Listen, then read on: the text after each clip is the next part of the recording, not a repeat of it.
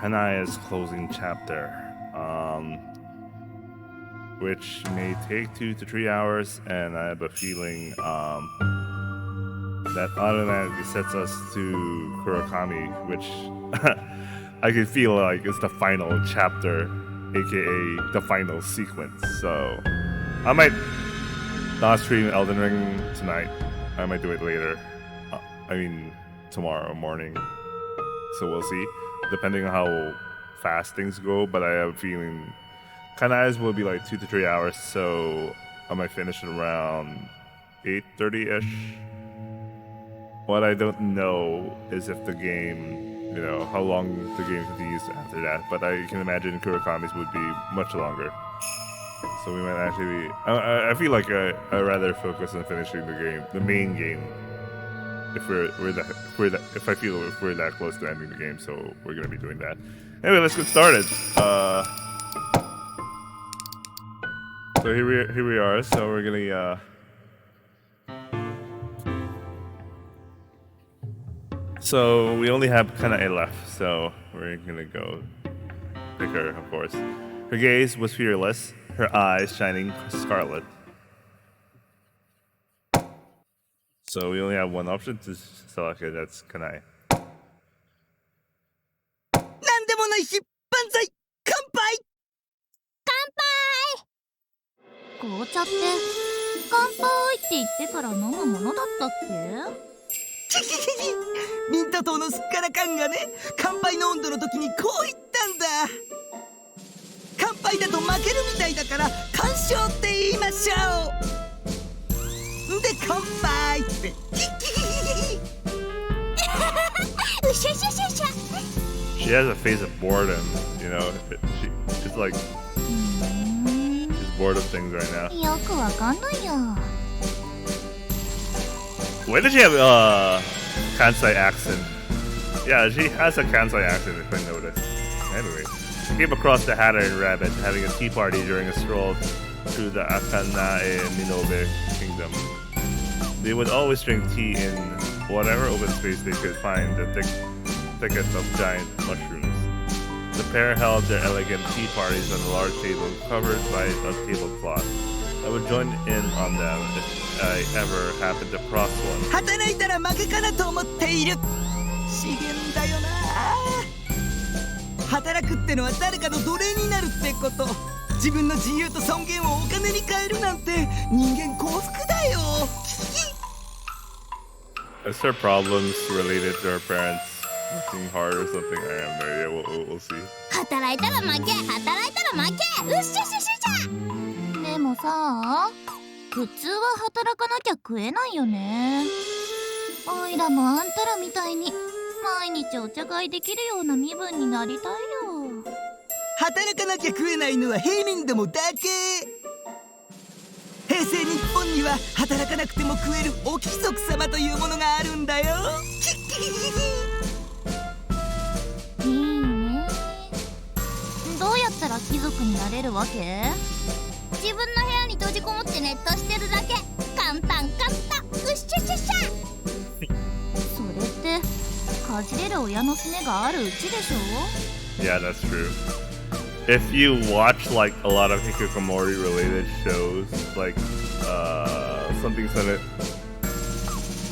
Yokoso NHK whatever, I actually forgot the entire title, but the NHK show, the Nihon Hikikomori Kyokai, which is NHK.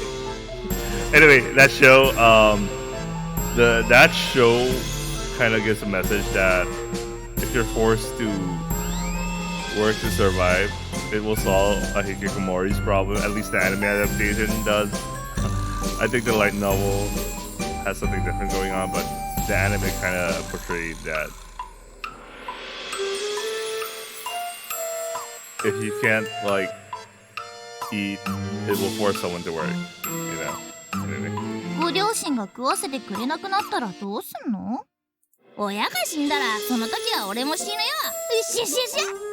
死ぬ前に親の遺品全部売りまくって G1 か FX に全部突っ込んで負けたら首つる。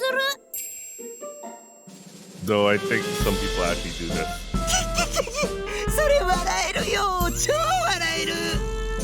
俺も帽子屋みたいに働かないで永遠にお茶飲んで過ごしたいよ。お金が働かなくてももらえる魔法のパスポートでもあんの？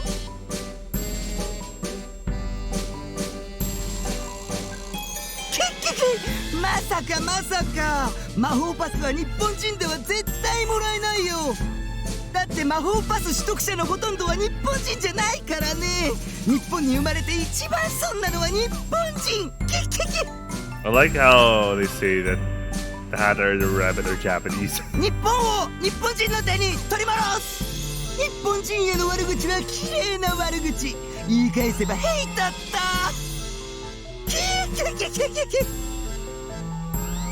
The Hatter knew a lot of complicated stuff, but sometimes I didn't understand the word he was saying. What I didn't know was, he was an envious social status, which permitted him to have tea parties every day. Unfortunately, my Kanae and Minobe kingdom was totally broke. We were basically in a permanent bankruptcy. I had to play along with that disgusting siege king in order to rebuild it. まああいつ Oh, her family might be ケチも弱いし。 in debt, you know those gambling problems with families and all that. I think that's what's happening with him in Kanae. せいちゃんに勝つとお金をくれるの？うん。私と戦うのが楽しいんだってさ。 Oh, wait, let me change my title. I realized I had the wrong Iwahime. Anyway.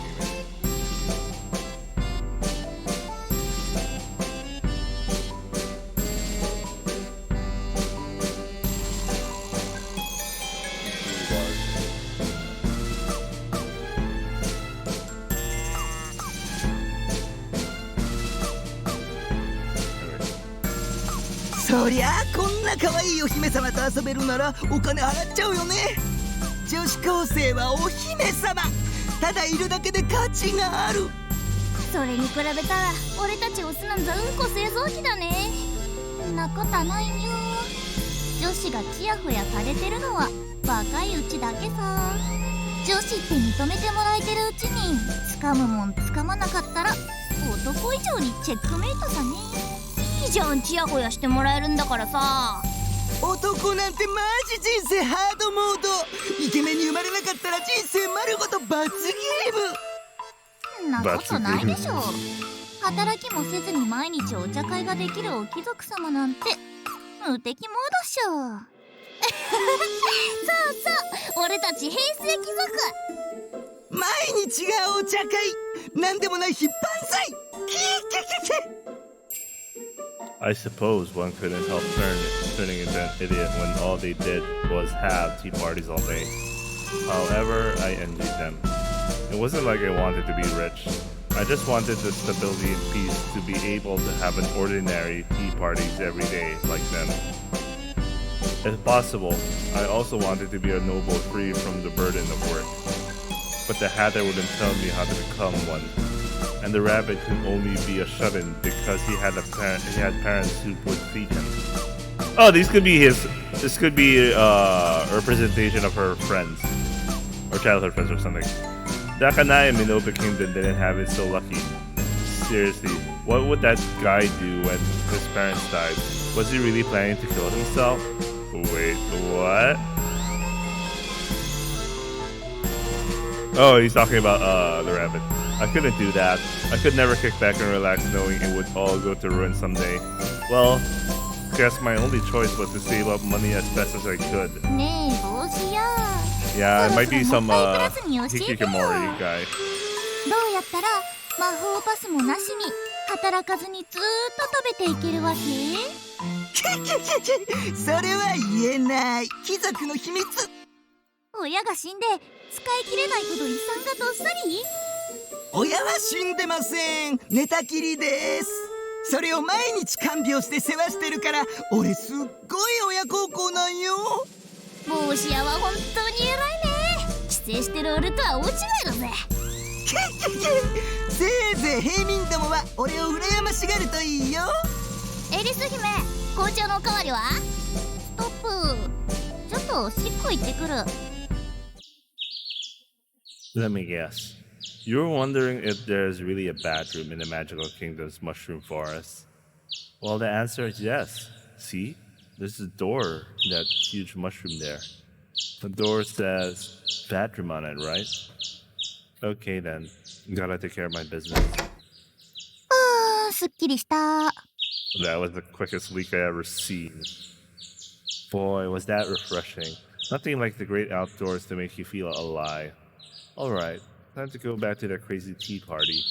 Truth be told, I was getting sick of their conversation. Besides, they would just make me drink more of that tea. I decided to take a little walk first before returning and say I'd wage war in that bathroom. 世界は暇だね。だが、それがいい。キリ。Sorry, I had some OCD. おいらは別に幸せとかハッピーエンドとかそういうのはどうでもいいんだよね。ただただ暇で退屈でどうでもいい日常が繰り返せる平和が欲しいだけ。Mate. That meant I really was a perfect fit for the Mad Hatter and March Hare's tea party. Why was it that crazy times always stuck to me? Was it because I was a good listener? Or did I have the scent that drew them to me? 戻ろ。I turned around to go back to the party when suddenly I noticed a mushroom with a sliding door. Huh? Was there always a mushroom house there? I was in Wonderland after all. All it took was a little curiosity for a new adventure to begin. Still, it was funny to see something as Japanese as a sliding door here. Upon closer inspection, I noticed something that further piqued my interest. The edges of the door were duct tape. Normally, you couldn't lock Japanese sliding doors. Yet here was a clear declaration they didn't want anyone going in. これはお宝の予感がするね。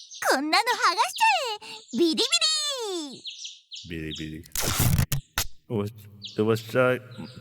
It was just like cheap packaging tape from a 100-yen store. It had totally lost its adhesivity, making it a cinch to tear off. But that there was nothing in my way. The treasure was mine.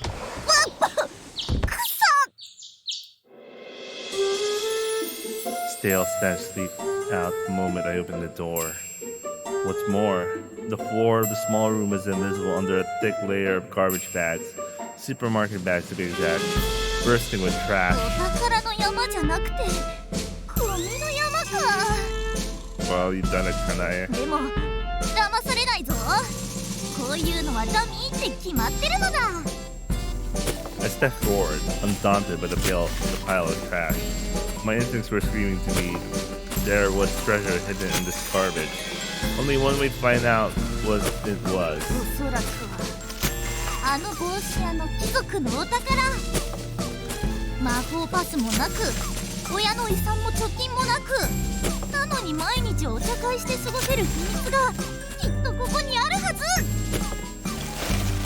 And so I tossed them all aside. Inside the garbage bags were empty cans of potato chips and snacks, as well as empty convenience store lunchboxes. The stench was caused by sauces and such that had stuck to the lunchboxes. これ式でくじけるものか。 I threw out the garbage bags, one after another, until I could finally see the floor. Well, a futon. Why would the Hatter use a bedroom with a futon all laid out as a garbage dump? No. Hold on. The futon had to be more camouflage. The secret of the treasure had to be inside. I would finally learn the secret of his noble wealth. I pulled back the covers and found the corpse wearing pajamas. Just then, I heard the Hatter yelling from the front door. だから大丈夫っすよ。寝たきりなんすよ。全然起きられないんですよ。 Oh, I see. So his mom is actually dead. 上がらせてもらってご挨拶させてもらうことはできませんか？寝てるのに起こせないっすよ。そんなのダメっす。ではお顔だけでも拝見させてはいただけませんか？そんなことできません。母は神経質なんす。そういうのダメなんす。本当にお母さん在宅されてるんですよね。してますよ。だからいるって言ってるじゃないですか。実はですね、親類の方から Oh no. So he's been faking his mom is dead. His mom is sick. So probably like receiving some cash, you know. 去年か Because ら her mom ず is, っと you 連 know, 絡が取れない。 bedridden, but she's actually dead. それクソババアっすよね。ちゃんと寝てるって何度言っても分かんないっすよ。起きた時に電話を欲しいって言って1年連絡が取れないって。だから寝たきりでずっと体調が悪いって言ってるっしょ。おふくろにはもう電話する元気なんてないの。お母さん、そんなに体調悪いなら病院に通わせてるんだよね。どこの病院？おふくろは病院嫌いなんで。そんなんどうだっていいっしょ。一頃流行ったでしょ。年金の不正受給問題ね。Oh, pension fraud. I see. Okay, got it. 親の年金を当てにしてる無職の子供が年金の打ち切りを恐れて親の死を届け出ないっていう。Oh, I see. Pension fraud. それ詐欺じゃないっすか。俺そんなことしないっす。失礼っすよ。帰ってください。ねえお願いしますよ。お顔だけでもいいですから。うっさいな。帰れって言ってんだよ。帰れよ。また明日お伺いしますね。帰れ帰れ帰れ。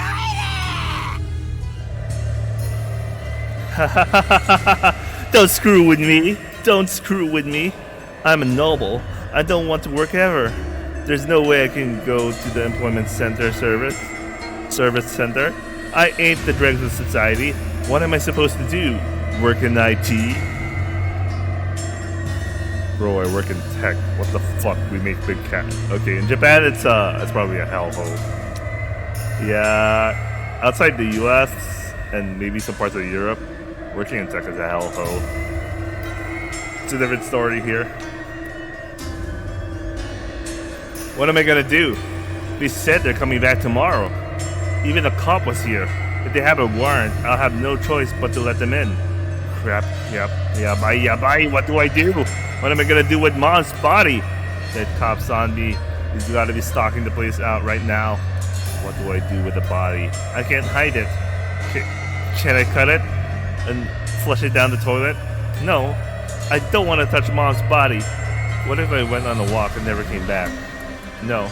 They're watching the place, so they'll spot me right away. And even if I did hide the body, the cops will find evidence for sure if they search the place. What am I gonna do? What am I gonna do? I finally found some peace and quiet after being bullied all of my life. But now my noble lifestyle is gonna go down the drain. Ah! その部屋見た？ Oh shit. So the guy's committing like pension fraud just caught Kanae. ダメだよエリス姫。その部屋は俺の貴族の暮らしの秘密なんだからさ。見てない嘘だろ。見ちゃっただろ。 The hatter's face swelled as tumors emerged like goosebumps. For long, the skin on his face bulged and rolled right off in chunks. It wasn't just his face. The same thing was happening to his hat, and likely the rest of him as well. 俺さ、もうどうしようもなくて。なんか分かったかも。だってあんた灯油臭い。 Oh, I think he's gonna commit Sudoku by fire. More and more of his skin peeled off like flakes with each second. His rotten flesh then became seared, exuding a foul stench like burning hair. I already understood what had happened. Once he knew he was cornered, he tried to burn everything down that night. He must have been planning to cover his tracks with fire at least. At first, but when he tried carefully pouring kerosene over his mother's corpse, he saw her skeleton for the first time in so long. And when he did, he was like a man possessed.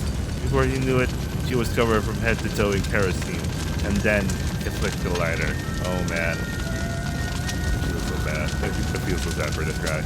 Swallowed by flames, He rolled on the ground in agony as all his skin burned away. The hatter wrapped his arms around me.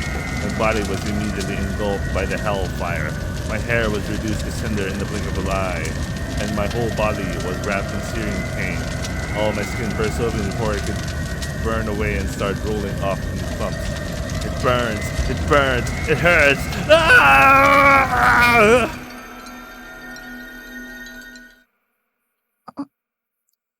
Man, that was a bad dream, but I'm guessing she knows people. You know, I have a feeling that's what she knows people who had that experience. She's poor after all, so. だった。 It seemed I'd fallen asleep in a weird position on the sofa, having grown bored of watching TV. My joints hurt. On top of that, I've been having yet another horrible nightmare. めまいする。 The haze in my head refused to clear up. My eyes were spinning. My stomach churned. Whatever daydream I had this time must have been really messed up. At 7 p.m., my stomach was empty, but I wasn't hungry. Still, though, I had to eat. It didn't look like Mom would come home today either. Oh well. I just saved my money on the half-price side dishes at the supermarket. I'd never had to keep receipts or give back change. All the money came from my allowance, so the more I could save, the better. I reached out for the mushroom. No, table my wallet was sitting on. 現実と白チュームでごっちゃになってる。 To be honest, I think Kanae has the worst when it comes to like daydreams and all that. She literally creates a whole fantasy world. So I think this is why she was the first character to be introduced. First, after Kurokami at least. Then I think it was thematically. I think this is why, I happen to have her last. なんか今日のは特にひどい。 I wasn't hungry, so I thought I'd maybe just go to bed. There was a soft mushroom lying there. It'd make a perfect bed. Just then I heard the front door unlock. It was followed by a buzz and a flapping of wings. Queen bee, no, Mom was home. Great, my mind was still in a total haze. Mushrooms were sprouting all over the place. The tables, sofas, and TV all turned into springy mushrooms. I could hear Mom talking. It seemed she wasn't alone. My brain really was on the fritz if I was seeing her as the queen bee. 全くその通りですわ。本当に田中さんのおっしゃる通りで。この世で一番尊いのは家族の愛なんです。巷に氾濫する恋愛至上主義に惑わされてはいけません。全くその通りです。どうして私は家族の愛にずっと気づかなかったのか。おかえり。ああ、かなえちゃん、昨日は帰れなくて本当にごめんなさい。田中さんのご家族の皆さんと夜通しでお話ししちゃって。I guess she's trying to get remarried or something, でもね、本当に素晴らしいお話が聞けたのよ。かなえちゃんも絶対に今度は一緒に行きましょうね。あと今日はお母さんちゃんとご飯を作るから期待してね。別にいいよ。今から何か買いに行こうと思ってたから。聞いて今日のご飯は素敵なの。チーズフォンデュって知ってる？ Man, I'd like to have cheese fondue on the weekend. No, just kidding. I can't. I'm gonna be eating good sushi this week. チーズフォンデュだってお鍋みたいに家族みんなでつついて家族愛を感じられるんです。かなえちゃんもチーズと家族の愛情でホクホクになろうね。そうなんですか。はあ、それは楽しみです。家族揃っての食事、これぞ家族愛。そして家族の人数が多ければ多いほど食事も美味しくいただけるのです。まったくですわね。田中さんの言う通りですわ。Personally, I'd be much more relaxed eating on my own than putting up with this nonsense. Oh well. Home-cooked meals are the best money saver. Plus, keeping Mr. Tanaka in good spirits was also important. He was really generous when he was in a good mood. Oh, I think this is how she modeled the Siege King, I think. All I had to do was put up with how much he resembled a monstrous caterpillar. The fog just wouldn't go away. I knew it. She was modeling him up. So Mr. Tanaka is like the Siege King. Apparently, Mom was all night chatting with Mr. Tanaka's fan. Oh, I see. I'm sorry to understand her issues. Her mom's thinking about remarrying. She's poor, and then you have this stuff going on. She doesn't like the guy, but because she's poor, I was surprised. Oops, I forgot to read the previous line. I think we can go back. Apparently, Mom was up all night chatting with Mr. Tanaka's family. I think, yeah.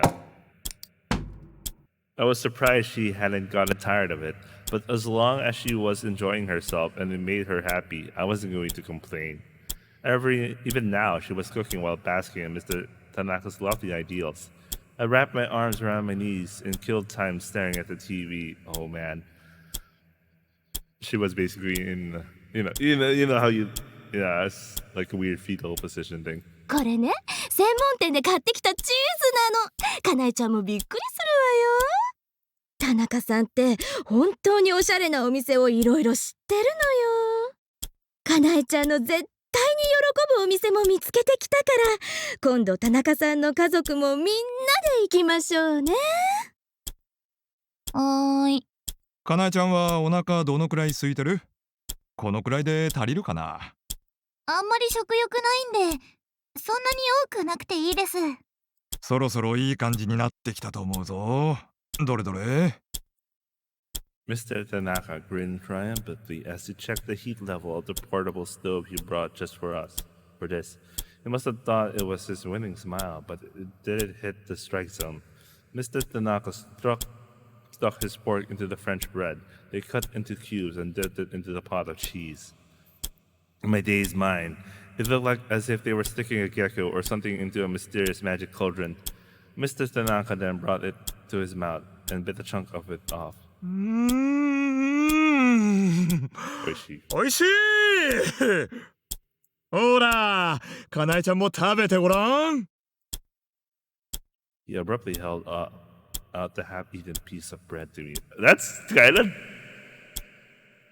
disgusting. I mean, you should get like a new one, Gooey strings of cheese hung from it. To me, it looked like his saliva, disgusting me thoroughly. But I was a tactician, so I put on a $1 million smile and ate it anyway. After all, he'd give me a lot of allowance if I kept him in a good mood. Oh, this is why she plays the siege game thing. But in each time she plays, she is essentially sacrificing parts of herself, which is another way of saying she's putting up with Mr. Tanaka. I think Kanae has probably the most obvious symbolism of all the question arcs, I think. It's easier to interpret. Maybe that's why she's first. I killed my taste buds so I wouldn't have to taste his spit, but it made me feel like I was eating a lump of clay. Let me explain my family circumstances to all you rabbits who aren't in the know. What did she mean by this? First of all, my father left to subjugate a witch from the north and never came back. Basically, her dad left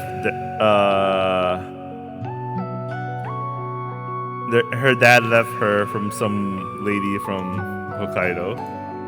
I'm not sure if he died in battle or went to exile, but whatever the case, the queen bee was buried in grief. So basically, her dad bought some cigarettes and never came back. I just didn't get her. Even though she did nothing but fight with him while he was around, she started wailing like a baby after he left us. Then one day, the Siege King suddenly appeared to her. The Siege King, no, Mr. Tanaka was in an enviable position of being prosperous without having to work. It seemed to involve real estate income or something. Oh. At first, I thought she'd gone out and found herself on her own lover too, not to be outdone by Dad, but apparently that wasn't the case. From what I could tell as a woman myself, she displayed no sexual interest whatsoever in Mr. Tanaka. So she's being a gold digger, basically.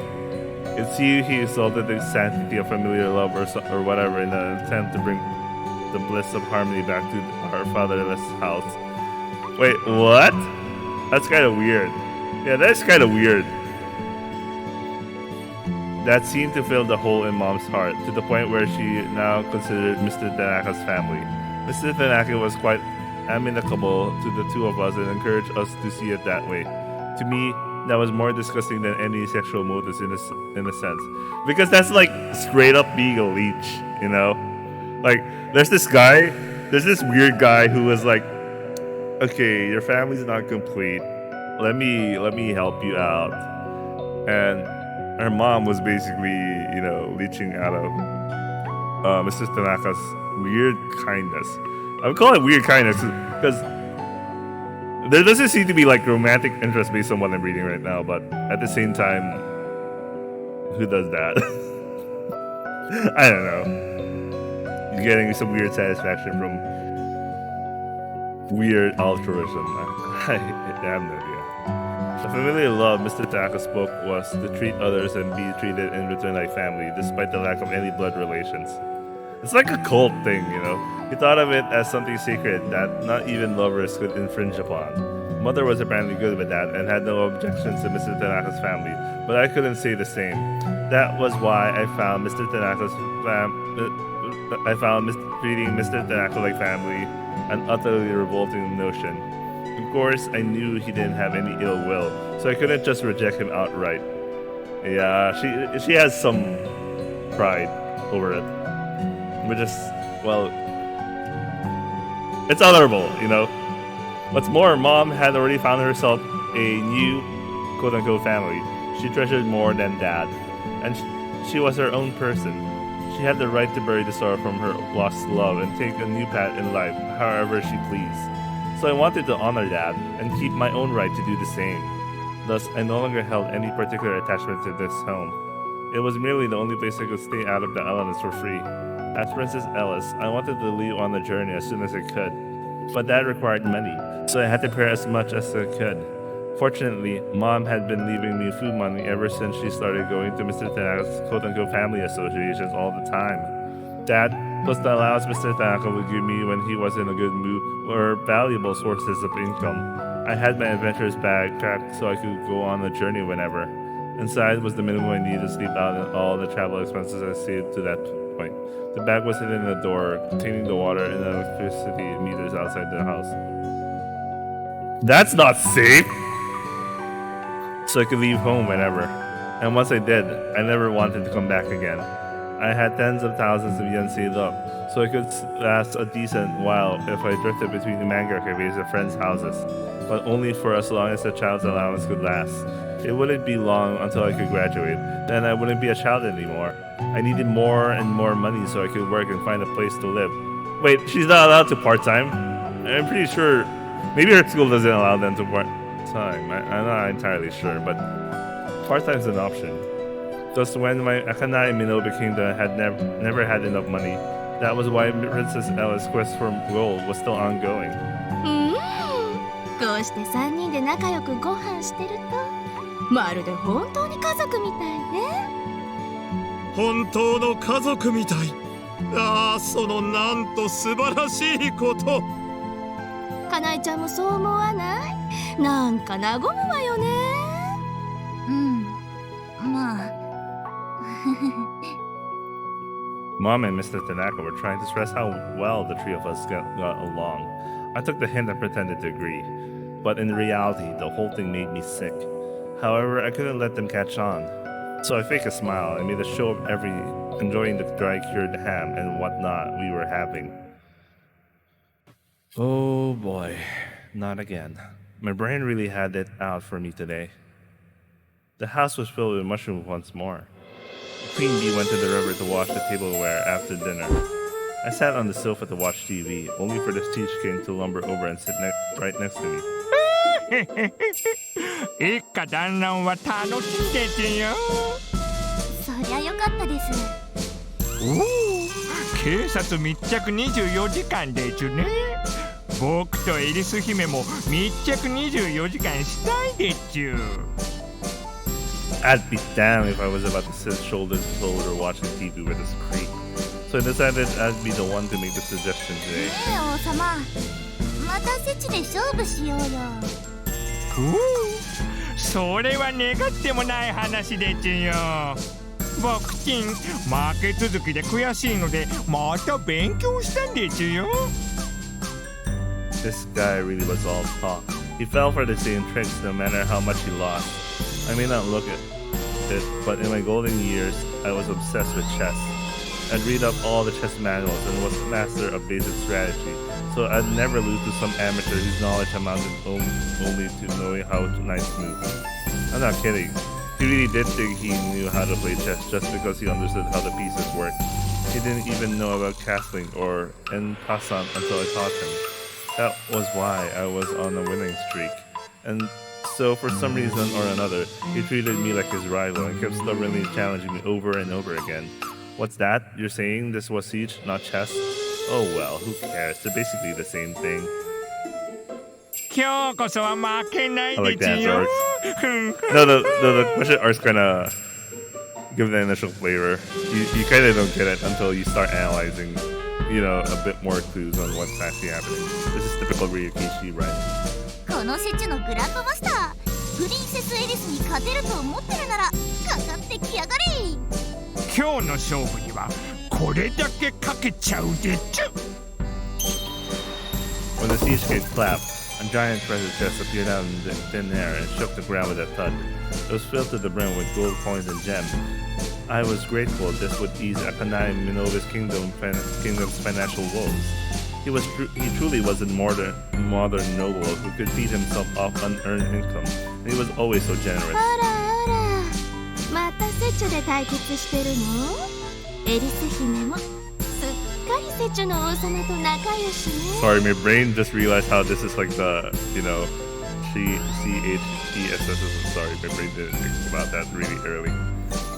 The queen bee was brewing sickeningly sweet honey tea. She poured it into 3 months of red, yellow, and green. Yeah, seriously, like a stoplight. On the surface, it was like the three of us were a family. Like we were just having some good old fun after dinner. Alrighty then, I take this guy to the cleaners. ミノベ県王国のプリンセスエリス、マイル。あれ、見延先輩。今日ってシャチホコ部あったっけ？あれ、スズムにナッチーじゃん。遊びに来たの？いや、たまたま通りかかったんで覗いたら先輩の姿が見えたもんで。先輩お一人ですか？ Kanae was the only one in the club room. おいら一人だけだよ。シャチホコ部は毎日オープンしてるから別に部活の日じゃなくても構わないんだよ。だからいつでもウェルカム。そうだったんですか。先輩は何やってるんですか？今度老人ホームで何か出し物をやるみたいなことをタマユンが言ってたからさ、シャチホコ部で何ができるかアイディア考えてんの。お、よかったら付き合ってくれると助かるな。すいません、今日はデュエルの約束がありまして。ナッチカードゲーム好きだね。結構強いんだ。大会とか出ますし、イベントでも武者修行しまくってるっすよ。僕も今度大会に連れてってもらうことになってるんです。一緒にグレートデュエリストの道を弓道しようぜ。俺たちで優勝も準優勝も総なめだぜ。頑張れ、応援してるよ。じゃあすいません、もうガキども待ってると思うんで失礼します。 Natsuya says his goodbyes and run off in a hurry. Sorry,あれ、 for a split second I was thinking about omelets. I was thinking about dinner, making like an omelet with like sardines and capers and all that. And I'm accidentally getting myself hungry just thinking about it. スズムは行かないの？アイデアを考えるの付き合ってくれると助かるって。ナッチーとグレートデュエリストを目指すんじゃないの？お手伝いさせてください先輩。Oh. やっぱスズムンはいい子だ Oh, な。 he's such a nice guy. This fucking trope, man. 社長コブって6人でしたっけ？どんなことができるかな？ Oops, sorry. Trying to increase the volume. お芝居とかどうでしょう？おお、定番が来たね。でもクロッチが来るかはわかんないから5人でも6人でも対応できるのじゃないとね。じゃあ黒髪さんは木の役かな？笑える。他には何かある？ That's right. Minobe goes to the club room every day, whether we have club activities or not. I tried asking her about it, since it didn't exactly seem like it was out of passion for the club, but she dodged the question. 他の先生が言ってるのを小耳に挟んだんだけど、あの子の家ちょっと難があるらしいの。どういうことですか？三者面談で直接話したらしい先生が言うには、お父さん I knew it. 愛人作って行方不明なんだとか。 It was so obvious.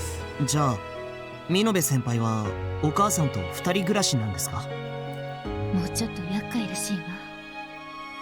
Kanae's mom, fraught with heartbreak after her loss of her husband, found a man who could fill the hole in her heart, a man who began frequenting the Minobe family home. They said he gave excellent advice on life's problems and helped others with broken hearts. But according to the rumors, he was a con artist who could make his victims dependent on him, only to take their houses and all their assets. Decades ago, it had been a popular technique to brainwash the impressionable and initiate them into fishy new religions, only to take all they own as alms. Yeah, I knew it because it totally feels like some cult thing going on. It applied perfectly to this situation. Just replace religion with family. The heartbroken mother probably needed him, even if he was a fraud. But in Kanae's eyes, a total stranger was literally making himself at home right where she lived. Even Suzumu, who had been raised lovingly by his parents, could imagine just how painful that was. 家に帰りたくないから毎日部室に。多分ね。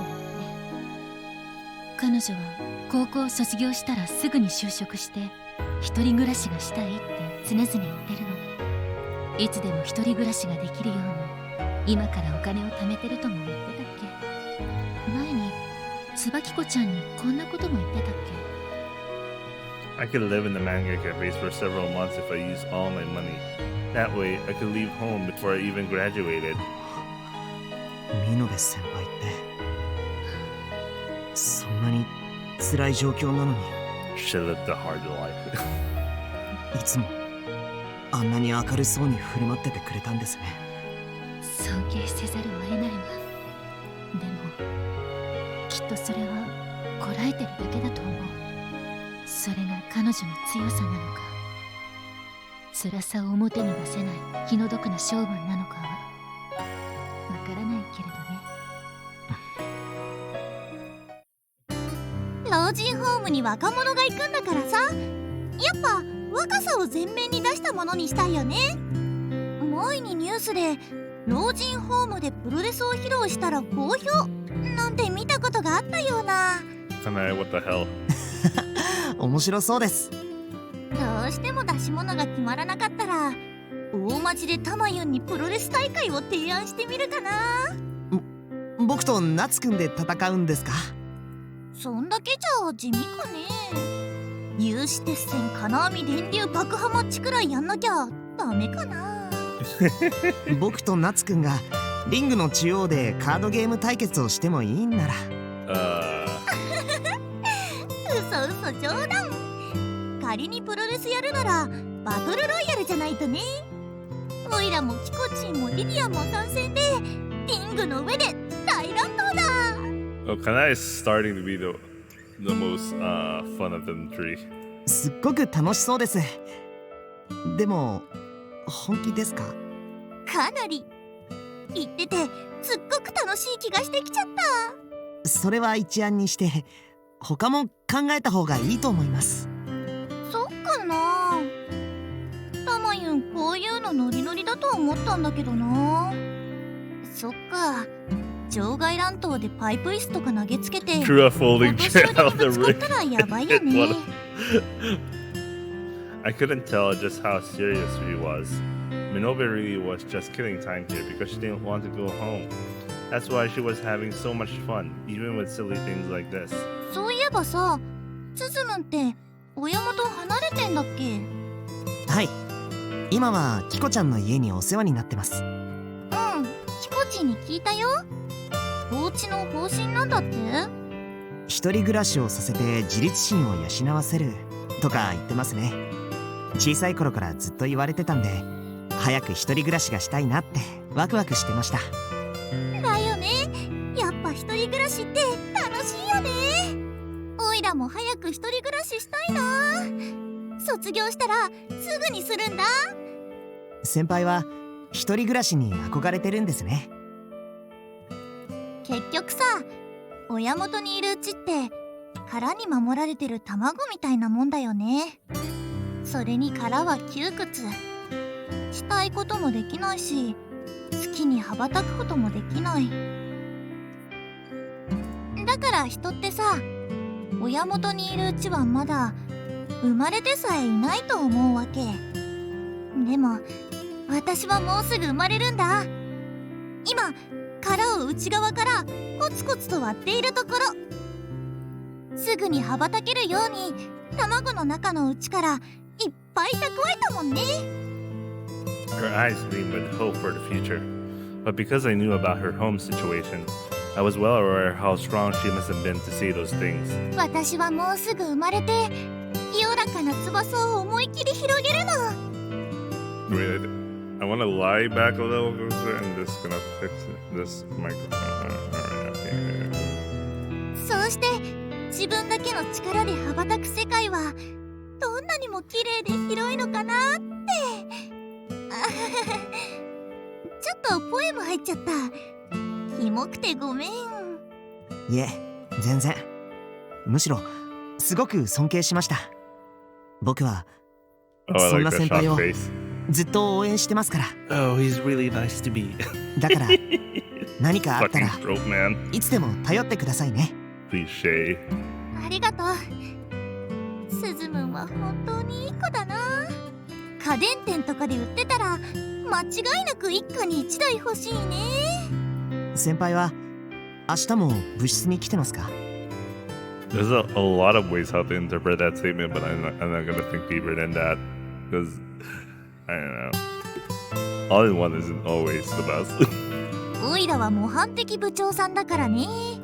毎日来てるよ。じゃあ僕も毎日来てお手伝いをします。 There you go. それは嬉しいけど、すずむんってほら毎日修行とかしてるんじゃなかったっけ？暗くなってからでも修行はできるので全然問題ないです。すずむんが袴姿で修行してるとこ、私もいつか見てみたいな。面白いものじゃないですけど、よければいつでも。じゃあぜひ今度絶対ね。約束。 Oops. I や gotta. っぱりムーンスートの王子様は素敵だね。 Moon suit. Moon suit. I already know the idea of the suit is related, but I don't know why.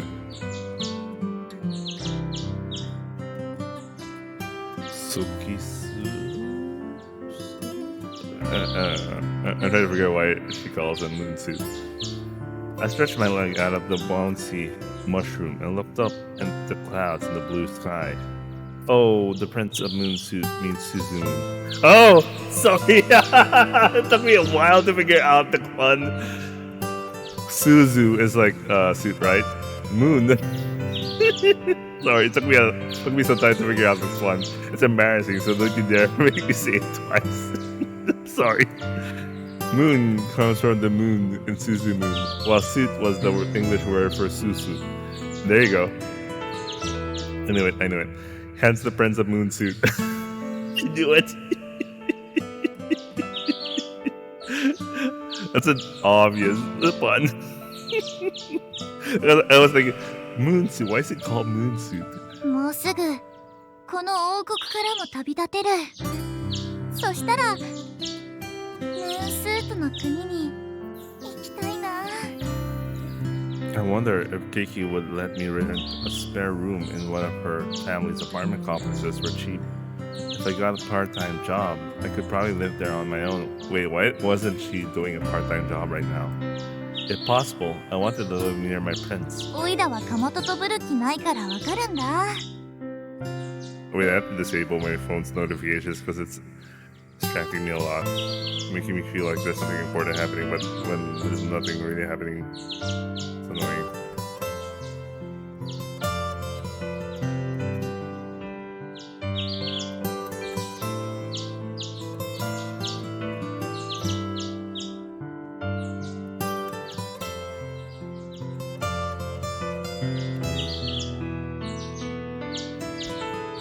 I'm gonna move my phone somewhere really far from me. There you go. きっと恋してるよね。 Honestly, I've never been attracted to the flesh and blood man until I turned this age. I found those pretty boys in manga hot when I was in middle school, but I never seriously been in love. Even so, I knew what this feeling was. 一緒にいてとっても安らぐ。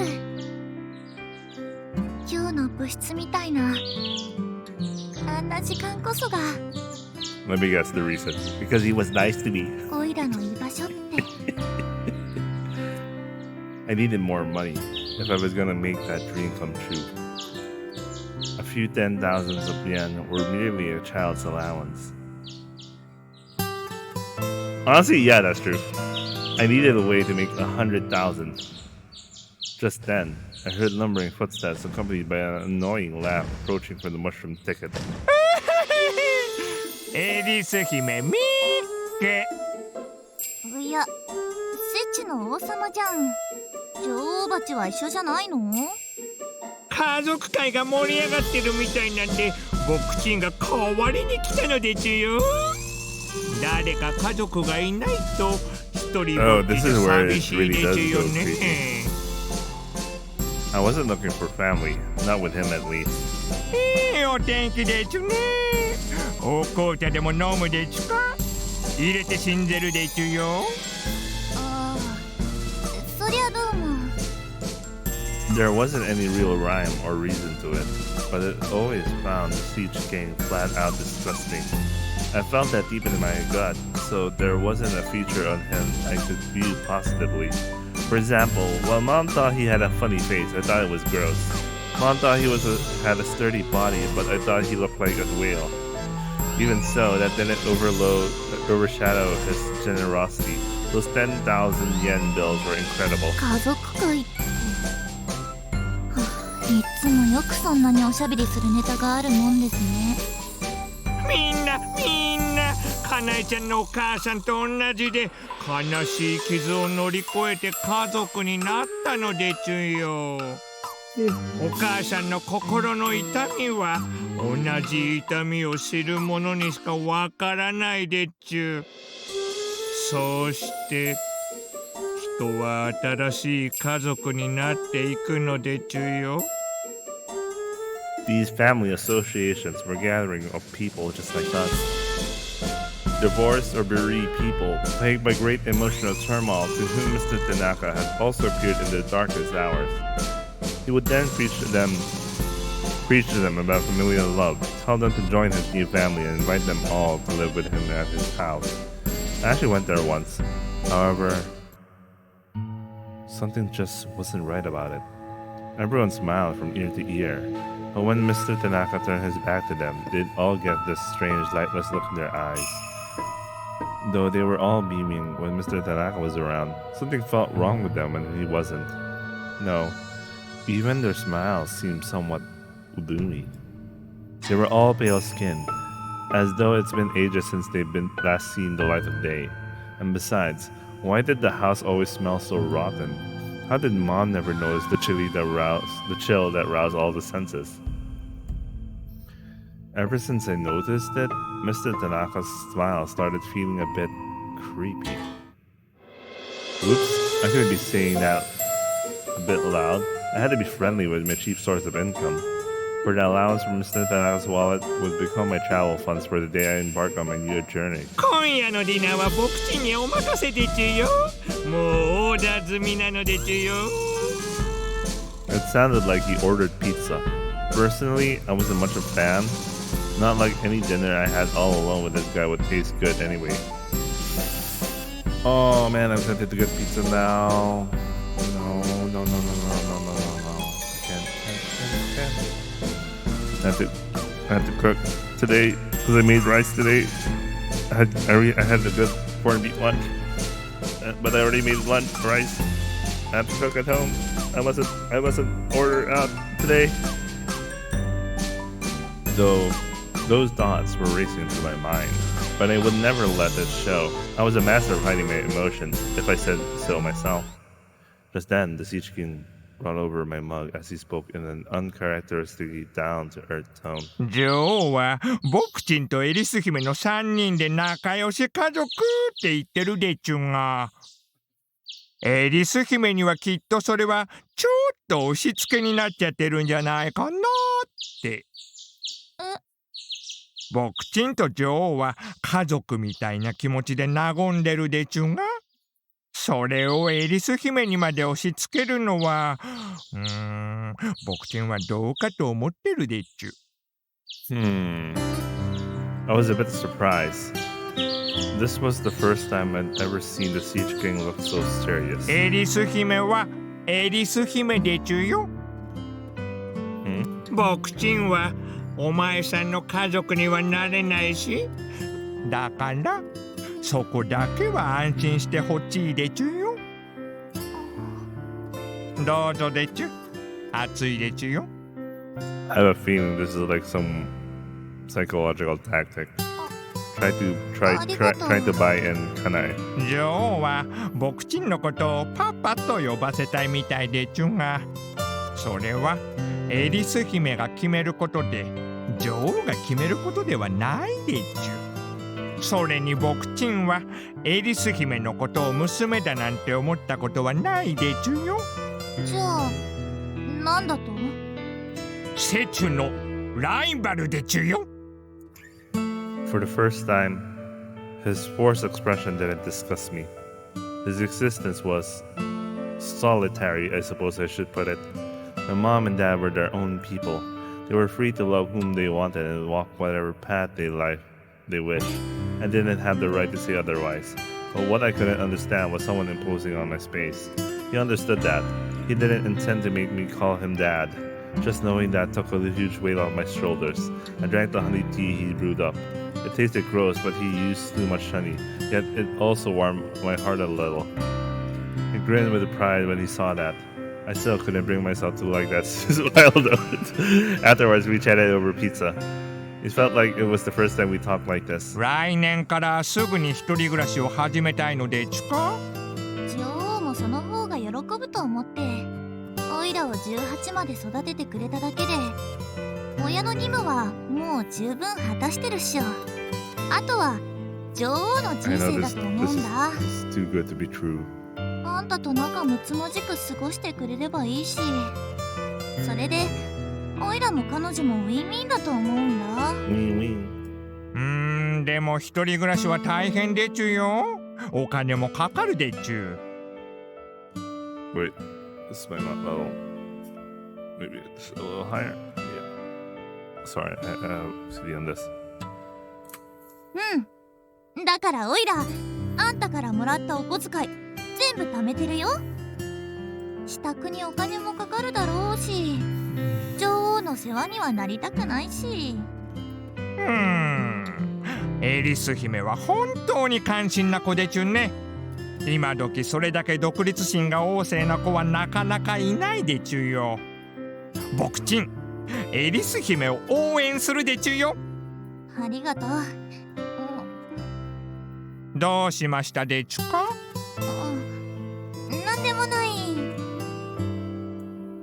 My head had been feeling kind of hazy for a while. Was I getting sick? I had to snap out of it. I was planning to challenge him to chess again. I couldn't miss the chance to make more money. Afterwards, he wound up challenging me to a game of chess instead. I gladly accepted. When I did, he suddenly crossed his arms and went deep into thought. どうしたの？ Oh no, there's something wrong with the tea. うーん I have a bad, ちょっと考えてるでちゅ。 bad feeling, man. I don't like it. He kept looking back and forth from my face to see me, as though contemplating something. What was it? Oh no, I really have a bad feeling. She got drugged or something. My head was heavy. I didn't feel sick, though quite the opposite. I felt really good, like I was floating. It felt different from the time I got drunk on sweet sake, though.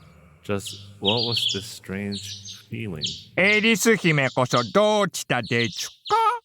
さっきから目がトローンとしてるでちゅよ。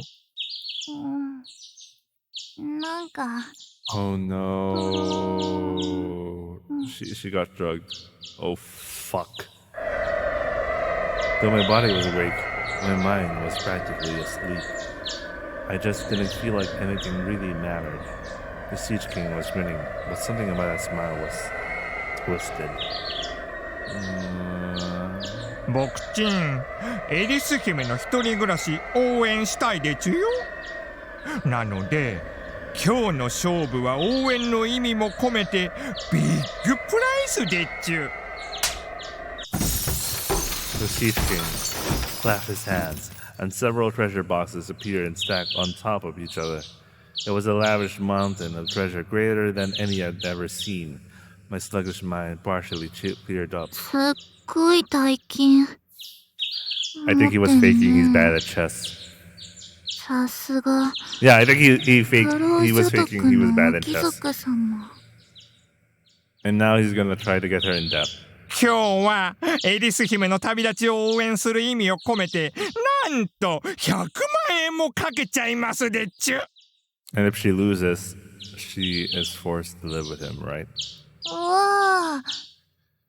いいの？ This is typical そんな大 Keikaki 金。 of a con man. お金は若者が使ってこそ意味があるでっちゅよ。僕ちんからの気持ちと思ってくれればいいでっちゅ。嬉しいよ。ありがとう。じゃあ OK でちゅか？始めますでちゅよ。The siege arena was the liveliest it had ever been. Not only was there more money on the line than ever than before, but the stands were packed like sardines with scarred soldiers. すごいよエリス。こんな大勝負初めてだよ。そうだね。大丈夫？寝不足？そんなことないよ。元気だよ。 Ooh boy. Felt like a butterfly in the tranquil fields of spring. I felt so good, like I was floating. My whole body was burning up like I caught a cold. What was up with me? I wondered. Oh well, like it mattered. はいはい。それではその駒いただきでちゅよ。また取られちゃった。エリス、しっかり。大丈夫、大丈夫。少しくらい取られても勝てよ。 Yeah, I think he was faking he was bad at chess. 上昇無敗のこのエリス姫様があんなブサイクに負けるわけないって。 He'd taken a lot of my major pieces without breaking sweat, but I didn't care at all. After all, I'm undefeatable. さあ、どんどん Why did it sound like the sound effect of Yu-Gi-Oh? どうするのエリス。攻める駒も守る駒もなくなっちゃうよ。いいのいいの。なくなってもどんどん増やせるのがセチュのいいところでしょ。それはそうだけど、じゃあ体の何をかけるの？ああ、もう好きな部分勝手に持ってっといて。どうせ勝てばチャラなんだからさ。I think the body part symbolism is, so to speak, her freedom. じゃあ適当に駒を追加しとくよ。どんどん追加するでちゅよ。お代は後の支払いで OK でちゅ。さあさあ、ふいふい。どんどん行くよ。 Yeah, I think it's symbolic for freedom. The world was spinning like a merry-go-round. Yay! Mr. Rabbit was also a spinning teacup. The siege king looked both slim and fat. How funny. 実は僕ちん、大学の時はチェスサークルにいたんですよ。そうなんだ。 Yeah, he faked his bad team. 選手権に出たやつに勝ったこともあるんでちゅよ。そりゃすごいね。なのに、なんしてそんなに下手くそなの？それはでちゅね、エリス姫を僕ちんの家族に加えるための計略なのですよ。さあ、どんどん追い詰めていきますでちゅよ。 I knew it. This is what's happening. どんどん増やせばいいよ。 She's basically betting more for freedom どんどん to the point that she'll be trapped. その度にどんどんエリス姫の体がかけられていっちゃいまちゅね。いいっておいら負けないからダメだよ、取られちゃうよ。チェックメイト。ありゃ、 Checkmate. 僕ちんの勝ちでちゅね。あれ、もう組まないの？もっと増やしてよ。ないよ、何にもないよ。みんな取られちゃったよ。そしてエリス姫の体もみんなかけてしまって、もうかけられる体がないのでちゅよ。あれれたまにはいっか。たまにはいいでちゅね。I lost. But I'm always winning anyway, so I guess a loss every now and then is okay. 驚いた？おじさん強いでしょ。強いね。驚いちゃった。じゃ今回はおじさんの勝ちだね。仕方ないよね。We laughed together.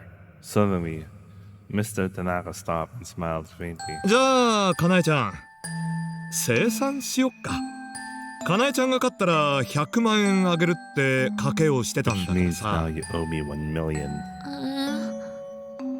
ってことは、おじさまが勝ったから、おいらそんな大金は持ってない。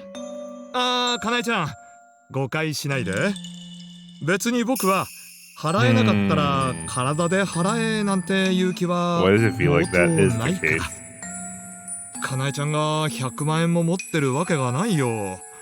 だから有り金全部でいいから。有り金全部って今までに貯めたお小遣い。本当は100万円をもらうところなんだ。大サービスだろ。Good point. I forked over the cash envelopes I kept in my adventurer's bag. My mind was still in the daze. Oh boy, I'm broke.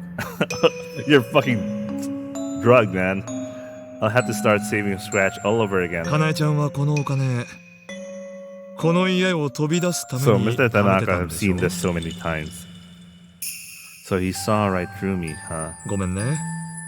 ずっとお母さんにかかりきりだったから、かなえちゃんのケアまで手が回ってなかったよ。かなえちゃんが今までどういう気持ちでいたか察してはいたんだよ。いや、別に。まあ私はどうでもいいんです。お母さんがおじさまと一緒にいて元気になったのは本当だし、私のことは本当気にしないでほしいんです。そんなことないよ。かなえちゃんが僕に家族を奪われたような気持ちになってるのをちゃんと分かってるから。Huh? Was Mr. Tanaka always this cool? His words stuck in my dazed mind like a memorable quote from a movie star. 僕がね、かなえちゃんからお小遣いを全部取り上げたのは家族を失ってほしくなかったからなんだ。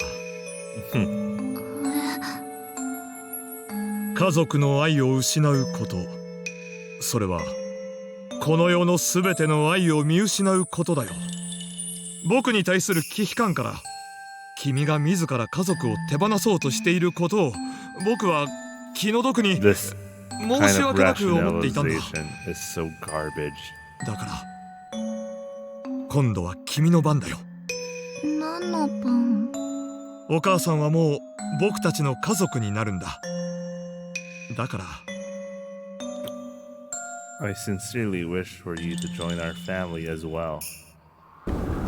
I still didn't understand why I've been feeling so floaty. Obviously she was right, but it felt so good, so I didn't care. After being told to change into my school uniform, I got into the passenger seats of Mr. Tanaka's car. He said I should be properly dressed for when I officially met the whole family. Now that I'd lost all my adventure funds, I no longer had anywhere to go, which meant that the family were the only ones who'd give me meals for free. And so I was being taken to where the family was. But I didn't feel particularly broken up about it. Honestly, nothing felt real due to the day's flowy feeling I had for a while. I wondered what it could be, but came up empty-handed. 普通の家族ってのは It's freaking drugs, man. 結婚とか出産とか新しく加わるときにそれぞれのイニシエーションがあるもの。Oh no, I have a bad feeling. 僕たちの家族もそういうのを大事にしたいんだ。Obviously, I have a bad feeling. 血のつながりがない家族だからこそさ、しっかりとした絆を刻みたいんだよね。What was he talking about? Oh well, who cares? Mr. Tanaka sure was a good person. I couldn't believe he wanted someone like me in his family. Oh no. When I think about the question arc, she turned into a caterpillar and she was like, Suzumu, would you be okay with me when I'm so dirty? Oh no, I have a bad feeling what that means. Plus, in the end, saving up allowance to leave home wasn't the realistic plan to begin with. Children live with their families and get fed for free. That's just how it works. I was just being childish by saying I would be revolting to live with Mr. Tanaka. This feeling.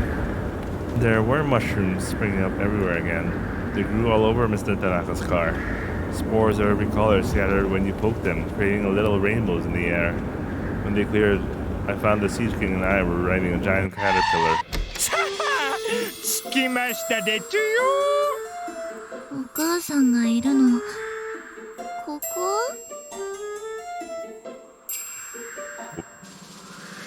Wow, look at this place. What a magnificent mushroom room. A giant mushroom just begged me to jump on it. Fua, fua. Nice. I dove on it like a trampoline. What was this? It was so soft and down. It's a bed. The Siege King started readying some strange implements in the meantime. I'd never seen anything like this before. Were those needles? Painting tools? Oh well, like it mattered. All of a sudden, the sun went dark and was replaced by the moon in the blink of an eye. The world had turned to night. Oh no! Fuck, this was a motel room. A wondrous aura hung in the sky. It was so pretty. I had never seen anything like it. 準備できましたでちゅよ。Oh shit! そろそろ始めますでちゅよ。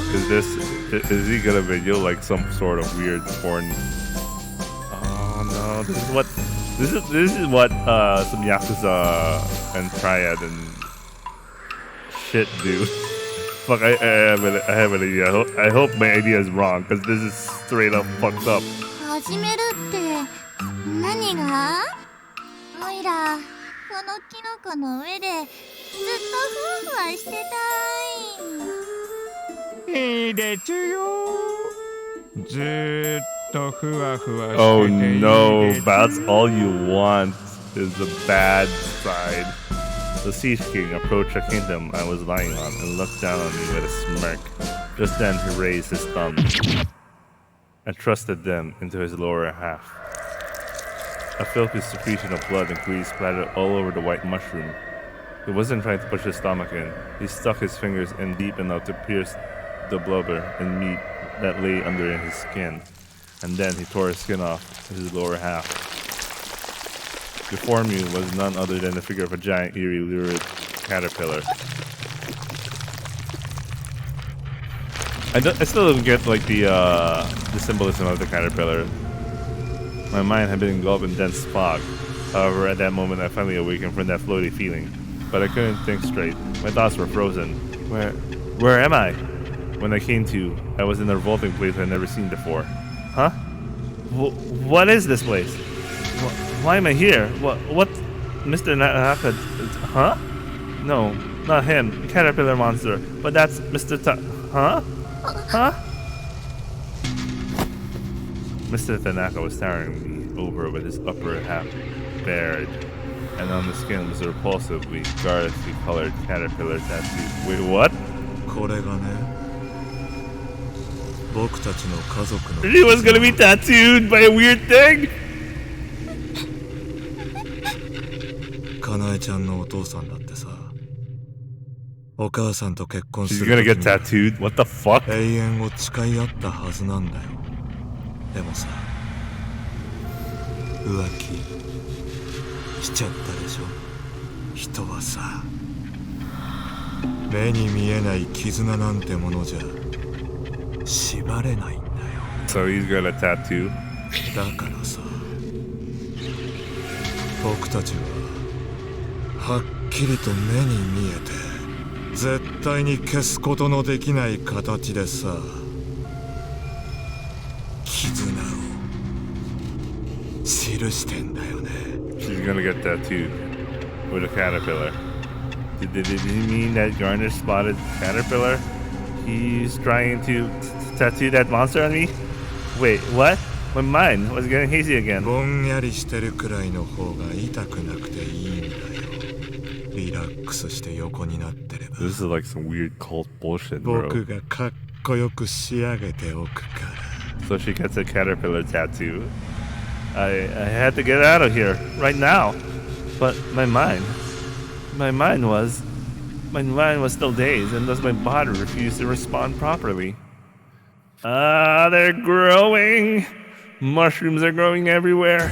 さあさあエリス姫、 Oh no. 僕ちんの芋虫ランドの家族になるんでちゅよ。やだ。お前の母ももう一息なんだよ。 This is like some weird MLM く thing. らりと逃げやがるんだ。娘のお前が先に炭を入れたと分かりゃ覚悟を決めてくれるさ。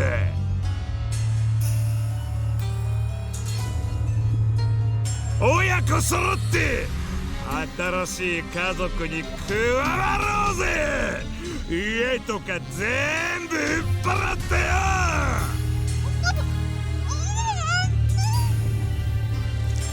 お母さんと一緒に幸せになりてえだろ。毎日飯が食えて寝るところがあって風呂に入れる生活がいいだろ。みんなで共同生活楽しいぜ。僕の言うことさえきっちり聞いてりゃよ。お仕置き部屋なんてよ、反抗さえしなきゃ入れられることなんかねえんだからよ。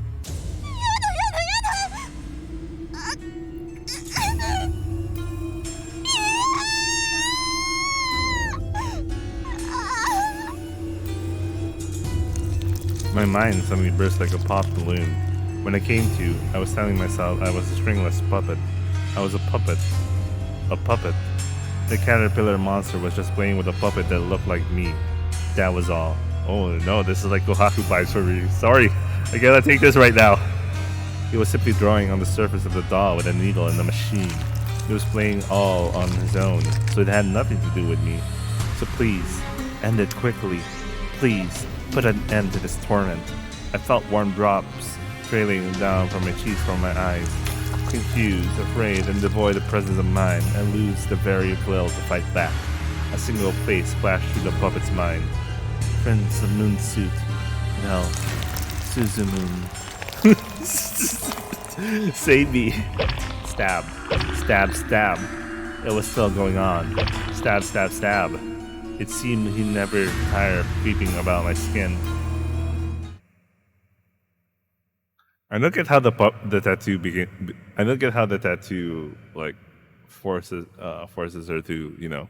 When I came to, the Siege King had regained his human leg. おめでたエリス姫。これでもう立派な芋虫さんでちゅよ。今までの芋虫で一番の最高傑作になったでちゅ。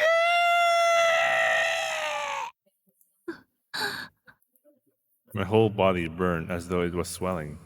I didn't even need to look at the mirror to tell I'd been turned into a monster. It was raining quietly outside. I didn't remember how or when I'd left that place.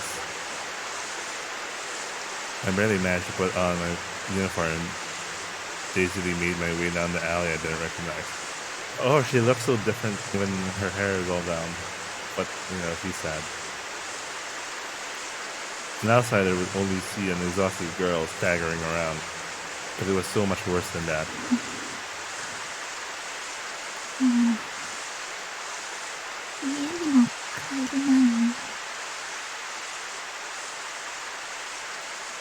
A rabbit in my head whispered to me.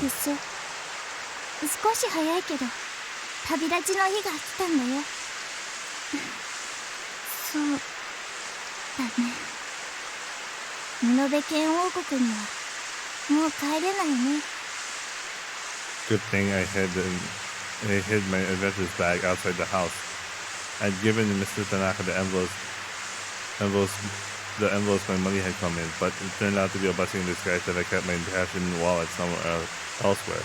But I have a bad feeling it's, you know, because she kind of placed it somewhere very visible. I mean, you know, that could be accessed by anyone else.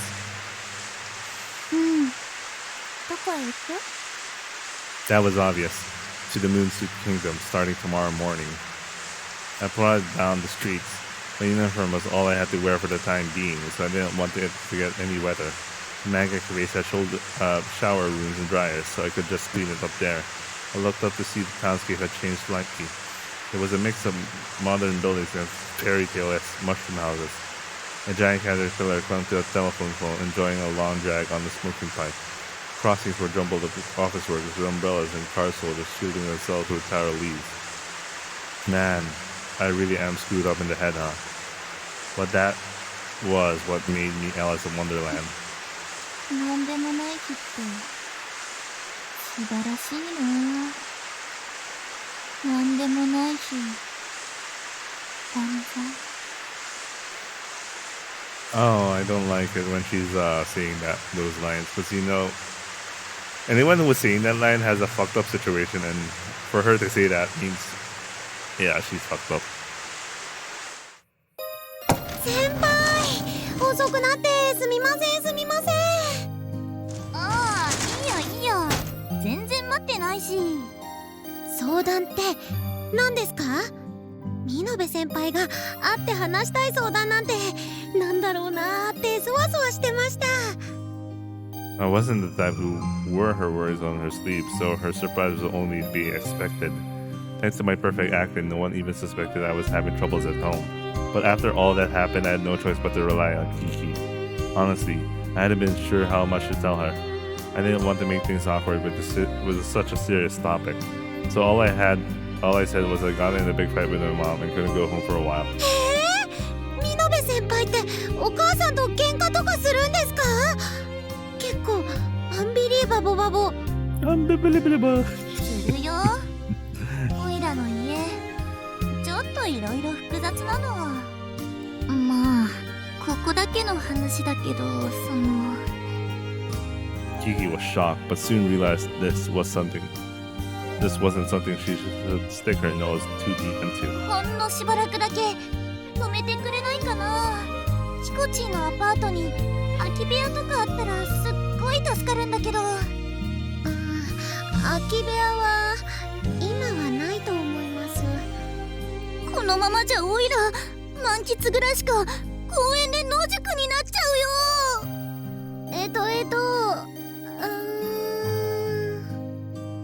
I managed to get Kiki to agree to let me stay for at least one night. We'll talk about what came after that later. I wasn't naive enough to assume she'd let me stay forever, but if she helped me out even a little, I could save more money. It cost about 2,000 yen to stay a night at a manga cafe, with food expenses included. That meant I needed a few thousand a day. Of course, there were other living expenses to consider, like clothes and laundry. The more I thought, the more I realized I just didn't have enough money. I had enough to support myself for a little while, so if I managed to get a part-time job in between. After club activities ended and we were leaving school, I casually turned the conversation to Suzumu. I was okay with Kiki knowing, but I didn't want Suzumu finding out my troubles at home, so I shifted focus to him as naturally as I could. そういえばスズムンで空手をやってんだって。 Oh, this is her watching to watch him, and somehow he knows. 空手？やってます。毎日夕方には道着を着て裏庭で稽古してますよ。へえ、何それかっこいい。空手じゃないんだけどな。女の子から見れば似たようなもんだってば。あ、ねえあのさ。I walked ahead of Suzumu, then turned around and spoke. おいらもスズムンのかっこいいとこ見てみたいな。he got shy. I like how he blushed for a bit. We watched Suzumu train in Kiki's backyard. It was so cool. I realized once more how I felt about him. However, I sadly realized that dream was no longer possible. Afterwards, I had dinner with Suzumu and Kiki's family. We had salmon. It was so delicious. The whole family was at peace. I knew this was like the answer arcs because,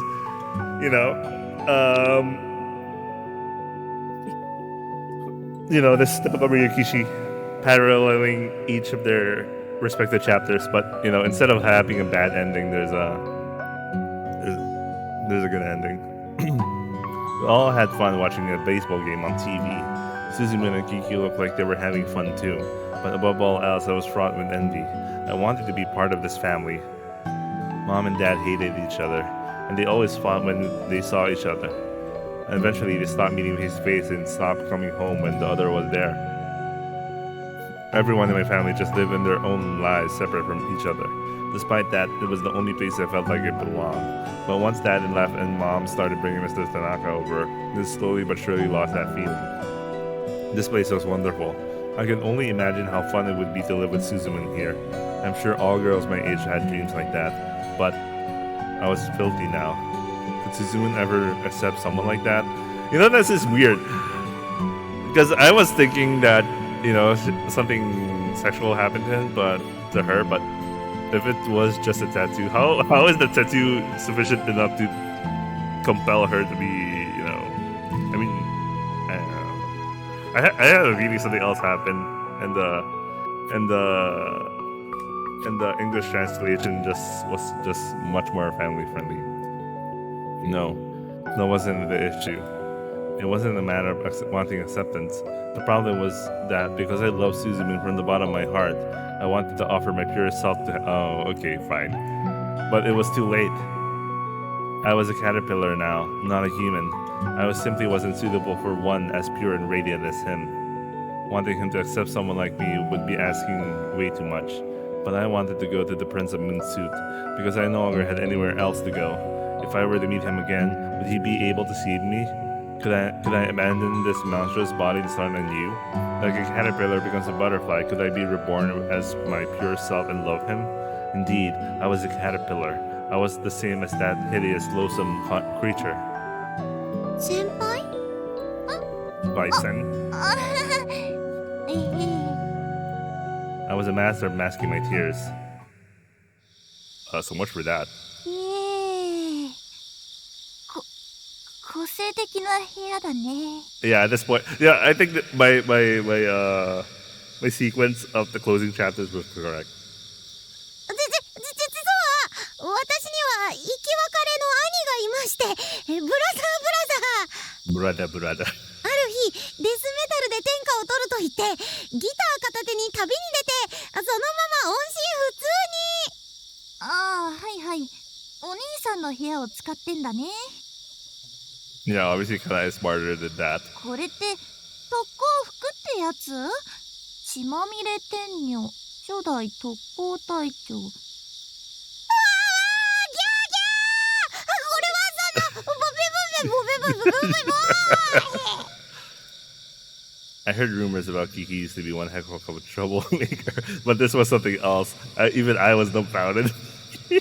She wore a striking headband in what appeared to be a commemorative group photo with her gang members. So if Kiki was a butterfly now, then the girl in the photo must have been her as a caterpillar, an entirely different person. This very room itself was a vile caterpillar. She transformed from a caterpillar to a butterfly. So that could happen to me too, someday? Of course not. Because I was already a filthy, revolting, vile caterpillar. そんなことないよ。 Huh? Who said that? I heard someone calling to me in my sleep. It was the first time I heard this voice. Yet, I knew who it was. Slowly opened my eyes. The evil self, and saw myself. 行こうよ。行こうよって、どこへ？決まってるじゃないさ。そう。ムーンスートの王子様の国へ。それは、行けるものなら行きたいよ。でも私はもう、落ち込むことはないんだよ。だって、ムーンスートの王子様には不思議な力があるんだもの。 Huh? What was she talking about? ムーンスートの王子様は体の中に聖なる裾を持ってるの。それを取り込めば元の綺麗な体に戻ることができるんだよ。本当に？ I think her dough is the stupidest of the three so far. 綺麗な体に戻ることができれば、エリス姫とムーンスートの王子様は結ばれてハッピーエンド。ハッピーエンド。さあ行こうよエリス。私の手を取って一緒にムーンスートの王国へ旅立とう。ムーンスートの王子様はもうすぐそこにいるんだよ。 After a few moments, I reached out and took my antlered doppelganger's hand, and then I saw a scarlet gleam before my eyes. The delicious scent of tea tickled my nose. I slowly regained consciousness. What the fuck? Where was I? I was supposed to have been sleeping in my own bed. Yet I'd woken up to find myself in my school uniform, sitting at the table with a fragrant tea in front of me. なんだこれ。 I couldn't move my arms. It was like they were glued to my body or something. I couldn't tear them free. I'm confused. I looked at my body to discover I was wrapped in a silver silk blanket. No, these were strings. Those silver strings had tied me to a chair. I was in an oddly designed house dyed in silver, as though it had been buried in snow. It took me a while to realize this room was like a cocoon. 窮屈にしちゃってごめんね。ミノベ先輩。おいらね、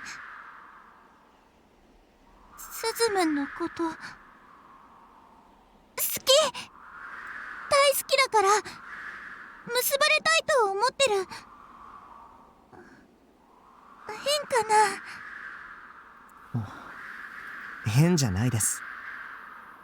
自然なことだと思います。It's only natural, because I'm the handsome boy. What the fuck? That's a weird thing to say. でも、わけもわからず、こうして縛られてたら、その気持ちは伝わりにくいんじゃないかなと思います。Yeah, that's kind of weird. そうだね。でも安心して。結ばれる時にはちゃんとそれほどくから。 That's not how it works. その前にしなくちゃならないことがあるの。 I'm gonna turn you into a caterpillar. Get your suit. Oh, no. Minobe placed knives and forks on the table with a clatter. It looked like she was setting up the table for dinner, but there were too many places. She placed multiple sets of knives, forks, spoons, and other utensils whose purpose was a mystery to me. Eventually, it looked like she was setting up for a surgery. Once I realized it, I finally noticed those other creepy utensils were in fact tools used in abdominal surgery. どんなフルコースだろう。これだけ食器が並ぶと期待しちゃうかな。 This is kind of fucked up, bro. でも、as always. 僕が食べる側だといいんだけれどね。My strength was sturdier than I expected. All I could do was scream like a caterpillar. 食べるのはおいら。 Oh shit, Kanae. 何を食べるの？すす。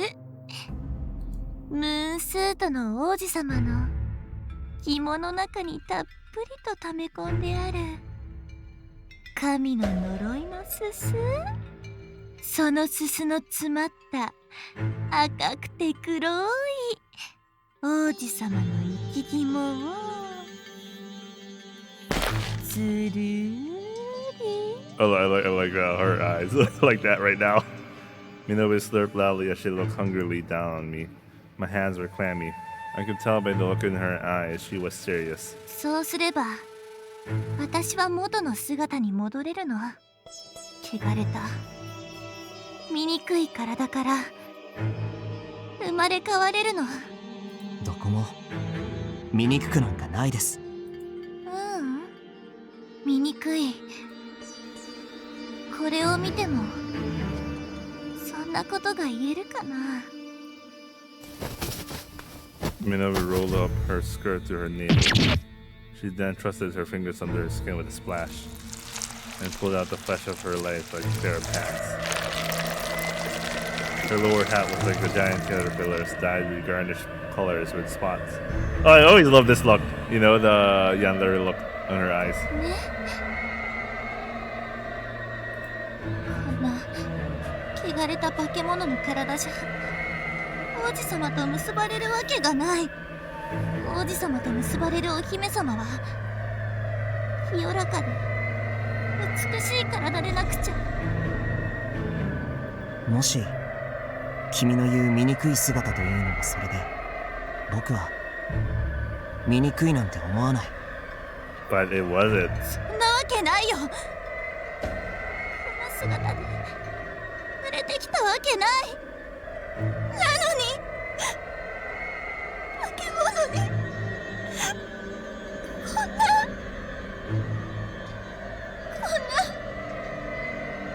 醜い姿に。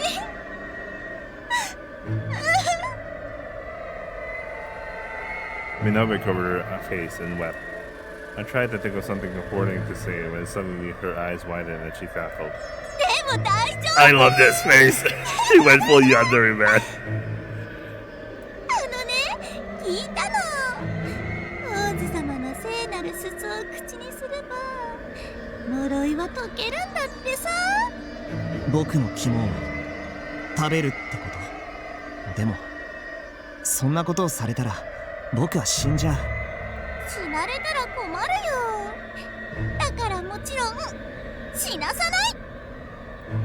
だって王子様とお姫様は結ばれてハッピーエンドにならなきゃいけないんだから。でもそんな物騒なものでお腹を開かれたら大変だ。大丈夫、ちゃんと裁縫セットでお腹を縫うからさ。あれ、そういえばお裁縫セットの用意がないよ。危ない危ない、すぐに閉じて縫わないとお腹の中身が全部出ちゃうもんね。Minogue turned her back to me and started fishing through the silk-covered blank cabinet. This was my chance to make a clean break. I bent over and picked up one of the upside-down knives with my teeth and stirred it under my armpit. I twisted my body in various ways until I felt the blade meet one of the strings. I managed to make a small incision into the string. I twisted my body some more, and little by little it grew bigger. ねえねえ、スズムーン、お腹を縫う糸は何色がいい？ I don't know about you, but it's still fucked up, bro. So no. Her back was still turned. I was getting closer to freedom by the second. いろんな糸があるよ。バニラ色にチョコレート色、ペパーミント色とかいいよね。 That's a kind of weird selection. でもやっぱスズムにはブルーハワイ色が似合いそうかな。 Just a little more. Just a little more hug. The tables and chairs were cleaved into half by a giant saw. She pulled it out from the cabinet and was now wielding it. The blade cut through the chair I had just been sitting in like it was a butter. スズムすっごい。どうやって Here we go. 糸切ったの？ミノベ先輩じゃないよね。誰だか知らないけどそれ以上僕の尊敬するミノベ先輩の姿を恥ずかしめるならI'll get mad. It felt like a parent talking to a child. Don't make me angry. Don't do that thing or I'll get mad. 本気で For real.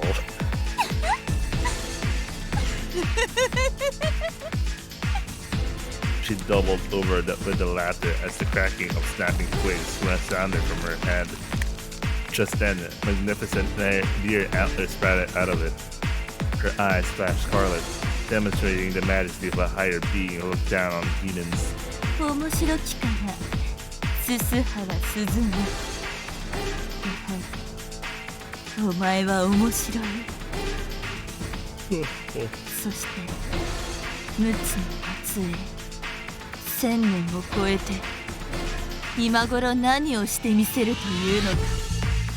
貴様の役目はただ一つ、すすを溜め込んだその生き肝を我に報じることよ。 She swung the saw again, shattering the floor I'd been standing on mere seconds ago. 身軽だな。ただ逃げ場はないぞ。本物のミノベ先輩はどこにいる？この1000年、そのように問われて答えるアホにあった試しがないわ。だがメイドの土産にはEvery single villain would always do this shit. 月並みだけれど感謝するよ。Just one hit from that terrifying saw would cleave me into two. For a moment, my legs began to freeze up with fear, but thanks to the strength of the heart I cultivated over the years, I managed to keep my head. あれの母の愚かなことと言っては。 The girl with deer antlers laughed scornfully as she spoke. The heartbroken mother welcomed a suspicious man who healed her wounds with sweet words and cajolery into her home. Then she surrendered her heart, not realizing the man intended to sink his fangs into her daughters as well. Minobe saw how happy her mother was, so duly endured the man's infringement on the sanctuary she called home. But that man was a repulsive demon, preying on the heartbroken souls, manipulating their hearts to nourish himself. This was her mental world. Every aspect of it was a symbol of pain she held deep within her, and the cursed suit greedily fed off her emotional scars. My eyes are itchy. なぜ恐怖に身をすくめぬのか。 You know, you're not the first one they dealt with, right? やはりお前は特別な男よ。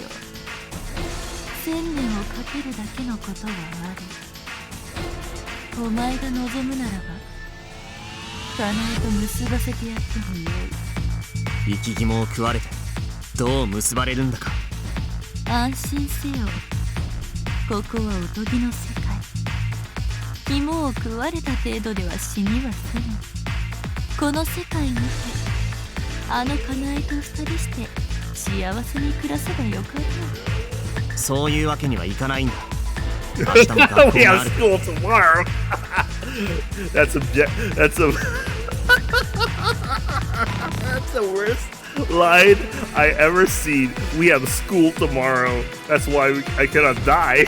お腹が開いてたらみんな驚いちゃうよ。無論肝を取り出した後は丁寧に縫い合わせてやろうぞ。無理だと思うな。なぜそう思う？だって君不器用そうだもんね。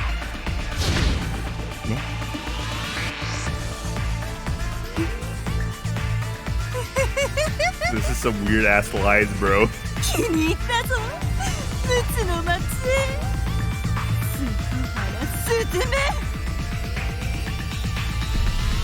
貴様のすす生き仕事すべてすすり尽くしてくれる。 The giant caterpillars had assembled to consume Prince Alice's beautiful castle. Shreds of carved soldiers torn into pieces in battle were strewn everywhere. Kanae and the Siege King were facing off a giant siege board in the courtyard. The Siege King was an overwhelming advantage as though alluding to the tragic state of affairs. Kanae's pieces were devoured and shattered one after the next. Every time she gave part of her body to summon new ones, but the Siege King destroyed them relentlessly, driving her body and spirit to the edge. 今日はめでたい日になるのでちゅ。エリス姫を僕ちんの家族にお迎えできるのでちからね。Kanae unconsciously dropped what she was holding. It looked like a stuffed pin cushion impaled by countless pins. But it wasn't it. It was a doll that represented her wagered body parts. She had to give a part of her body to create new pieces each time she lost one. Normally, one would have to remove them manually via torturous methods as per rules of siege. But the Siege King had chosen not to do that. Instead of losing body parts, Kanae would offer them up as collateral and give them to the Siege King. The stuffed pin cushion at her feet signified what parts of her body now belonged to the Siege King. There were already pins everywhere, like a hedgehog. In other words, the Siege King already owned Kanae's whole body. また駒が足りなくなってきたでちゅね。でももうエリス姫の体でかけられる部分はないでちゅね。Still, this wasn't a game in which she could afford to admit defeat. Her castle had already fallen. She had nowhere to run. To give up all would be to surrender her body and soul. Continuing to resist no matter the crisis was her only way left of protecting her heart. なら今度はエリス姫の心を担保にしてもらうでちゅよ。ほら今度はハートのピンクッションでちゅ。The Siege King handed her heart pin cushion. Kanae timidly reached for her sewing kit stuffed with pins. If she stabbed it, she could keep fighting in exchange for a part of her heart. She had no other choice. But to do so would mean gradually accepting surrender each time. おいらはあんたなんかに絶対に屈するもんか。 Her mind made up. Kanae took about 10 pins and thrusted them into the heart. They weren't supposed to be there wasn't supposed to be pain involved. Yet Kanae felt like she's been literally stabbed in the heart. The ground at her feet felt mushy for a second. Sticky drops of sweat rose to her face. Despite her valiant defiance, her bravery was faltering. もうこのお城は僕ちんのものでちゅ。エリス姫はすべて僕ちに握られてしまったのでちゅよ。 That was already true. She no longer had a home to go back to, nor a mother she could rely on. She'd known that. That was why she saved money so she could live on her own at any 貯 time. めたお金で漫画喫茶に寝泊まりでちか。そんな暮らしが本当にできると思ってるでちか。人間は家族で生きるのが幸せなのでちゅ。一人で生きるなんてできないのでちゅ。お前のクラスメイトはみんな親の愛に包まれてぬくぬくと暮らしているのに、どうしてお前だけが一人ぼっちで寂しく貧乏に暮らさなければならないのでちか。 Indeed, he didn't need to point out how unfair it was. Why was she the only one who had to suffer such injustice? Of all her classmates got along with their parents, living rent-free in their houses. They were fed, given allowance, and didn't have to pay any of the bills. So why did she alone have to start making a living entirely on her own, wading through the filth just to survive? It wasn't fair. 大人でさえ一人で生きていくのはあまりに辛く悲しい。そんな生活をまだ親に甘え足りないお前のような小娘がどうして耐えられるというのか。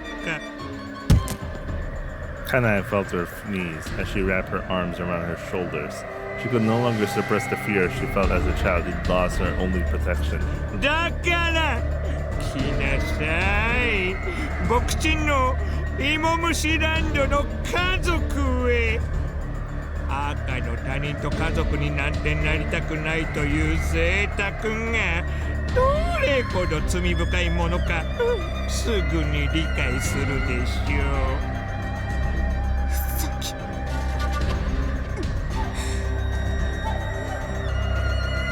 Who the hell would want to live in a kingdom of monsters? いいえ、寝床、そして3度の食事、それが当たり前の生活。それが当たり前でないと気づいた時の恐怖はどうでちゅか。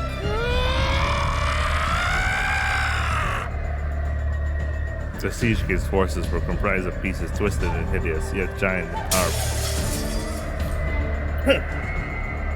They moved irrationally, exterminating Kanae's newborn pieces one after another. Those pieces born from the sacrificed parts of her heart shattered and vanished from the board. また駒がなくなっちゃったでちゅね。さあさあ降参でちか。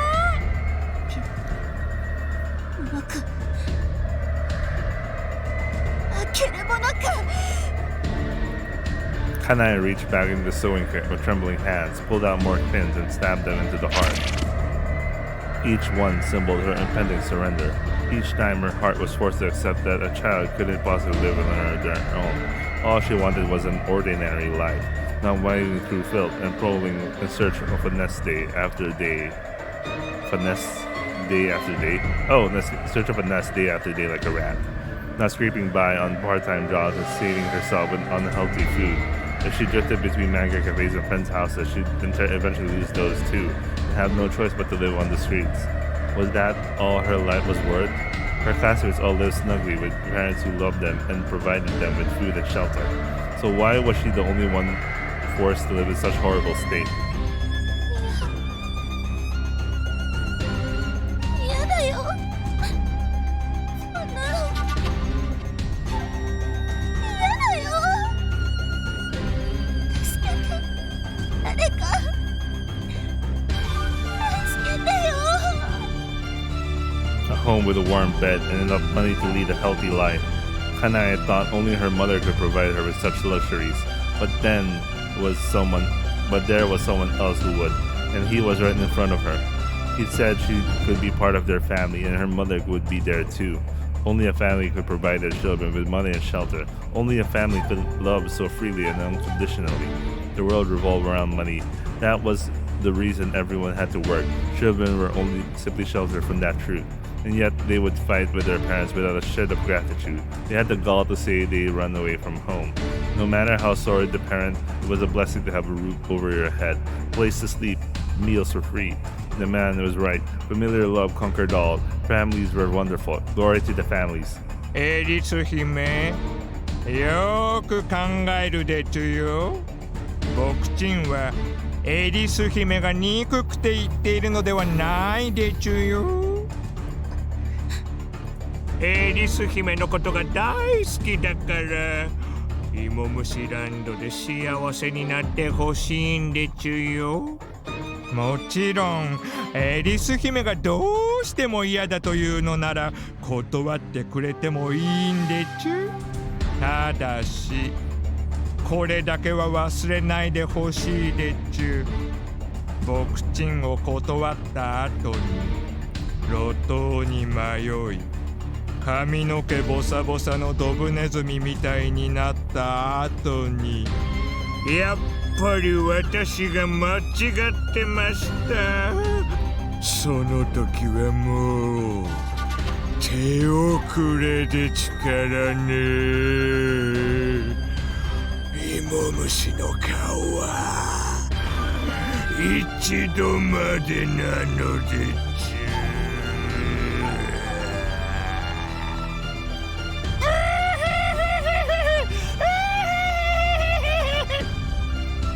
The Siege King lorded with triumph, but accepting his offer would mean surrendering her heart. The filthy grin of that unpleasant man was looking more and more like an angel smile by the second. Surely it would be crazier for her to keep rejecting his patronage out of pride. He was her savior who imparted that lesson to her. The more she thought that way, the more appealing he seemed. That couldn't be right. Scum like him couldn't possibly be her savior, her prince. After all, the prince who would save her, who would grant her her happy ever after was... Oh no! Kanae's doppelganger with those divine antlers and scarlet eyes appear from above and laugh. What the fuck? How did he lose? 我は姉上様たちのすべてをすすだけだ。だがその前に貴様という殻を破らねばならない。その時にこそ我は生かし山脈の翼を存分に伸ばして醜き男をその娘という殻を砕け。心を砕きすりつぶし虫けらの身分にまで落としてやるがいい。それでこそ小賢しきすすだきの秘術の生贄の末裔にふさわしい末路よ。かしこまってでございまっちゅう。さあエリス姫どんどん行くでちゅよ。嘘だ、スズメが死んだなんて。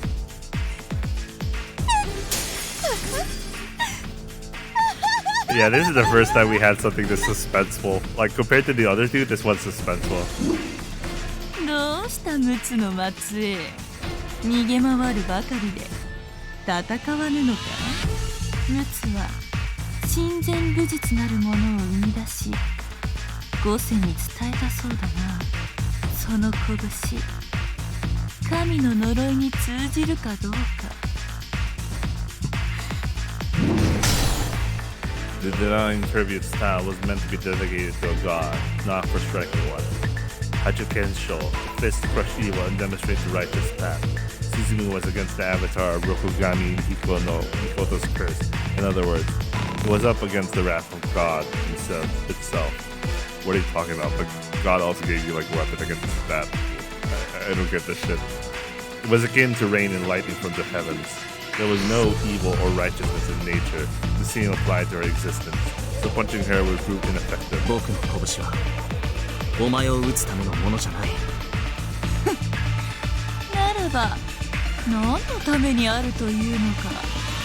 アジャ剣士、邪悪を破り正しきを示す。And that was demonstrated by showing thanks to God. Suzumu understand that logic.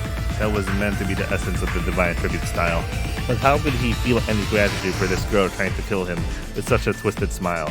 Oh, come to think of it, in every route he was thankful about something. 貴様の生き物せす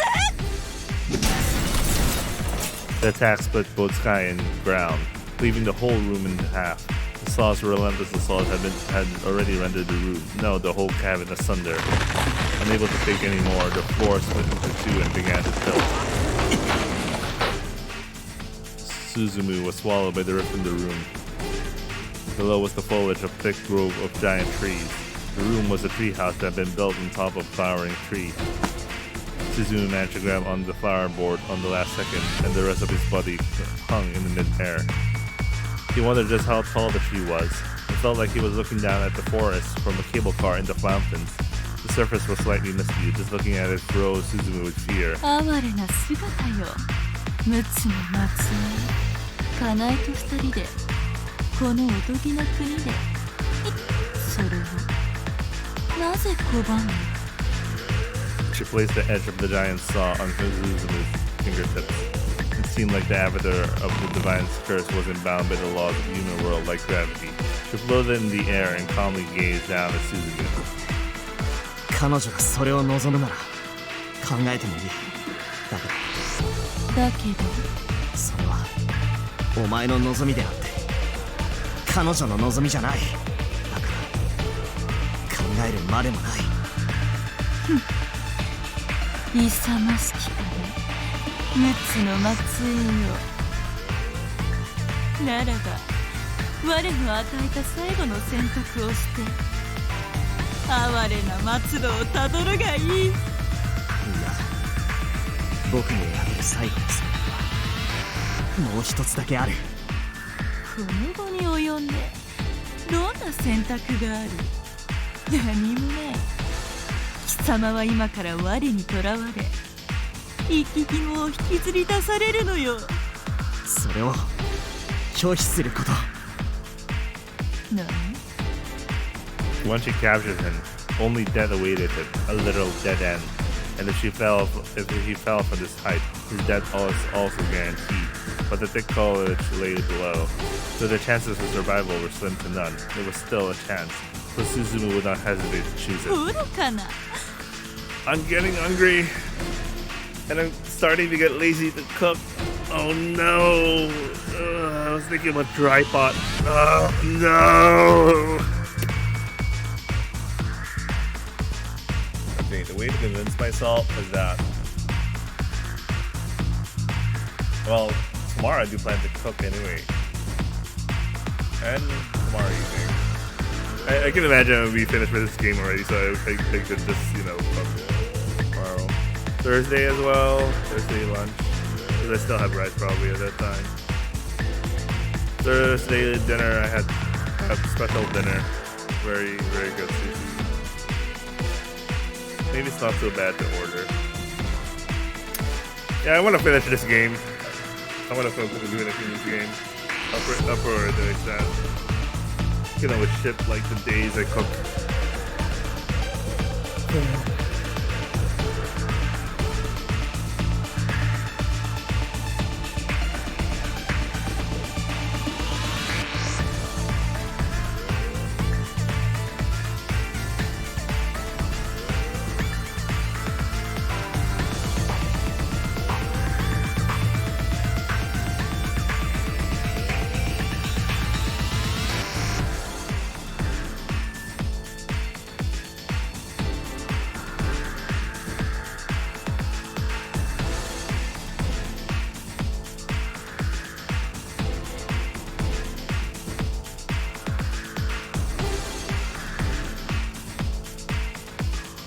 Amazon sending me again for interviews.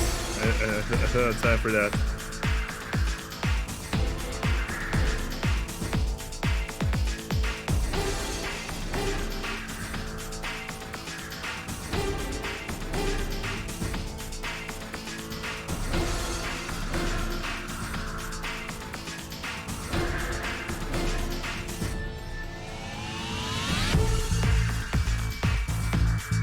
Wait, let me order some food because I'm really hungry. Seamless Uber Eats. Seamless.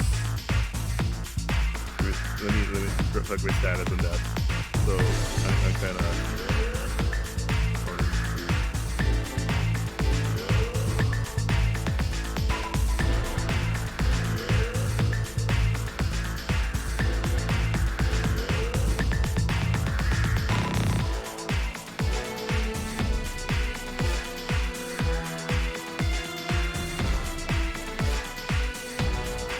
Ooh, mapo tofu for $13.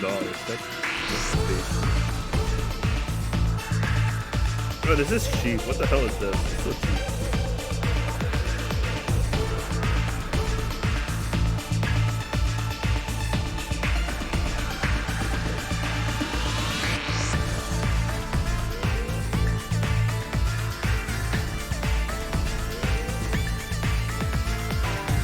Oh, Western Chinese. This is interesting. I don't usually get Western Chinese.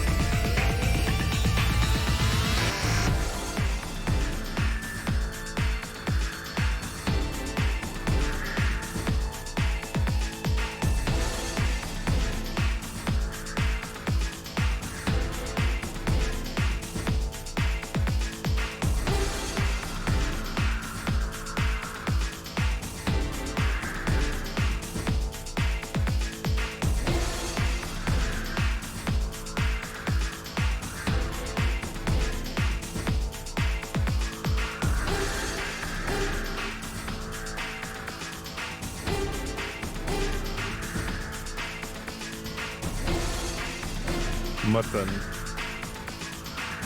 Spicy.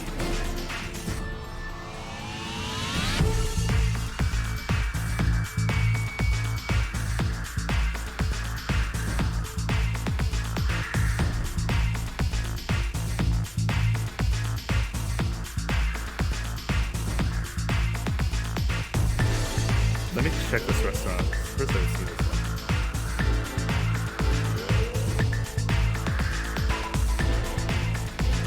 Oh, it's new. Okay. Good review.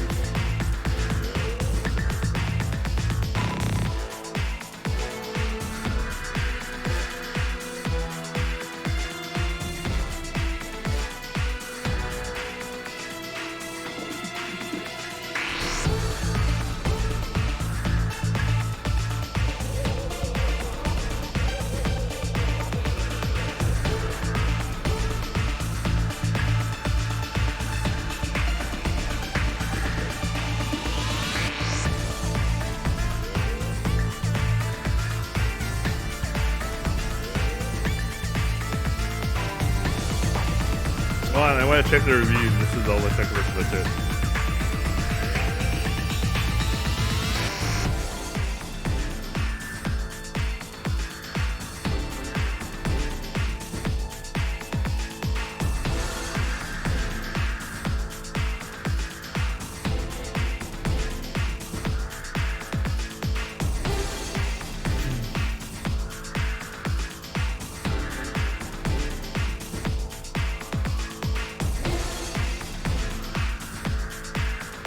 Grand opening, 30%, 32% off. Maybe I should dine in person.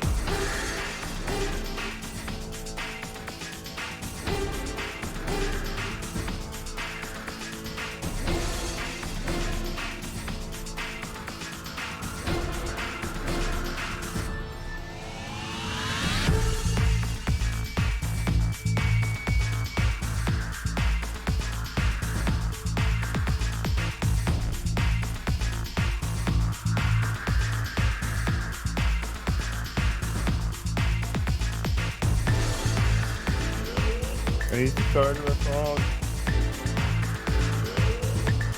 I'm gonna try a new place I haven't tried before, and it's new as well to start with.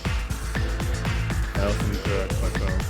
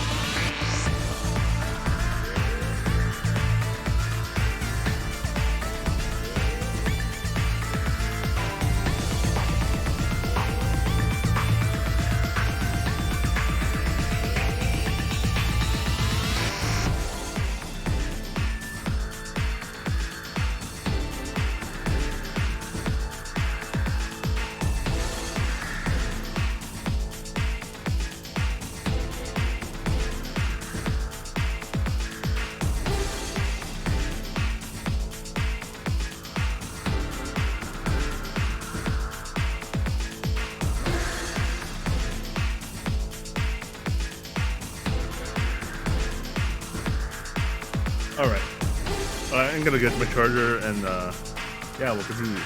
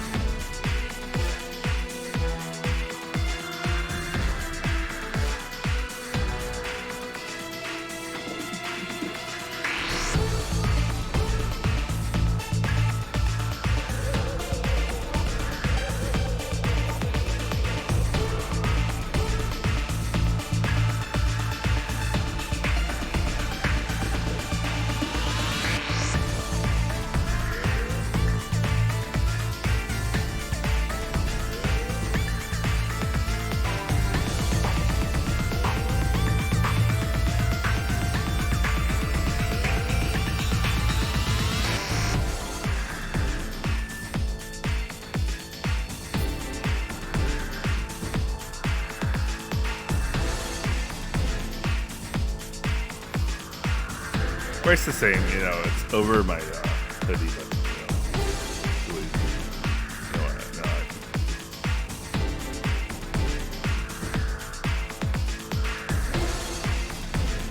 Anyway, let's continue. I want to end this game today.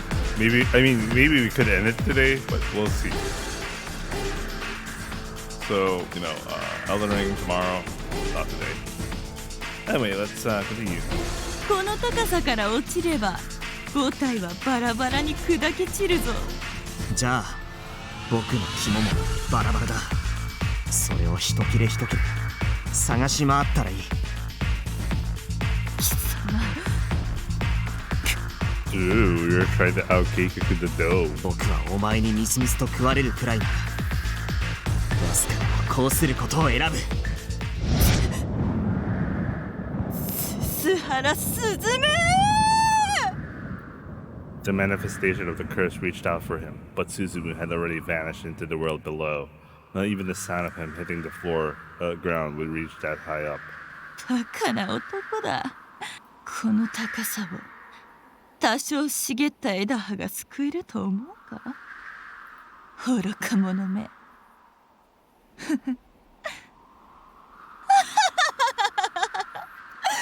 I really love it when they use their real, much more mature voice. When the voice actors would use their much more mature voice to, like, I kind of contrast their mature and young, teenage voice.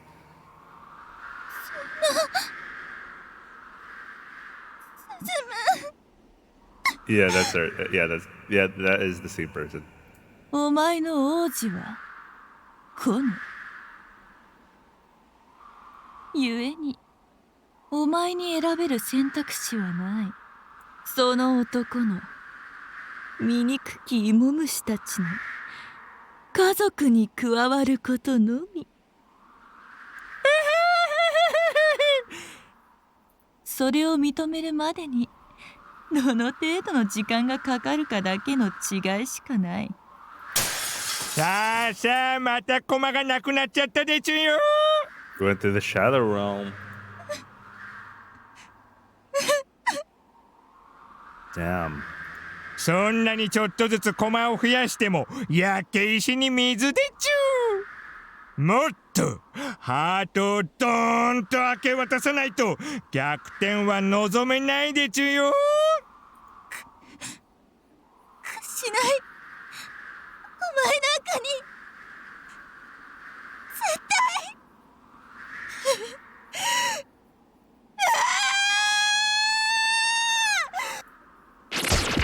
Kanae grabbed a fistful of pins and thrusted them into the heart. It was impossible to even make out its original shape anymore. Nearly every part of it was covered in pins. She squeezed out every little bit of her heart to muster her final resistance. Several powerful pieces, benefiting the final flicker of the candle, lined up themselves up the board. 平凡な毎日でいいんだ。おいらは幸せになりたいんだ。お前なんかにおいらの幸せを明け渡してたまるか。 Kanae's white pieces advanced gallantly across the board. They stared down and clashed with the Siege King's black pieces. But her pieces were defeated, one after another. It wasn't unreasonable. That man was wicked and crafty. And on top of that, he stolen assets from countless other victims. Oh, that look. She knows she's beyond fucked. The depth of all those wicked acts were the well from which he drew his own pieces. His power was far beyond what a powerless and penniless child could possess. 人鬼どもなど脆い。できることなど終末に目を背け、ただただその恐怖を先送りにすることのみ。陸奥の末裔も鈴の目の末裔も共に脆い。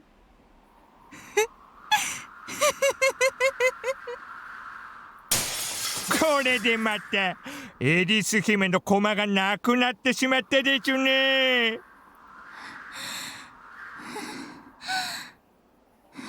もう駒は出てこないでちゅか。ないなら僕ちんの勝ち。 She had to keep creating pieces to avoid admitting defeat. But both the ball and heart pin cushions were already stuffed with pins. There was nowhere else for her to stick a pin into, so she couldn't create more pieces. Kanae had given up all her heart and body. All that was left were her emotions. She had no choice but to accept she'd lost. 駒がもう出せないなら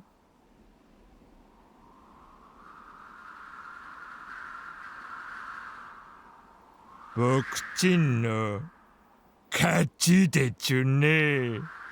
もうかけられる体はないでちゅ。身も心も毒々芋虫なのでちゅ。 Kanae slowly fell to her knees, groveling and weeping. He was right. She had nothing left. かけられる体はここにある。Here we go. 彼女のためにこの右腕をかけるよ。誰？貴様、あの高さからどうして？ここはおとぎの国だと君が言ったよ。Suzume had fallen from a tall tree. There was no way the foliage could break his fall. He had been prepared to die. But the residents of this land, birds, butterflies, flowers, and mushrooms had caught him. This was Kanae Minobu's mental world. It would hardly sit back and let its prince die. どこまで With the power of 手こずら Passport. せるのか。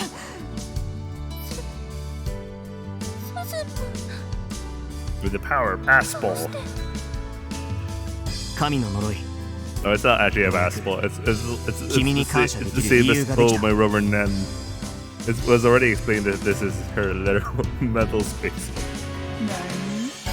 君のおかげで僕はここにあれる。 Okay, that's a basketball reason. 覇者検証。それを示せることを僕は心より君に感謝する。感謝する。 Yeah, he has to be at least grateful before he could use his holy fist. 人鬼の文才でなんという傲慢。やれ、醜き男よ。見延課題の最後の心打ち砕いてしまえ。今さらこの状況でどう逆転するというのでちか。やってみるでちゅよ、若造が。下がってて僕がやる。スズム。Suzumu lowered his hips and readied his fists. To demonstrate his wager to the siege king, he struck needles in his own right arm, the very embodiment of the Suzuhara divine tribute style. A radiant light shone in the air, a powerful white piece, pure and sublime as ivory, descended upon the board.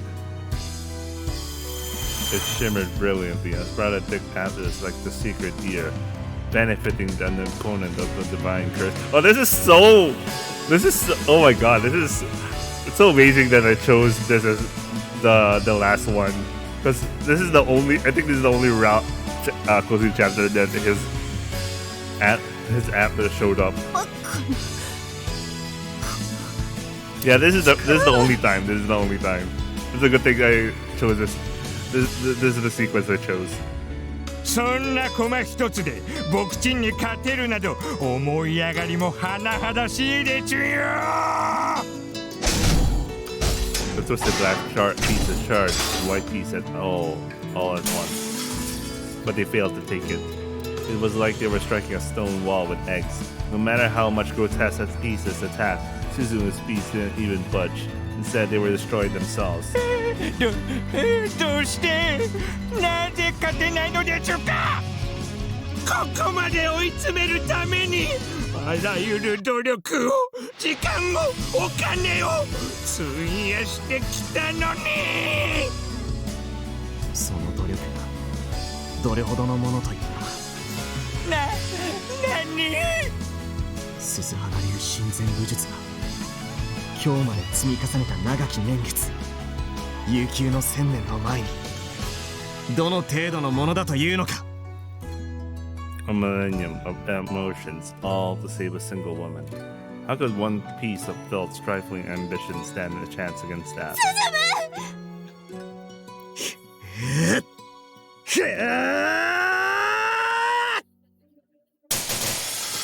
Suzumu's merciless anger smashed the black pieces one after another, a veritable blade aimed at evil. The sight was possibly divine Kanae.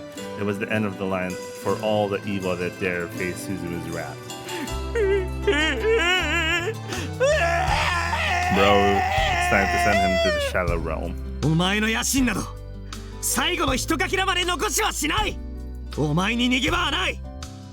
滅ぼす最後の一片まで。僕ちんの駒が All the hideous pieces were exterminated. Eradicating the filth was all that remained. 鈴原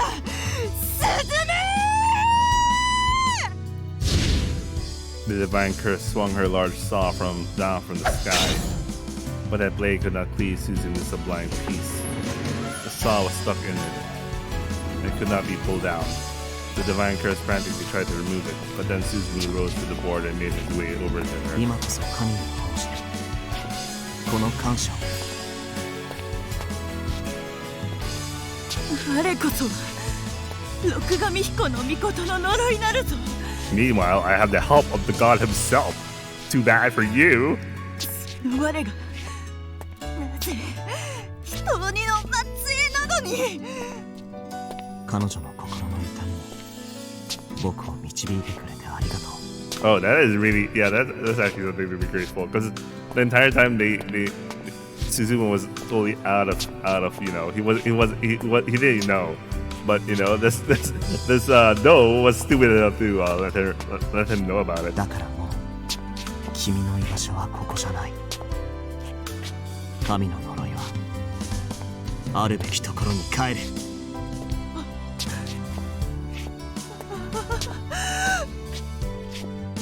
兄上様、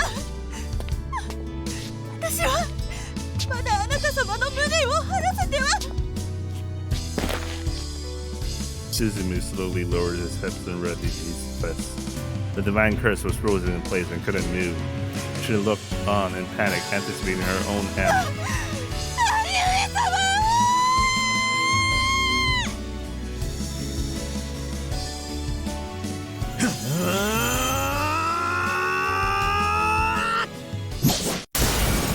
こ Sent to the Shadow Realm.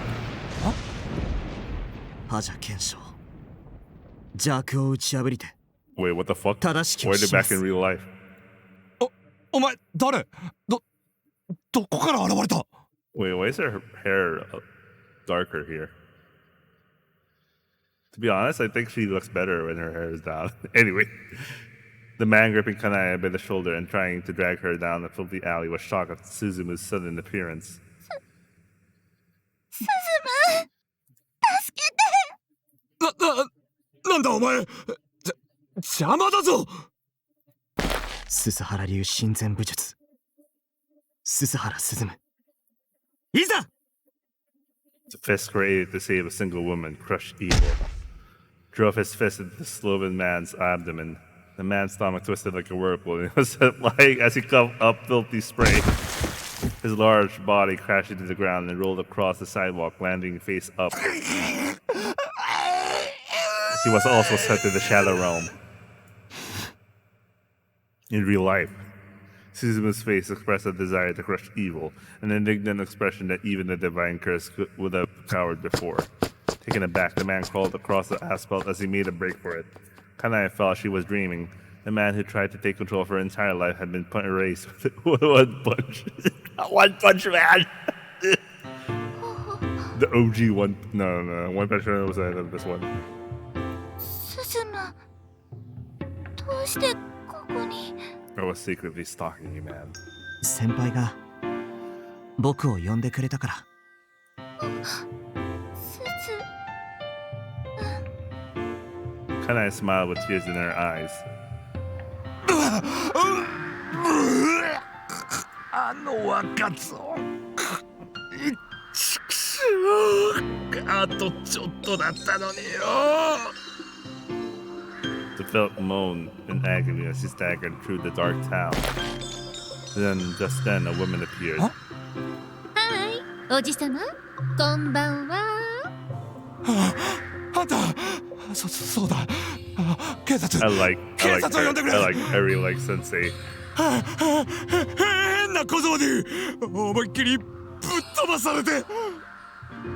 そうね、警察を呼んでもいいわね。でもその前に見せたいものがあるのよ。Hinagana tapped her phone a few times and showed the screen to the man. It showed a photo of a man grabbing Kanae's shoulder with a vulgar smile. これは一体。 No matter how you looked at it, it depicted a middle-aged man forcing a reluctant girl down an alley against her wishes. Basically, he's now a pedo man. No one who saw it would listen to any excuse he offered to the contrary. And on top of that, it was at his own tattoo parlor. He'd be done for sure if he were caught trying to bring a minor in there. Oh, he has his own tattoo parlor. 待ってくれ。金なら払う。Oh, of course you can pay me. Pay me in jail. The man brought his hands together and begged when suddenly he found himself hanging in midair. Nagata lifted him by the collar with unimaginable strength. Whoa! This is why she said out of 10. Sensei said out of 10. もう一度近づいたら、身体的、精神的、社会的に完全に抹殺しちゃうからね。っていうか、身のべきに二度と現れるの。消えな、豚野郎。 Yeah, boy, she's the best girl. Though Hinagata was smiling, her eyes held a ferocity that would make anyone quake in their boots. She threw the man right onto the hood of a parked car. Base. This is why Sensei is the best. Unable to comprehend what was happening, he fled into the city, spewing snot and tears. 永田先生。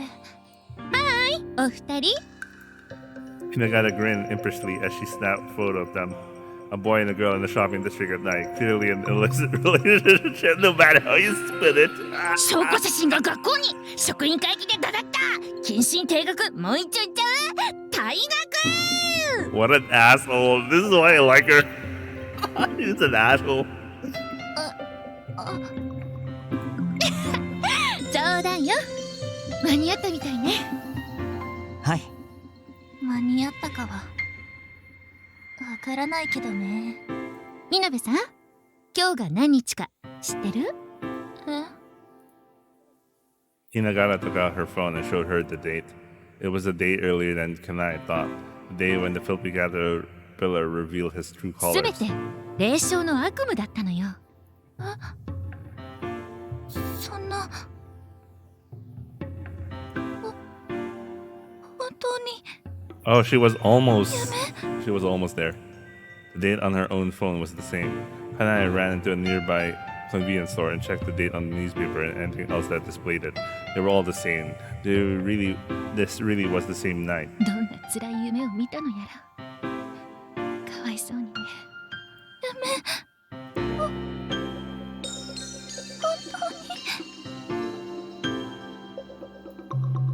Nagata gestured for her to roll up her skirt. So Kanae timidly did as she was told, bearing her stomach. ええ、あなたは汚れてなんかいない。綺麗なままよ。That disgusting caterpillar was nowhere to be found. Kanae laughed feebly as she finally burst into tears. Oh, okay. I still don't get the tattoo thing. I mean, there's tattoo removal nowadays, but I don't know. I think the hell of a night really had just been a dream. I don't know. I know there's some things about like tattoos in Japan, but you know, related to the Yakuza and all, but I still I don't understand. Let's not think about this too much right now. There's a lot of things to think about, but this one is not one of them. 悪夢に閉じ込められたお姫様を王子様が助け出したってわ。先輩はお姫様だから。だからハッピーエンドになれる道は絶対に。I think Kanae's story is much more solid compared to the other two now.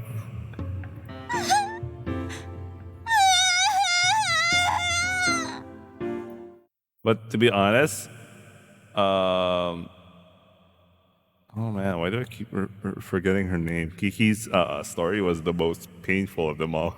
That said, there was no way everything would be wrapped up in a nice bow. The cult leader, her mother had been engrossed with, had up and vanished, so she probably grew restless at the thought she had been abandoned again. There was still a chance her next action wouldn't be for her daughter's benefit. Though one danger had vanished, Kanae still had a rough journey ahead until she reached her happily ever after. But this time, she wanted to help her mother. Kanae felt she'd never seen eye to eye with her mother due to their poor relationship. But at the end of the day, her mother had never forgotten to pay for her food, nor had she ever denied her their home. Because no matter how poor their relationship was, they were still family. Princess Alice of the Kanae Minobe Kingdom was tough. The queen bee was an adult, her choices were hers to make. By putting distance between them and making her own choices as an adult, Kanae could focus on her own future. おいらまあ最初は普通にボンクラな大学に行こうかなって思ってたんだけど、今頃になってやっぱ進路考え直そうって思ってる。就職ですか？それとも専門学校ですか？介護士でも目指そうかなって。 Oh, that's so nice of her. おお、これからの高齢化時代、引く手あまたのお仕事ですね。 Yeah, I think that's big money for them. でもめちゃくちゃ大変な仕事とも聞くな。どうして介護士に？私たちってさ、家やらお金やらいろいろなことを守られて生きてきたでしょ。でもさ、オイラとまた守られなきゃならなくなるんだよね。オイラは自分がこれまで守られてきたことに感謝して、オイラたちを社会的に守ってきてくれた人たちを今度は守ることのできる仕事に就きたい。ほう、模範解答で即採用な感じです。離職率も高いって聞きますよ。理想だけで務まる楽な仕事とも思えません Yeah, I can imagine too. そこは甘えるつもりはないしそれに打算もあるよ。 Yeah, this wouldn't be Kanae without those ulterior motives. 財産たっぷり持った老人とラブラブになっちゃって遺産をあげるとか言われちゃうかもね。 It felt like she totally became she I don't know. なんて邪悪でグレートな志望動機だ。そのくらいたくましい方が先輩らしくて好きかな。まあ介護士ってのは第二志望、第一志望 Oh, は she 他 was just joking. にあ Okay. るんだ。 Jesus. なんでしょう、聞いてもいいですか？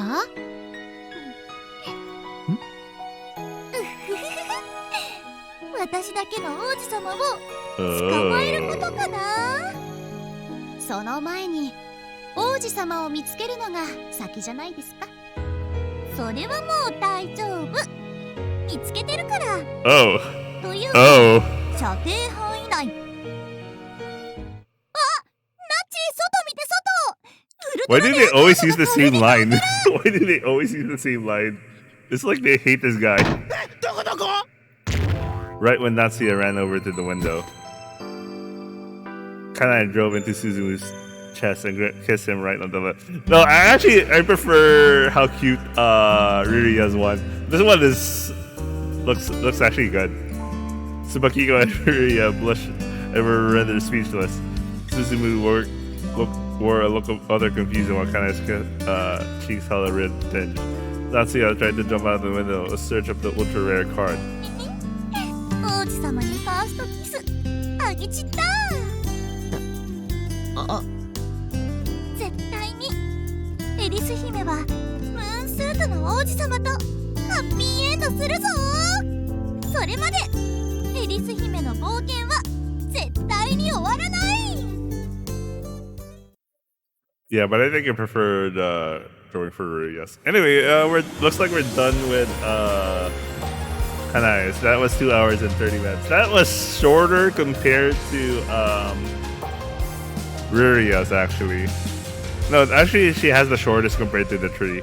Because the tree was like, oh, he did audio. That's interesting. Anyway, the other two were like 3 hours. This one is just like 2 hours and 30 minutes. So, you know, it was shorter, but I think it had a stronger, a stronger impact for me.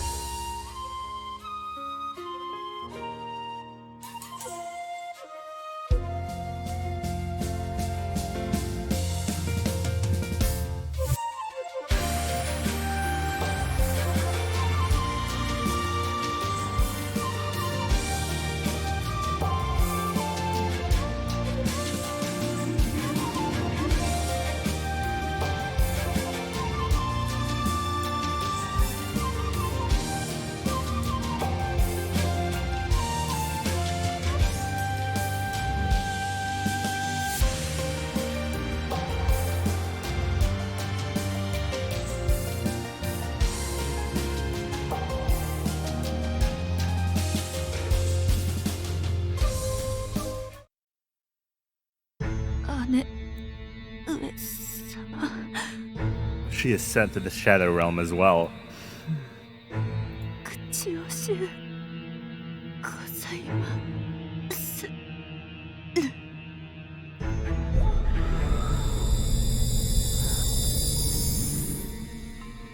まさかそなたまでも返り討ちとはな。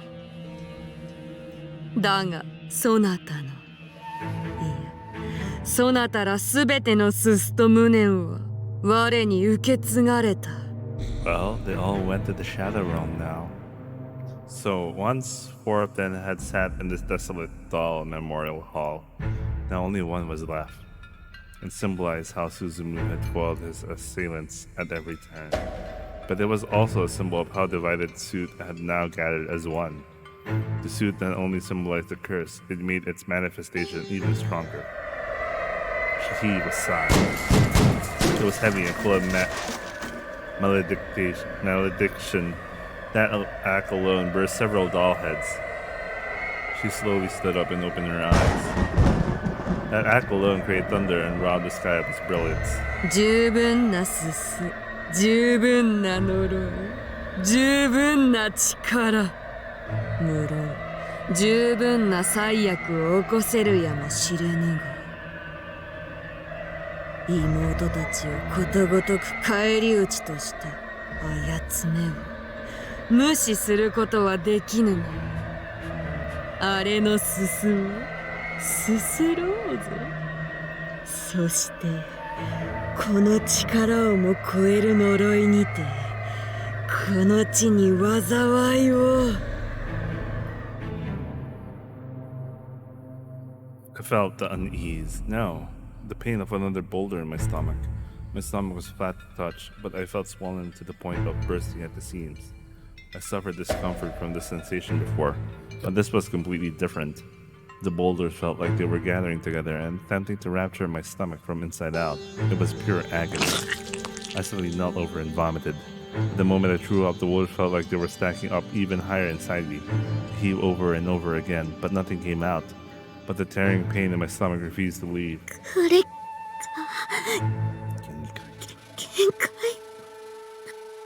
I didn't know if I could take any more. Was this not the pain my ancestors had endured this past millennium? But this level of agony must have been the pain the mother of quadruplets had felt. The suit within me was trying to break the seal and burst free of its containment. My face was clammy with sweat, yet I rose to my feet. I could still hold out for a while longer. I still dream of a miracle too. I believed that if I could endure but one more day, salvation would arrive.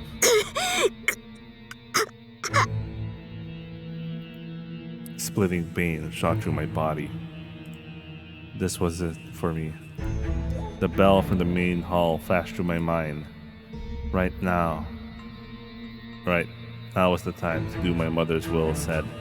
I would meet my end in that cold bronze bell. Kurokami さんを助け出すって約束するよ。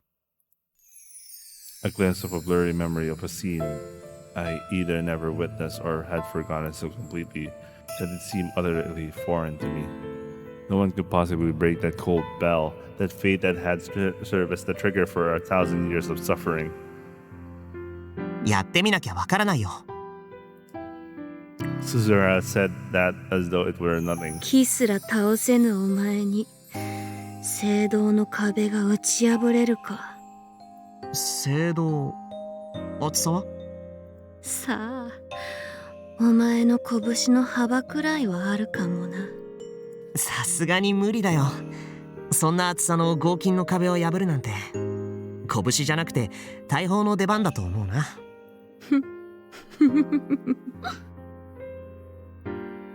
I knew it. Suzuhara couldn't save me. でも My heart dared to skip a beat. My eyes found their way to Suzuhara's and I breathed in. His expression was serene as a tranquil lake. His gaze was a wholeheartedly sincere. 黒髪さんがそれを打ち破られることで救われるなら、僕はもっと修行を積んで、いつか必ずそれを僕の拳で打ち破ってみせると。Was he serious? At that moment I saw it. The glint in his eyes wasn't that of a deluded human who possessed no foresight whatsoever. It burned a divine scarlet glow, one I'd never seen before. So he truly was Mutsu. I'd known for the moment I saw him. And then, cursing my body that bore too much suit for us to be together, I screamed that it was all too late. 10 years too late. 100 years too late. 1,000 years too late. But Mutsu had come back to me after a millennium. That was a miracle in and of itself. Oh, of course. So my miracle had already been used up. Then I really was the last one. I would mark the end to the 1,000 years of suffering. He might have been too late, but I was glad I'd been granted the miracle of Mutsu's return. You're too late, Suzuhara. You're 10 years too late, 100 years too late, 1,000 years too late. Why didn't you save me back then? You're too late. You're too late. 10年遅い。100年遅い。1000年遅い。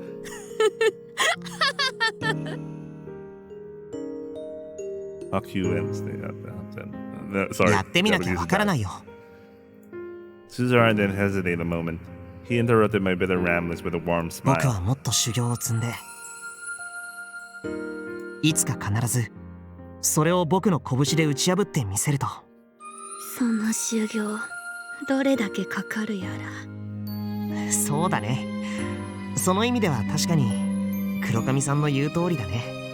10年100年いや1000年は修行しないとダメかもしれないよ。でもそれでも僕が必ずそれを打ち破って黒髪さんを助け出すって約束するよ。 Can you imagine that?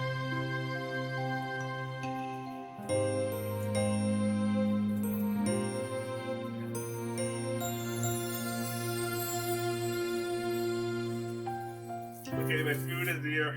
What do you do?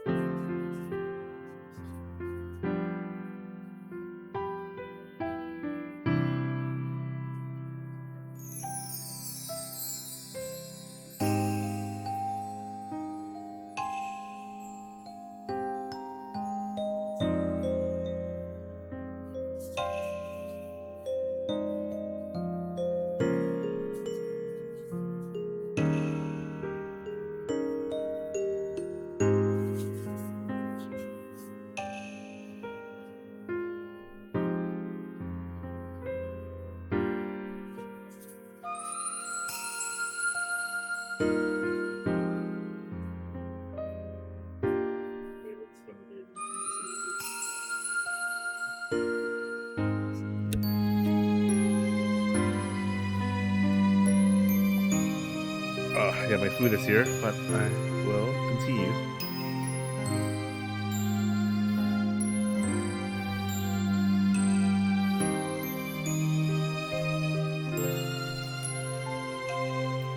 As if I had 1,000 years to wait for his training.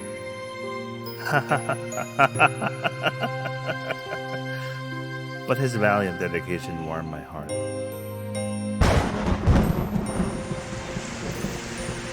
There was a violent flash in the sky, followed by a thunder loud enough to strip the bark off a withered tree. Even those indoors cowered in fear. However, Suzume continued training without batting an eye. Something felt strange about his punches today. The sensation was different. The more he punched, the more sure he became that he was on the verge of some kind of breakthrough. That certainly filled his heart with the odd sense of elation as he sensed he could reach a level never before attained. The feeling only grew stronger with each punch, so he didn't even register the thunder. Not even the cold downpour could dull his mind. He shook off the rain as his punches grew more and more precise. Though the storm was chilling, his shoulders, his body was blazing hot from inside out. Soon, ray faintly rose from his collar and cuffs. It was awe-inspiring sight, like he was ascending to some sort of divine realm. In fact, that was he was trying to achieve. An outsider might find that hard to believe with a boy so young. But his training, no, not just his ancestors' 1,000 years of training, the long discipline that had become elusive promise, was on the verge of reaching fruition. Suzume could feel that in his fist. 3 times had the curse festered in his friend's mental trauma targeted him. 3 times he had emerged victorious. Of course, there were nothing compared to the curse that dwelled within Koei. In hindsight, perhaps they're all simply been weak, but they were all part of the divine curse regardless. And Suzume had destroyed all 3 of them. During his 3rd victory, Suzume had felt a different sensation than before. And ever since, the more he trained, the closer he could sense himself approaching the realm of gods. It wouldn't be long until he reached it. The roar of rain grew stronger, resembling a waterfall. Eventually, Suzume began to feel like he was really punching the cliffs behind the waterfall. Just then, he noticed the heavens were shining bright. A light shone through the clouds as though from the top of a faraway waterfall. The boar dignified in divine presence as it mixed with the waterfall's spray, creating a rainbow. A booming voice echoed from far beyond that brilliance. Suzume knew then and there it was the god to whom the fist of the Suzura divine tribute style has been dedicated. The voice was gentle and clear, the solemnity and grandeur that could only belong to a deity. 我は六神彦の御事なり。陸奥よ。よくぞこの千年、我にその拳を奉じ続けた。そなたの願い通り、今こそその拳に奇跡を宿らせよう。だが聞け、神の与える奇跡とは、人の身の器には有り余ってなお過ぎるものだ。その身にて奇跡を起こせば、それと引き換えにその身がどうなるか。この千年という年月は、そなたにとっても十分な月日であったろう。怨嗟も憤怒も、そして悲恋の痛みも、あるいは言えて、あるいは忘却の彼方に流し去ることもできたかもしれん。だからそなたは奇跡を望まぬこともできる。人が生きて生き続ける力は、人が求めるどんな奇跡よりも尊い力があるのだが。いいえ、彼女たちの苦しみを終わらせるためだけに今日までの日々があったのです。彼女たちは今日まで呪いを封じ続けるためだけに、命を1000年もの間捧げ続けてきたのです。それを終わらせることが、僕の身一つを捧げるだけで叶うのならば、喜んでこの拳にて奇跡を起こして奉りまする。そう言うだろうと思っていた。その覚悟に揺るぎがないこと、確かに見届けたぞ。よかろう。そなたの拳に奇跡の力与えようぞ。だが神が奇跡を起こせば、神の呪いもまた権限する。その奇跡を拳に宿したなら、もはや一刻の猶予もないぞ。奇跡を起こすなら、いっそ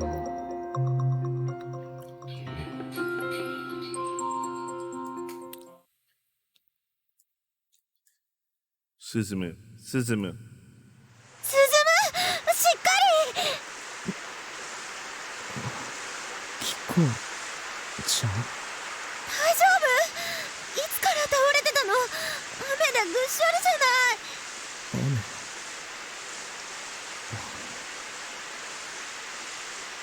I came lying face down on the ground, rain pouring in my face as I looked up onto the sky.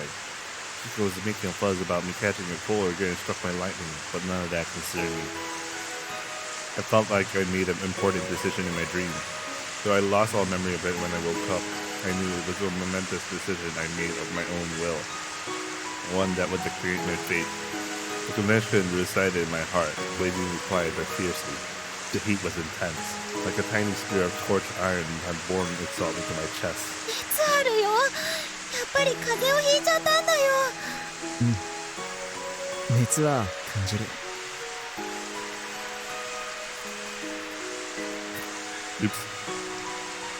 でも心配しないで、風邪とかじゃないから。本当に大丈夫なの？心配かけてごめんね。シャワー浴びて着替えてくるね。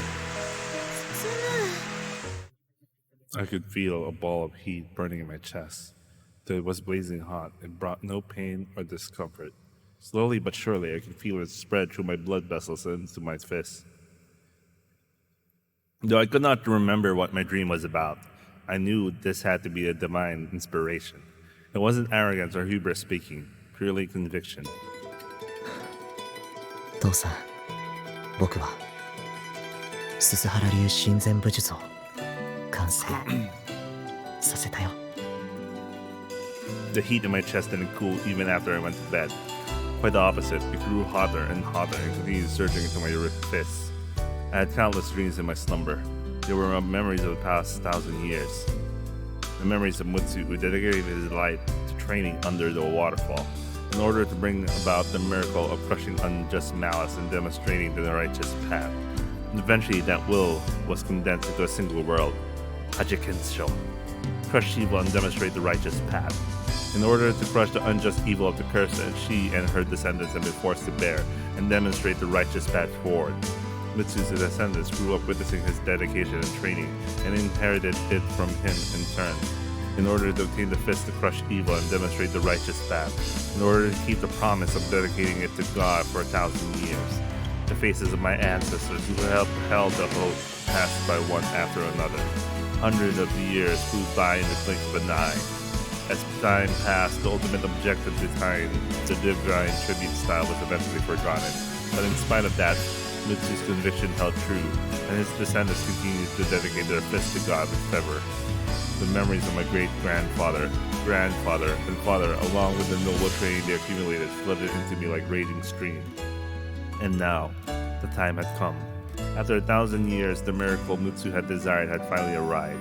The will of my father, grandfather, great-grandfather, and the ones who started it all, Mutsu, coursed through me. 今助ける鈴の目そっけー邪魔をするな取り押さえろ殺しても構わぬお兄さん何をもたもたしておるかさっさと釣り鐘を落とすのじゃ鈴の目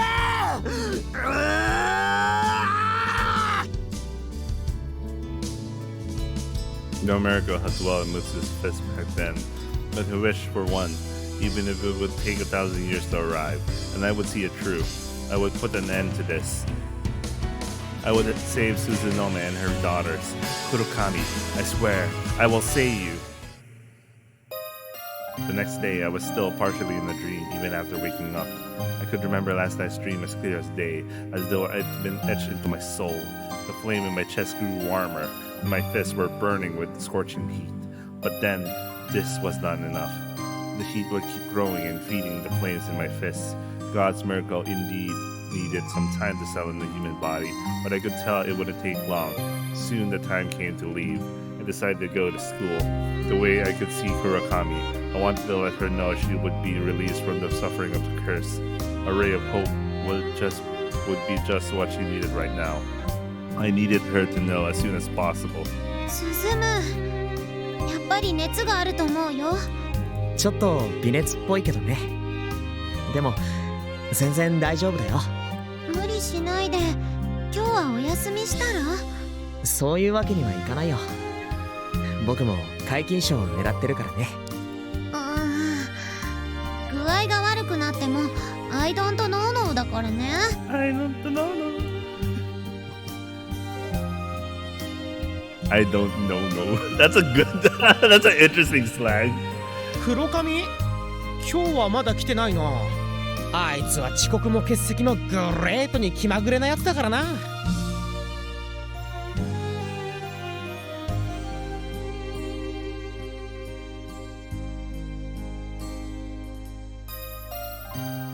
黒髪さんに何か用事でもあったの？ちょっと伝えたいことがあって。待ってたら来るんじゃない？午後とかあるいは部活とかに。さすがグレート黒髪優雅なご投稿だね。I was trying everything in my power to go to school. I could tell my end was near, so I wanted to see Suzumi's face. Once I did and confirmed no miracle would arrive, I could leave without any regrets. So I fought against the nigh unbearable agony in my stomach as I struggled to walk.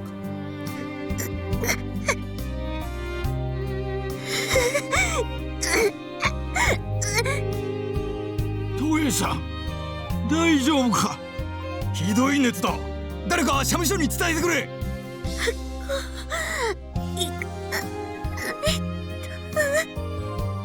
そんな高熱じゃ無理だあんたの家系は特に体が弱いんだから大事にしなきゃ。 I could faintly hear the shrine staff coming out of the office and circling me, asking me if I was all right. But my mind was being dragged into another haunting daydream. 早くお嬢様を母屋に。早く早く。 Let me go. Let me go. I had to see Mutsu Suzumu. Oh, damn, boy. I was probably brought back to my room. Having spent most of my life in nightmares since the haunting started plaguing me, I could tell by the sensations, though I perceived them as something else entirely. I was lying in the bed, lined with countless red candles. They were all sticking out from severed hands, used as scandals on sticks. Their fingers twitched from time to time. They hadn't been severed for long, apparently, and hanging from the ceiling like laundry. There was a gallery of twitching human-shaped limbs. Their severed hands were peeled out, rendering unidentifiable as male or female. Of course, I didn't let sights like these bother me. All I had to do was imagine I was watching some horror movie I'd been dragging along to see. Once I learned to freeze my heart over with apathy, I could last through a number of hauntings.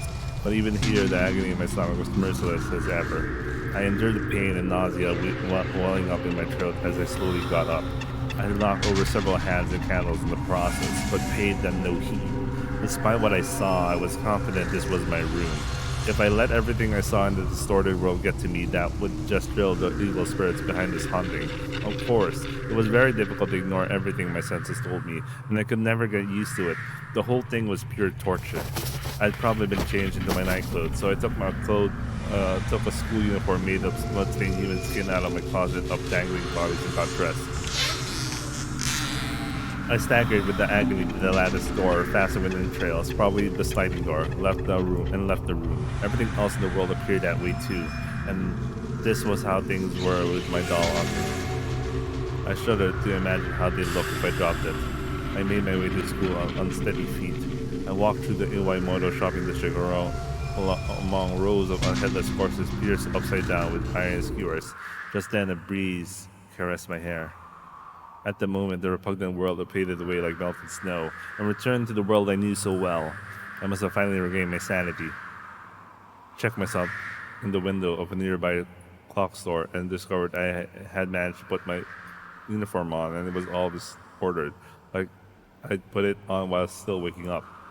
I was already used by this now, so I made the necessary adjustments then and there without any fuzz. I took a look at the clock at the store, realized the hands were already past noon. All the time I spent in the abhorrent world of meat and blood just staggered my way towards school. It had taken 6 hours in the real world. The time I spent was limited, but the time I spent in the nightmares was so long yet over in the flash. That was my life. The curse had hardened into stones, filling my stomach. That had to be what it was. Every time I moved, I felt them roll around, tearing through my stomach, trying to break loose. Can I even make it to school? The moment I thought at that signal my end had all but come. Once I resumed my faltering march, the crowds cleared the way for me as though nothing were unusual. The whole town was already used to seeing me like this. No one knew I was protecting the land by suffering from hellish nightmares day after day. And in these 1,000 years, no one had thanked us. Yet even in spite of that, we continued to sacrifice our lives to keep the curse sealed. Though we weren't doing it for honor or gratitude, this was merely the fate we've been all handed these past 1,000 years. I was protecting this gentle, peaceful world, knowing that was our one and only source of pride. It was our duty to protect these children's smiles. When I thought of it that way, I realized just how much of a reward Suzuharu's arrival was after a millennium of torment. Indeed, that was a miracle we've been handing for enduring the last 1,000 years, so I wouldn't hold out hope for another one ever again. I no longer had any reason to believe I'd ever be released from my suffering. As such, I'd stopped wishing for a miracle. All I wanted to do was go to Suzuharu and see Mutsu's face one last time. That was all I asked for. Then, I could meet my end. The world was distorting again. The Iwahime shopping district was transforming into that nightmare world once more. Countless eerie insects gushed out from the shadows and devoured the scenery. They were clambering over to my feet one after another, and so I froze my disgust. My heart hit again. School had ended, yet Kurokami never showed up. However, there was a chance she'd appear at LCSC, so I decided to bet on the chance and go to the club room. But the heat in my chest had grown so hot it was making me dizzy. I knew this wasn't due to a fever, but it felt very similar to one. The power of the miracle was beyond a human body to begin with. Perhaps my body was screaming from the effort of trying to obtain it. 無理しないで帰んなよ。私もずっとそう言ってるんですけど、頑固で。別に部活はサボっても皆勤賞には響かないと思うぜ。No, I must meet with Kurokami, Toe. そうかもね。黒髪さんに伝言があるなら、私が会った時に言っておくよ。タマユンに頼めば？よくクロッチに電話してるそうだし。そうだね。今日来ないなら。そう。I mean, you could always go to her yourself, you know. おいおい、フラフラだぜ。無理をしても全然グレートじゃねえや。Even Natsu was unsettled by this. Ririya stopped by earlier, but she took one look at me and went home with a guilty look on her face. Not that I blamed her. She couldn't work if I got her sick. I was fine, but I was already being burdened on the others. ちょっと保健室に行こうかな。それを言うの、ちょっとレイトだよ。Later. 肩を貸すぜ。あれ、クロッチ？ Here we go. Oh, Kurokami.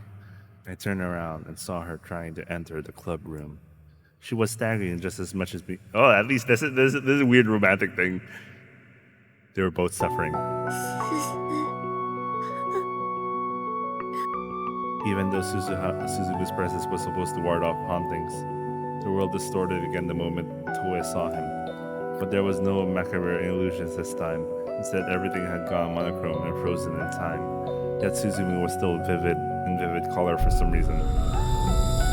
It was then the divine curse appeared before Toe. 我に感謝せよ、トエ。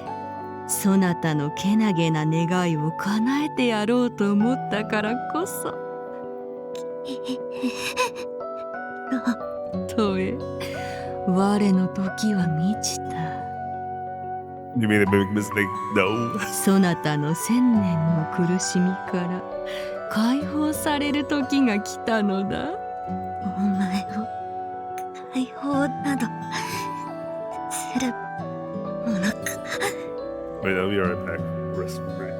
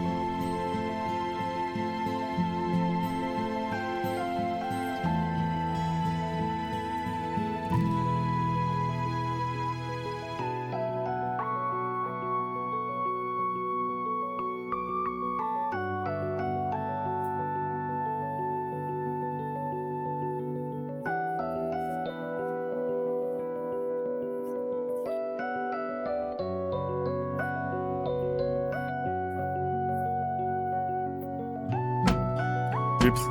もはやそなたの身に我を封じ続けることはかなわぬ。そなたももうそれに気づいておろう。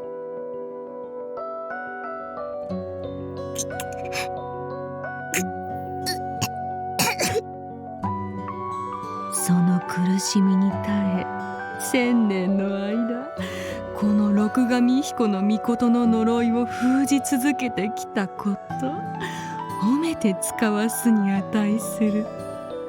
だから我はそなたにこの最後の奇跡を与えたのだ。陸奥の末裔鈴原鈴に最後に一目会いたいというそなたの願いを叶えることでな。分かっておろう。本来ならばゆうべそなたの腹を破ってもよかった。 Your arrogance will be your end. Don't worry. しかしそれではあまりにそなたの千年が報われぬと我は一昼夜を猶予したのだ。分かった。神の呪い。おごりと受け取るならばそれもよし。ただしこの時間さえも我の慈悲であることを忘れるな。 The divine curse eyes flashed scarlet, and the world darkened. Though I could tell her own soul would vanish forever the moment all went black. That was why, even though she tried to close off her heart, she couldn't. 二つの末語から好きな方をそなたに選ばせようぞ。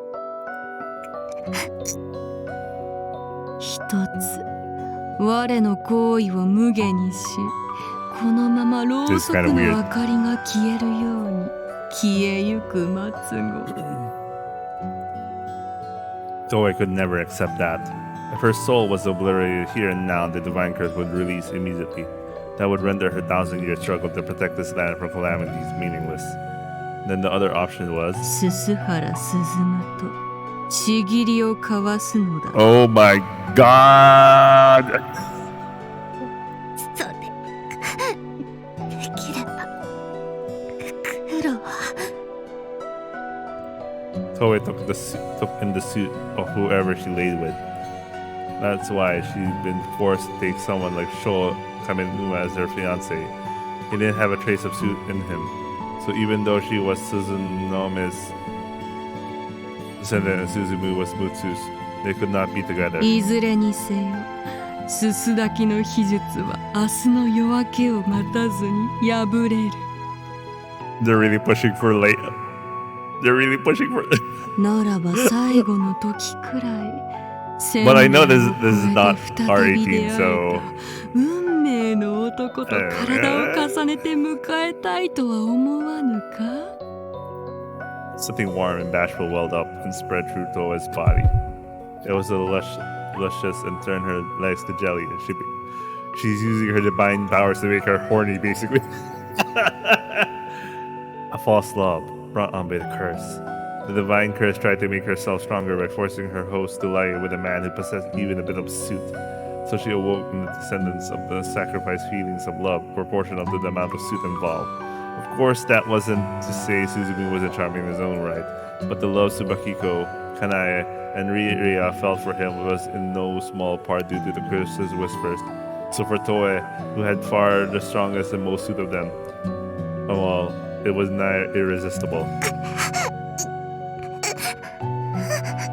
I'm gonna make you horny. Her curse was literally making her horny. What the fuck? God damn it, Rikishi. What the hell is this bullshit? He probably wrote this while he was high one day. Her breath breathing grew labored as her body heated up.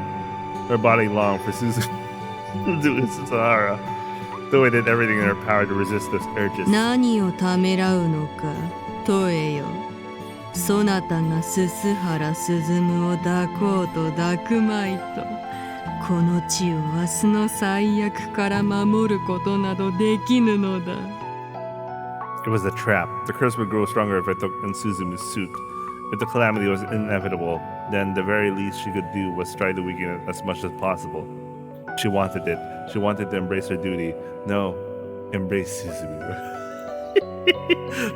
Though I groaned as the reason waged war within her. How she wanted him. let me compose myself. How she wanted him. How her heart ached with love for him. How she longed to melt into his arms and lay with him. I still can't. Tori broke out in sweat, her knees giving way. She gazed longingly at Suzumu.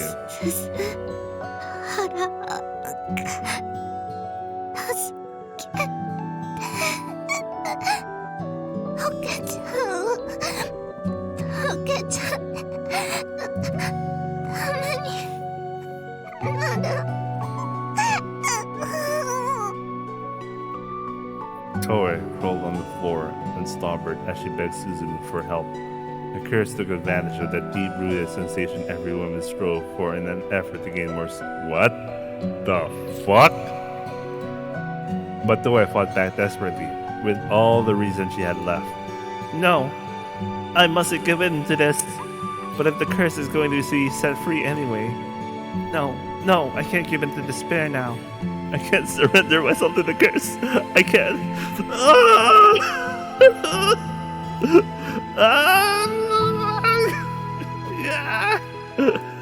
Toei riddled as she curled into a ball and fell silent. That was all the resistance she could muster. Wait, let me try to come up with myself again.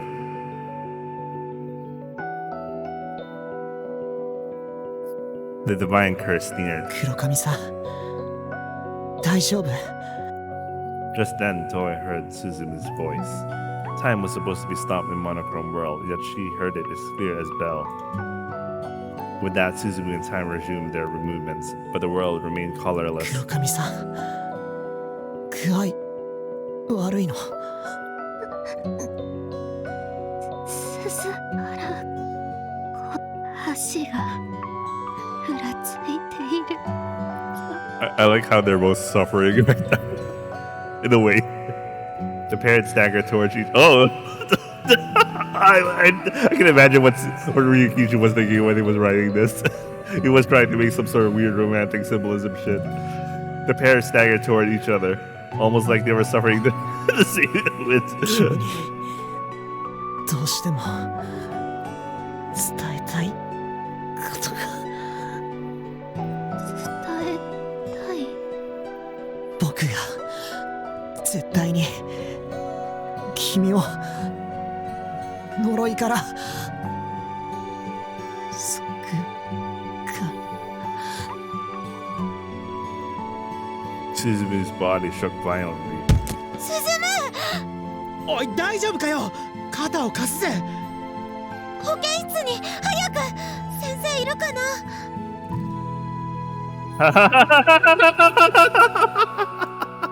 In her heart, Toa was a mess of laughter and sobs. Suzumu's words had moved her to tears. Her heart swelled with joy. She didn't know she was even capable of feeling this way anymore. But his words had stirred something she thought was long dead within her. クロッチも大丈夫なんか足元ふらついてるし無理に学校来なくてもよかったんじゃ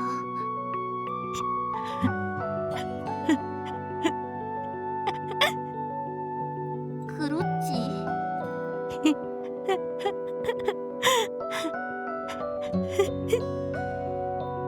To Kanae, Toei sounded like she was mumbling nonsense like always. But this time, Toei was laughing with ecstasy and crying. I mean, she was both horny and both sad at the same time. At the moment, Toei returned to the dark monochrome world. トエそなたの選択しかと受け取ったぞ誇り高く最後まで生贄としてさらなるすすを拒むその矜持見上げたものよ Very good, but at the same time, oh man, I think everything is over now.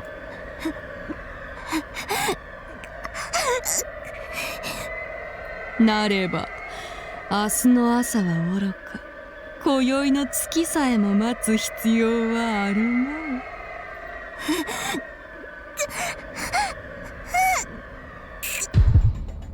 The stones into his stomach swelled and grew to a gargantuan proportion.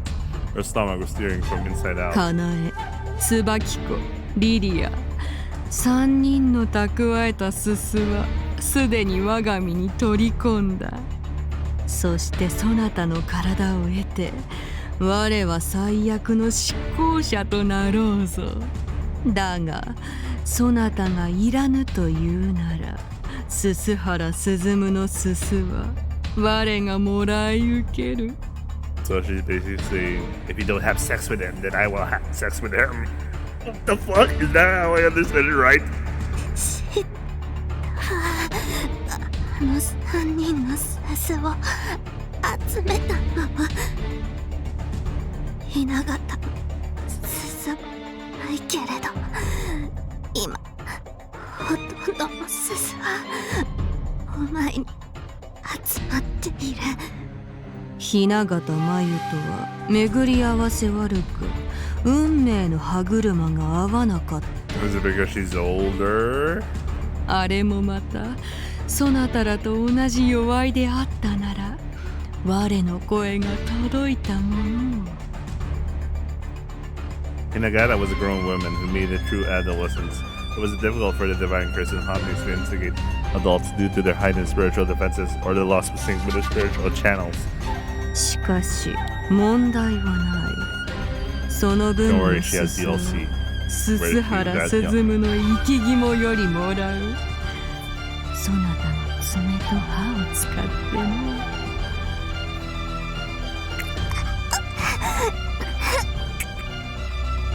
お気の毒だけど、全てがあんたの思い通りになると思ったら間違いよ。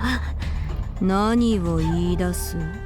もう呪いを封じ込むことはできない。そうね、あんたの価値よ。それは間違いない。でもね、あんたのその価値にまだ幾ばくかなできる味がない。今よりお前の体は我のものとなる。そなたにどのような企みがあろうとも、もはや瞬きの自由さえ与えぬ。 However, she fallen victim to hubris. She had remained a spectator because she was confident she could take over Toa's body at any time she pleased. Toa reached into her breast pocket with trembling fingers. Inside was the student name tag she never wore. それで何ができるというのか。こういうことが。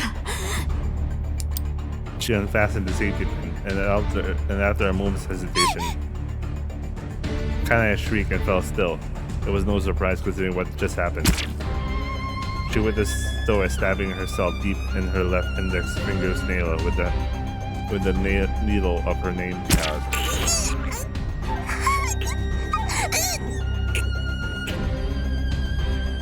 It was sudden, sharp pain that few could possibly tolerate. Having a needle shoved under one's oh my god, fuck! Having a needle shoved under one's fingernails would cause anyone to squirm.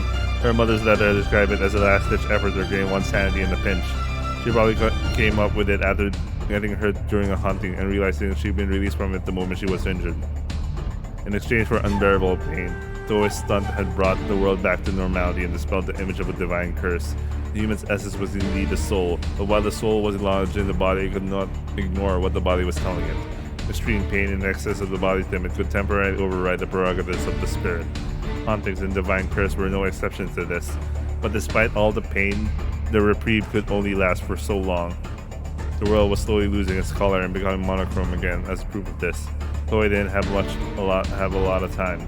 She needed to accomplish her goal in what little of she had left. Now that she met with Suzumu and talked with him, she had no more regrets. She was ready. 大丈夫？さよなら、みんな元気。ちょっと。 Oh no! Toa staggered into the hallway while groaning in agony. Kanae was too stunned by that abrupt word of the events to move. All she could do was watch Toa disappear out of sight. Only a trail of blood remained to mark where she had gone. 大丈夫よ。これは病気じゃないわ。 Hinagata smiled as she laid Suzumu in the bed. 疲れすぎ？最近、鈴原くんは親善武術のお稽古を少し頑張りすぎてたんじゃない？ああ、それは確かに。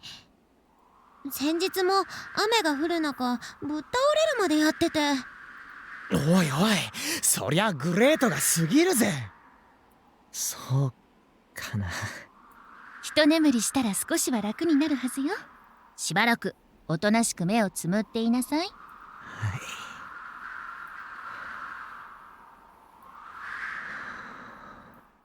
It wasn't long before Suzumu dozed off. Tsubaki could not see a smile and shrugged it as if to say they worried too much.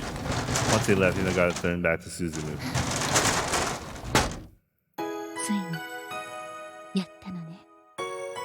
Hinagata smiled and gently stroked Suzumu's cheek. 神の呪いを打ち破るには神の奇跡を宿すしかない。 It needed an equal force. でもその力は人の身にはあまりに過ぎたもの。 How does she know? 神の呪いを打ち破ることができるかもしれないけど。僕に何が起ころうと覚悟してます。鈴原Suzumu hadn't been sleeping. Hinagata was a bit surprised, but really quickly regained her cool. 君、あなたは何者なの？鈴原鈴夢で親善武術の継承者で、そして陸奥の生まれ変わりなんだと思います。それは大体想像できてるわ。その上でなお思ってるの。あなたは何者なの？わからない。陸奥の執念は確かに奇跡に届くほどのものだったけれど、それでも彼は人間。あなたは陸奥の血は引いていても人間であることに変わりはないはず。でもあなたは After a pregnant... What? Sorry, that was a very unusual word. After a pregnant pause, Hinagata suddenly smiled and stood な up. るほどね。僕は内緒。 We need the DLC for this one, don't we? 意地悪です。あなたにとってはあなたが誰であるかなど問題じゃないわ。あなたは鈴原鈴夢。そしてあなたの運命はあなたが決める。あなたが望むようにあなたの運命をあなたが切り開きなさい。先生こそ何者なんですか？私グラマラスでミステリアスな鈴田高校の保健室の主。 I like how they're whispering. そして5つ子の邪法でトエちゃんとは別に鈴の目の血を受け継ぐ呪い元神社の生贄の末裔。そして私はあなたの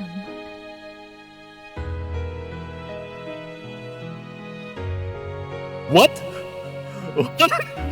What? What the fuck? What are we reading? What the hell? What? What? What are we reading? What the hell is this? What? I don't understand what is going on. What? Where did this go? This is a literal aspo. Like I said, the others were aspo, but they had explanation. But what the fuck? My brain cannot comprehend what's going on right now. What is this? What the fuck? What? 意味がわからないです。 Please explain. いいの忘れて。 Oh no, this is gonna be a DLC shit, isn't it? 今は少しでも体を休めなさい。 I hate you, Ryuki Season 7. You literally gave us like, oh, I have some information, so you better buy the DLC. Hinagata could see it. The brilliant flame in Suzumi's chest was pouring into his fists. Those flames shone subtly with the miracle of God. It wouldn't be long before the 1,000-year journey undertaken by Mutsu and his descendants took shape in Suzumi's fists. No, seriously, what the fuck was that? Chloe walked unsteadily feet as she battled the pain in her stomach and agony under her fingernail. Yeah, I get again. So the story would go, Suzumu would punch a bell. Okay, got it. Seeing Toei moaning and staggering was nothing new to this townsfolk. They pretended not to see anything and cleared away so they didn't have to get mixed with her. Of course, Toei didn't look at them or the townscape either.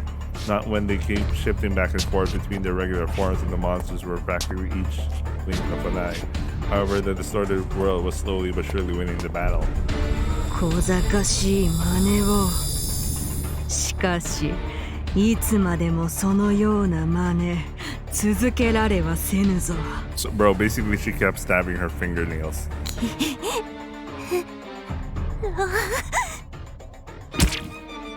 Oh my god! When dealing with intense pain, the body aligns all its senses at once. But it still wasn't enough. The divine curse was still there. She needed some deeper, sharper.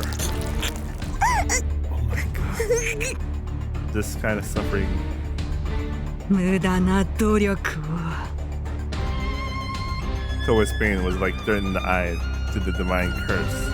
She grimaced at the discomfort and disappeared along with the distorted world. But Toei knew by now this would only buy her so much time. Her left hand was already red with trickling blood. The same went for the doll she was clutching with said hand. The pain pulsed with each beat of her hand. It felt like her fingertips were swollen and ruptured. And just when the pain became intolerable, the divine curse reappeared and sneered. But Toei still had fingers. Oh my god! It wasn't enough. She could give up her eyes if she had to. Finally, Iwahime Noroimoto Shrine came into view. The shrine built not for celebration, but solely to keep the curse sealed. Toei casually hid her hands so no one noticed. She couldn't afford any obstacles to her plans, not at this point. After all, she had so many fingers. She only had so many fingers. Toei headed toward the main hall. Her thoughts turned to the letter left by her mother and grandmother. This was a mockery that had spanned 1,000 years. Though it appeared that the humans had sealed away the curse with a suit-gathering spell. Over the course of a millennium, the curse gathered more suit and grew. It was more likely far more powerful than the curse Kurokami Bihiko no Mikoto had reigned over on the village 1,000 years prior. This curse was man's punishment. It had accrued interest in exchange for being put off for so many years, and now the time had come to pay the price. Though their millennium suffering may not have prevented the coming disaster, Toei wanted to protect this land for as long as she could. Otherwise, she and her ancestors would have suffered for nothing. What's more, she couldn't help but laugh at this result. けなげに己を痛めながらどこを目指すかと思えば、そなたたちを鈴の目にすすだきの邪法を執り行ったあの梵鐘の前とは。もしやそなたはその身を梵鐘に封じようというのか。お前は呪いというこの1000年の間、唯一お前を隔てることができたものがある。すすだきの邪法の梵鐘か。The divine curse borrowed her brow for the first time. Though her smile was confident, her eyes had a twitch of concern. 呪いの鈴は梵鐘に封じられて生贄に全てを吸収された。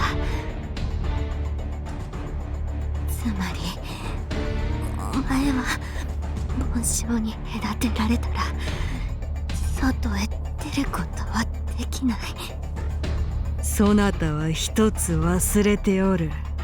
梵鐘がどのような形か知らぬと見える。分かってる。それでもお前の目論みを少しでも邪魔することはできる。小賢しいや鈴の目の末裔め。The bell used for the ritual had the power to trap the cursed suit. That was why the sacrifice was able to absorb the entirety of the curse over 3 days and nights without any leaking out. Although the bell itself could seal the suit, the ground and floor beneath it was a different story. While the bell could seal the soup from above, it would eventually leak from below, but it was still a better outcome than simply surrendering herself to the curse. The divine curse wanted nothing more than to bring about an unparalleled calamity to this land. If Toei could weaken her in some way, 無駄なことを。そなたらが1000年をかけて一時しのぎを繰り返したように、そなたもまた一時しのぎに命を捧げるのか。その一時しのぎが私たちの愚か者か。Toei pricked herself again, and the divine curse faded from view. The curse mocked her as she went, but no longer hid the concern from her face. Toei groaned in agony. Her whole left hand was pounding like a giant heart. Though the pain was intense, it wasn't as harrowing as it had been at first, and was gradually dulling into a burning throb, which is bad because it means she's getting used to the pain, and each time she stabs herself, you know. Her body was getting used to the pain. She didn't have long. I knew it. She had to hurry. The Toei crawled under the temple bell hanging from the rope. It was pitch black and painfully deafening from the inside. Toei sat up straight and calmed her heart. かけまくも賢き呪い元神社のお前を拝み立て祭りて賢みも申さく。 When Toei started chanting the prayer, a faint creak filled the silent space. Though she couldn't see it, it was the sound of the bundle of rice plants holding the bell starting to tear. The heavy bell began to sway a little. やめよ愚か者。このようなところに我を閉じ込めた we're pretty sure this will 最 this 悪 will は end with 変わらぬ。 Suzuku punching the bell. それよりも我と共にそなたやそなたらに理不尽な1000年を強いた人鬼どもに今こそ復讐をする時ぞ。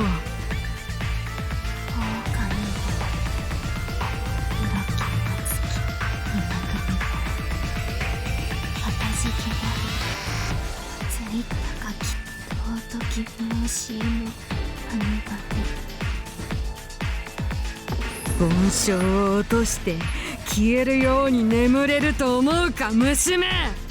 梵鐘の中で我はそなたの腹を内から破りてよみがえる。無論忌まわしき梵鐘の外へ出るには短からぬ年月をかけよう。だがそれまでを退屈して待つつもりはない。我に最後まで盾てついたそなたを無限に引き延ばした時間の中でこの暗く狭い梵鐘の中で永遠に慰み者にしてくれる。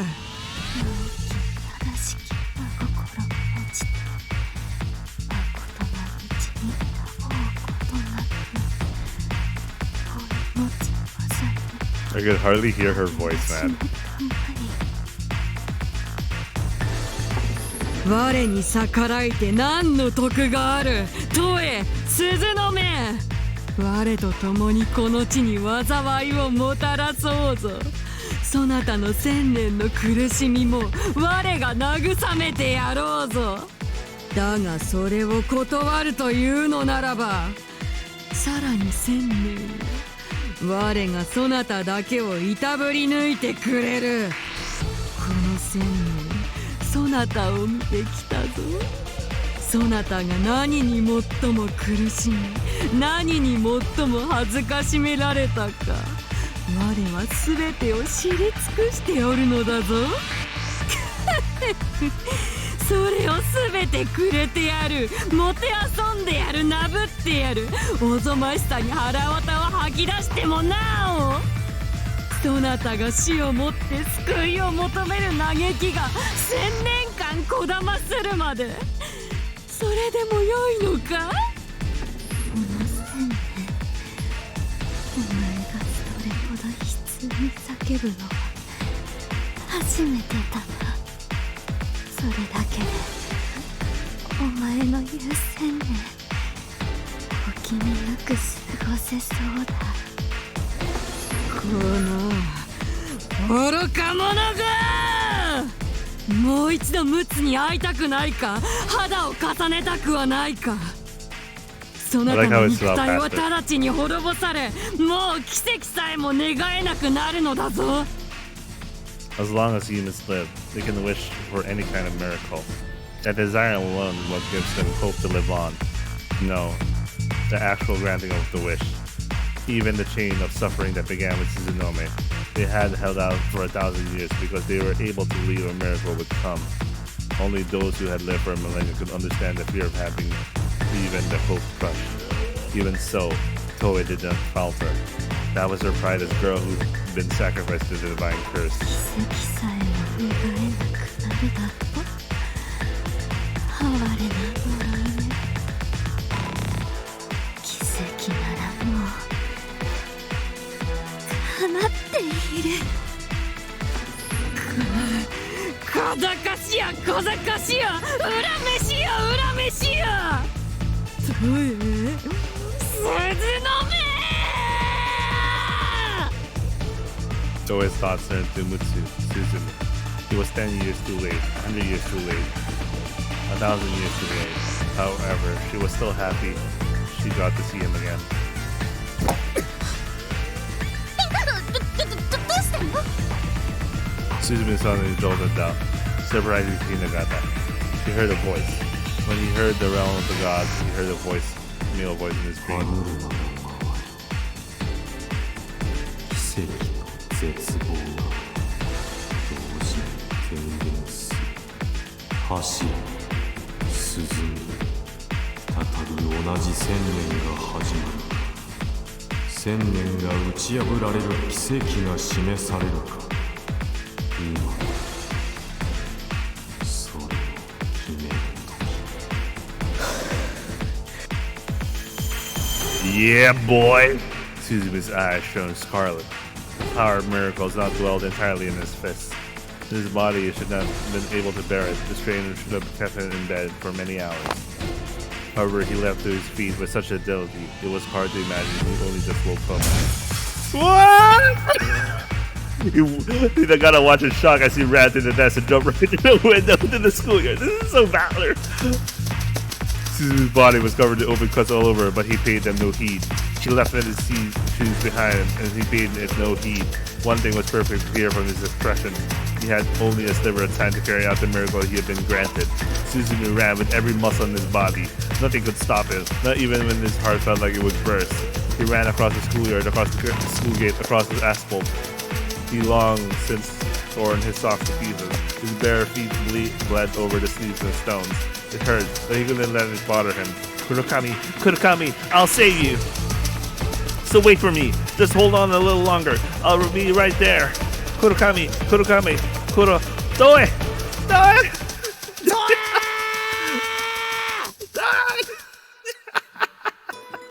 That's so cool. It's time. Suzunome slowly gazed up the sky and took one last look at the picturesque scenery of the mountains. Once my body fully takes in this curse, how will the world change? How will this beautiful world look to these cursed eyes? I can tell. This is the last time the wind will feel so pleasant, the air smells so fragrant, the sky gleams so blue. But if it means saving Mutsu and protecting the village he holds so dear, then I shall go through with this and say farewell to my final attachments to this world. Suzunome entered the raised bell and sat down. She then closed her eyes and concentrated. Before long, her senses of sight and hearing were completely sealed away. Amidst the silent world, Suzunome quietly gave in to her fate. よし、釣り鐘をかぶせるのじゃ。 All the suit was sealed in sacrifice, and 1,000 years of suffering began. She took the divine curse into her and was subjected to a millennium of torment at the hands of its wrath.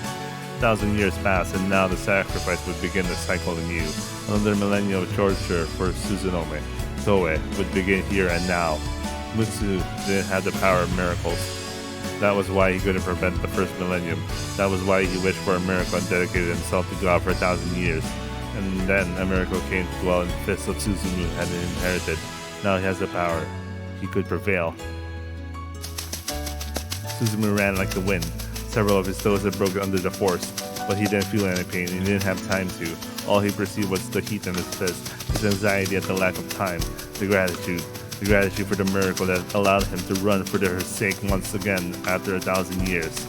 By the time he passed through the shrine archway, Suzumi's feet were tattered, his pants were torn, streams of blood trickled down his bare calves. His feet were bloody, leaving behind red footprints in their wake. Toe! It was just like 1,000 years ago. Toei couldn't hear him because she had already closed off her heart. But even if she didn't answer, Suzumi knew. You could see Suzunome, Toei, trying to seal herself in the bell at this very moment. 今助ける Suzunome!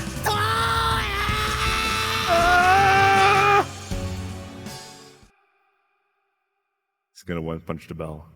The seed piled up like snow in the pitch-black snowfield, the cursed bell enshrined in the center. The bell was not hanging. It was already standing firm on the ground. The sacrifice sealed itself inside. ムツ。いや、今の名は鈴むか。また1000年前を繰り返したな。そなたの愛した女は再び梵鐘に封じられた。遅かったな。遅かったぞ、鈴原鈴。そなたは遅い。10年遅い。100年遅い。1000年遅い。そして今度はわずか1分遅かったな。何も遅くなんかない。鈴の目は、トエはそこにいて、僕はここにある。何も遅くなんかないんだ。それどころか木は十分に熟したんだ。なるほど。妹たちを打ち破った拳はそれか。Suzumi's fist glowed with a divine scarlet light. In his past confrontations with the divine curse, his fist held no shine whatsoever. No, though his essence was fully formed, he had yet to reach the realm of the gods at that time. But things were different now. His fist shone as the very proof he'd stepped into that realm. ムツ、そなたの1000年を我はどうやら見くびっていたらしい。この1000年間、人にどもへの復讐という一念を絶やさずにいられたのは我だけだと、そう思っていた。だが、違ったようだ。僕たちも、いや、はっきりと言おう。僕も、1000年間、彼女を救う一年を、一度たりとも絶やしたことはなかった。だからここに、トエがいて、僕がいて、そして、お前がいる。憎いか？憎しみなんかない。でも、感謝もない。ならば我にどのような感情を向けるのか。トエと同じくらいに、僕はお前を憐れむ。おごられたものよ。人鬼の分際で神の呪いを憐れむとはな。だが1000年ぶりの余興だ。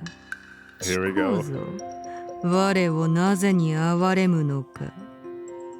この地で1000年前の村で何があったのか。人間たちに裏切られた神の鹿たちの無念を。その無念が呪いとなっても何の不思議もない。でも僕はそれよりももっともっと無念があったと思う。邪法によってお前は生贄の体に封じられ、1000年もの間何もすることができなかった。その間に村人たちは自分たちの罪も裏切りも神の鹿へも恩も忘れ、幾代も重ね裏切りの歴史さえも忘却し、自分たちの過去を書き直した。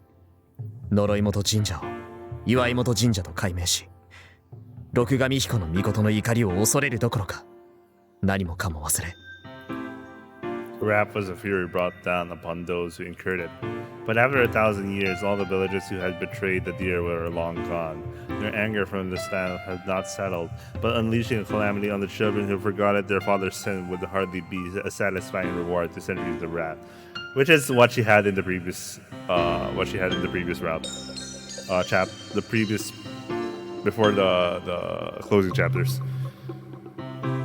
That was why Suzumu couldn't bring himself to be angry at the curse. It wasn't just Mutsu and Suzunome. For the divine curse, these 1,000 years had also just as long, just as cruel, and just as sad.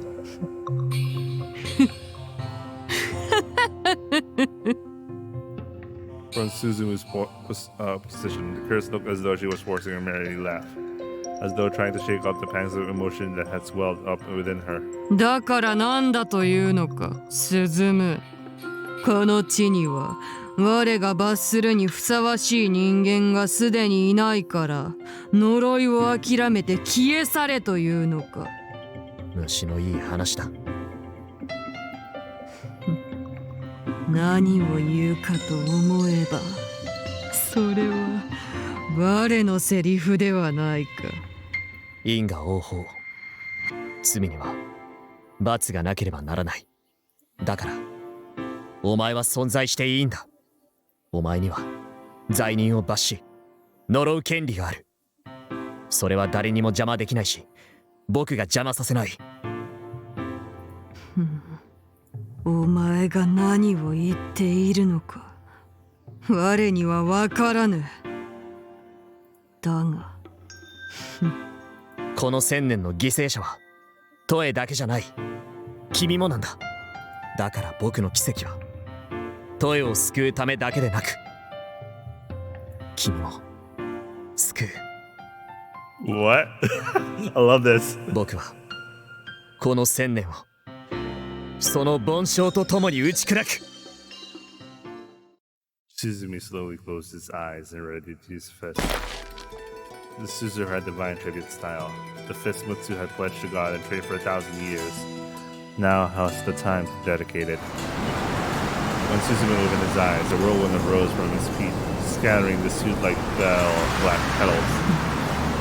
我にはそなたが何を言っているのか。だが一つ確信したことがある。我は我なり六神彦の命の呪いなり。1000年を超えて降り積もりし我が怒り、我が呪い、我らが復讐。今こそそれが成就される時。そなたに同情されようとされなかろうと、我は我なり呪いなり。 Oh, good. 人にどもに I wouldn't こ want の to 地 let に down. 災いを、その1000年の誓い翻すわけにはいかぬ。 When the divine curse swung her right arm down, another whirlwind erupted from her feet and blew the suit up. Hell yeah, boy! I know this sword. I've seen this sword so many times. She grasped the sword of the gods, the seven-branched sword in her hands, burning scarlet with heat. Not only did I see this in Elden Ring, I saw this in Higurashi as well. I think it's a real Japanese thing. 君の怒りは最もなんだ。君には怒る権利も呪う権利も吠える権利も。でも僕はそれを全て抱きしめて、今悲しき1000年の終わりと始まりがつながることを打ち壊す。 Suzumu vanished into the pitch black whirlwind. The divine curse stepped back in time to dodge Suzumu's punch. This is the final battle I wanted. He was fast, too fast for the divine curse to keep track of. Now that he had reached the realm of gods, Suzumu was a match for a god himself. He could easily match the curse's speed. 滅びよ、スズム、神の怒りを知れ。 The divine curse sword left scarlet marks in its wake with each swing. The blade would curse one of the 7 generations with a single touch howled, cleaving the falling suit. but something cut through those arcs, gave it fierce sparks, and repelled them. It dodged, avoided, struck, and returned the blows. Suzumi's scarlet fist repelled the sword slashes, attacks. No mere man could have even ever followed. 人にめ神の刃を君の怒りはそんなものなのか。君には吐き出す権利がある。そして僕は呪われた村の末裔として受け止める義務がある。神の怒りがいかに深いか、神の呪いの恐ろしさを伝える義務がある。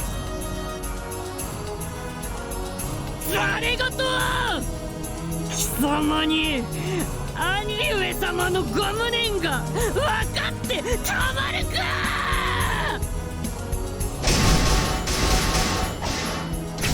僕の殺しは録神彦の御に与えられしものだ。何をよまいごと。 Yeah, prepare to be fucked by the same god who was angry. 録神彦の御の声を聞いた。そして1000年が始まった。これは君の運命なんだ。僕がここにあることが。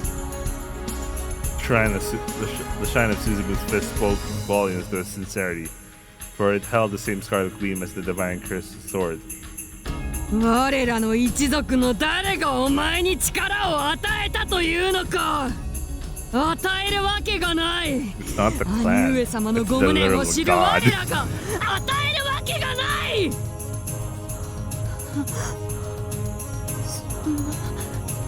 Oh, her brother himself. Oh, this is nice.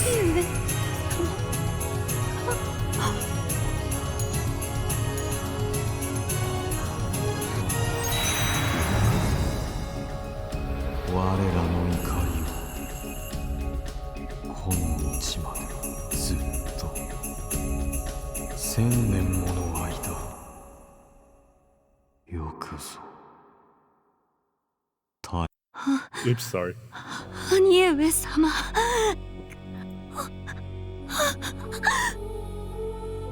神の呪いはあるべきところへ今こそ帰る時。さあ帰ろう。愛しい愛しい我が。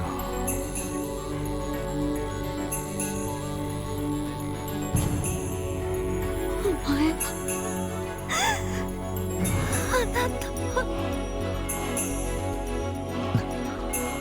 That's a weird face to have in that kind of situation, but okay. 来たよ。1000年もの間、僕のために。ありがとう。今こそ呪わしき1000年の終わる時。 The seven-branched sword slowly fell from the hands of the divine curse. Her scarlet eyes brimmed with tears. Scarlet's first left trails of light behind as he slowly lunged it forward, and a moment later, he struck the divine curse in the heart. The curse spell that marked the beginning of the cursed millennium was attempting to usher in a new one, was split into two. Yeah, boy! Suzumi's divine fist had brought about a miracle, and then, like a newborn chick peeking out of its egg, Toei appeared through the gap, too stunned to move. Yes, this is literally breaking our minds right now. Overcome with surprise, she forgot to even blink. All she could do was stare up at Suzumu. Suzumu didn't move, as though he'd been frozen in place. But his lips were curled into a smile. 助けに来たよ。トエ。1000年も遅くなって。ごめんね。 Toei had definitely heard those words. Her body became unbelievably light the moment the bell miraculously broke, as light as it once before her hauntings had begun in her adolescence. Not a single trace of the 1,000-year curse remained in Toei's body, but her rejoicing could wait. Something far more pressing stood before her. Suzumu slowly collapsed. He didn't shield himself with his arms to break the fall, the way the living would. Instead, he would clasp mechanically like a doll that fulfilled its role to the way the dead would fall. すすはらすすはらすすはら Toei dumbfoundedly approached Suzumu. There was no movement from him as he approached, not even the twitch of a finger. すすはら Don't tell me this is how it actually ends! 進む進む She left her head up, only for it to limply fall inside. His chest burned with righteous heat, but did not rise. Her arms and legs were sprawled out, hanging like withered flowers. Oh man! Don't tell me this is how it actually ends. 待った待った10年待った100年待った1000年待ったそれでようやく再会できたのではないかその再会をどうして私たちは喜び合えぬのか I kind of forgot to think about that part. I only thought about breaking a bell. 喜ぼうではないか私は喜んでいるぞほら嬉し涙が止まらぬ止まらぬだからどうか進むお前もどうかどうか笑って A divine miracle was too much for a human body, so this was the price he paid for it? Suzumu must have known. Once he came to possess a god's power, he knew his end was close. But even so, he hadn't faltered. Instead, he felt he got in a bargain on that miracle. He died to save the woman he loved for 1,000 years. No man could ask for a greater debt than that. That was why Suzumu's face was frozen in a satisfied smile. His face beamed as though he slept into his arms, basking in her gentle warmth. そんな男の身勝手で勝手に一人先立って後に残される女の気持ちが Well, we know Suzumu was always like this.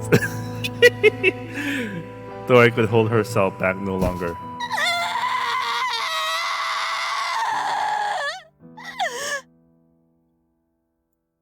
Toya threw her head back to face the heavens as she held the lifeless body of the man she loved and wept. Kurokami to 我の声が聞こえるか Oh, we're gonna get the ass pool. Happy ending. Can I get that? Because I want this to be satisfying. I want a satisfying story. 我、六神彦の御事なり聞こえるあんたが殺したあんたが鈴間を殺したんだあるいは耐えられるかもしれないと思ったのだ鈴原鈴ならば奇跡の代償に耐えうると我も信じたかだが奇跡は二つは重ならなかった Well, we'll get our bittersweet ending. The sweetest part is she's free. This bitter part is Suzumi's dead. 呪いを破ってそなたを救い I like how God prays 鈴 for もま miracles. た奇跡の代償に耐えるその二つの奇跡を祈ったのだこんな奇跡なんて残酷こんな奇跡ならいらない私いらない罪滅ぼしにもならぬだろうがそなたの願いを一つ我が力にて叶えたい望みはあるか生き返らせて鈴も今すぐ生き返らせて He doesn't have that power. 死は覆せぬ。生が尊くあるがゆえに、死の神聖を犯すことは我であってもかなわぬのだ。仮の命を吹き込むことはできるが、限られた短い時間となる。そんなの生き返ったって言わない。生き返らせて、鈴も生き返らせて、お願い。また1000年私が呪われてもいいから、私をどれだけ苦しめてもいいから。 What about like, sorry, I was thinking about the Tsukihime solution. Take half of my lifespan and put it under.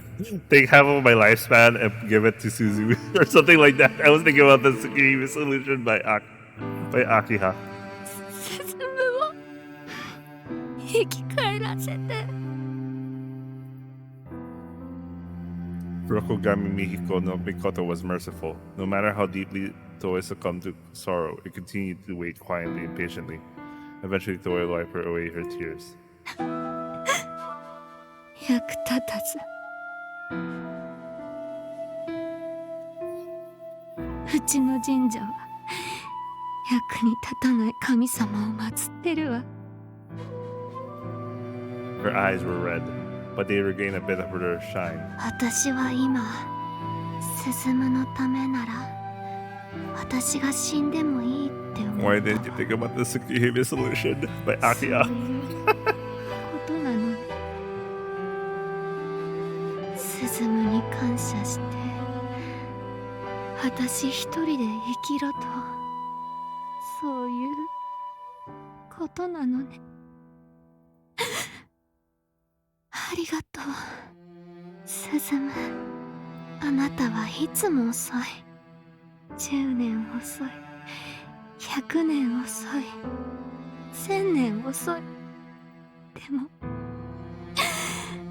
今回はちゃんと間に合ったよ。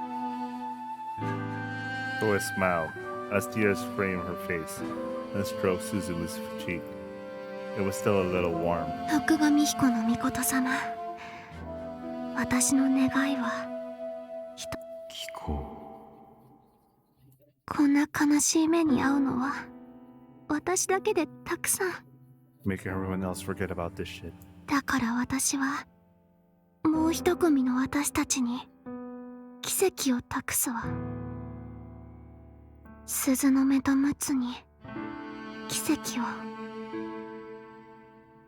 陸奥が儀式に間に合い鈴の目を救い出す。そして二人は結ばれるという奇跡。 Wait, there's gonna be another chapter. What? それを叶えても、今いるこの時代、この世界には何の変化も生じぬが良いか。別に構わないわ。 I want you to make fan fiction, okay? It can't be part of the canon. He's basically saying, that's fine. It will be remembered as a dojin in the circles. Just kidding. 言ったでしょ。こんな目に遭うのは黒髪トエと鈴原鈴間だけでたくさんだって。 It's okay. The fans will remember. 陸奥が助けに間に合い、鈴の目は邪法の儀式から救われる。呪いは村に降りかかり、滅ぶかどうかは知ったことじゃない。でも呪いもまた彼らのものよ。罪に対して罰が正しく下されるだけのこと。罰を先送りにする邪法など邪悪でしかない。覇者検証、邪悪を破りて正しきを示す。 Somehow she knows about it. あんたならできるでしょ。わかった。トエよ、そなたの願いを叶えよう。陸奥は鈴の目を救い出す。そして村には再び呪いのすすが降り積もる。それからどうなるかは我もそなたも預かり知ることではない。それで良いな。はい、私の想像の中でだけでも二人が幸せになれるなら。さらばだ、黒髪とえ。そして鈴原鈴そなたのこれからの千年が祝福されることを心よりね。当たり前でしょ。うちはあんたを1000年も祀ってるのよ。少しはご利益見せなさいよ。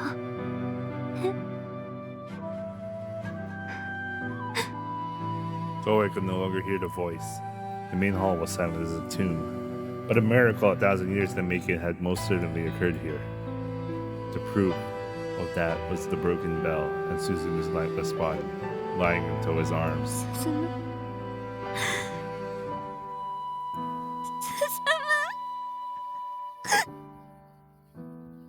God damn.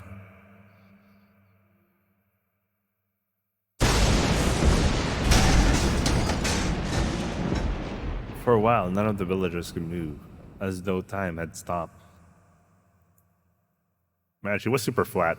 Never mind what I just said. The villagers, the mayor, Suzunoe, and even Mutsu himself were all astonished.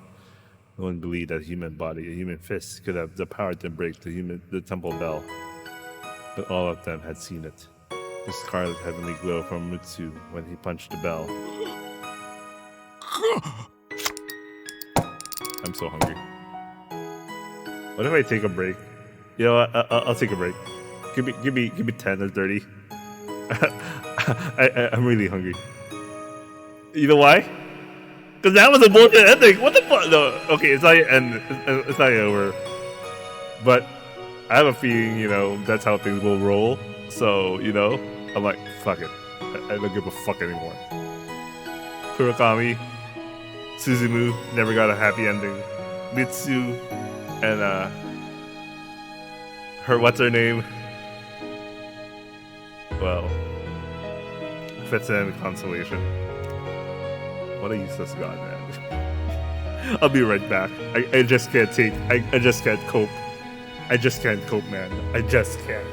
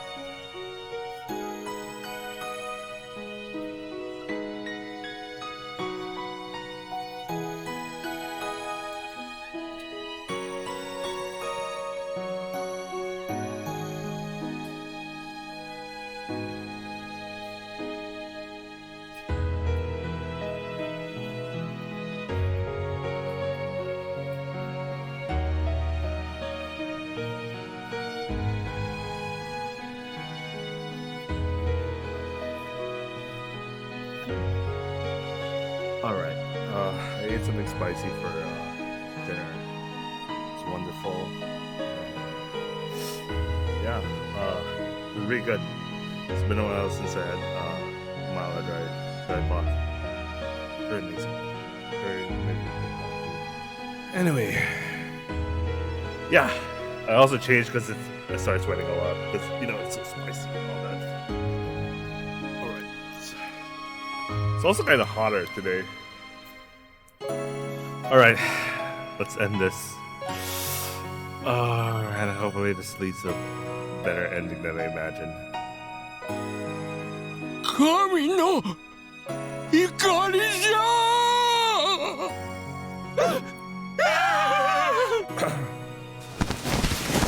The villagers prostrated themselves before Mutsu one after another, as though he were a god himself.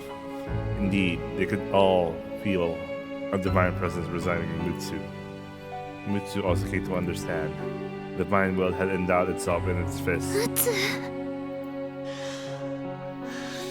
助けに来たよ。鈴の目。遅くなってごめん。 Though Suzunoe was bare naked, she didn't care. She ran into Mutsu's arms. Mutsu embraced her dearly so she would never be apart again.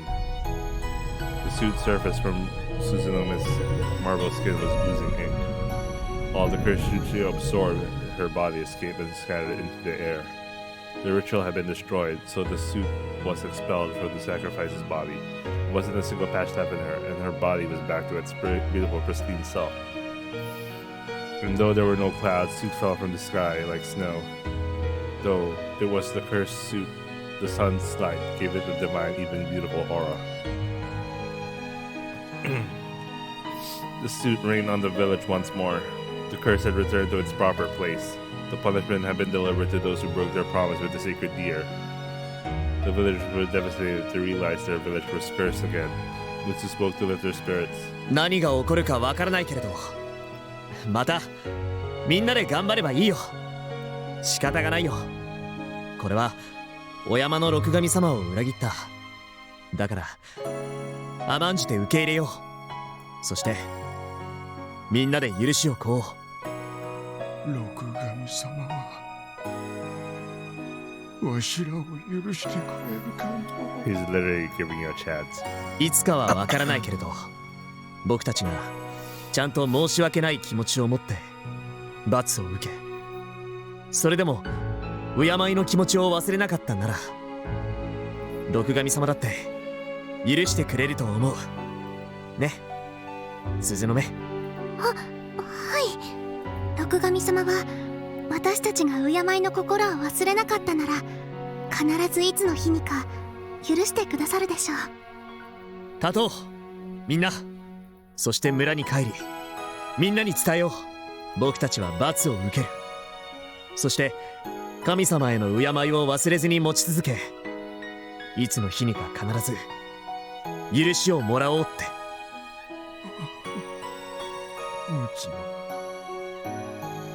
ムツの言う通りじゃ。これはすべて欲の皮を突っ張らせたわしらへの罰じゃ。悔い改めていつの日にか許しを得るんじゃ。わしらの村は六神様のお山と共にあるのだからな。 The villagers stood. The fiendish visages they swore. The fiendish visages they worn as they tried to scapegoat Suzunoe into the suit had all vanished without a trace. Instead, their expressions were all composed as though they'd been released from possession. And then each and every one of them apologized to Suzunoe for what they'd put her through. 入ろう、みんな。六神様と共に生きていきましょう。そうとも。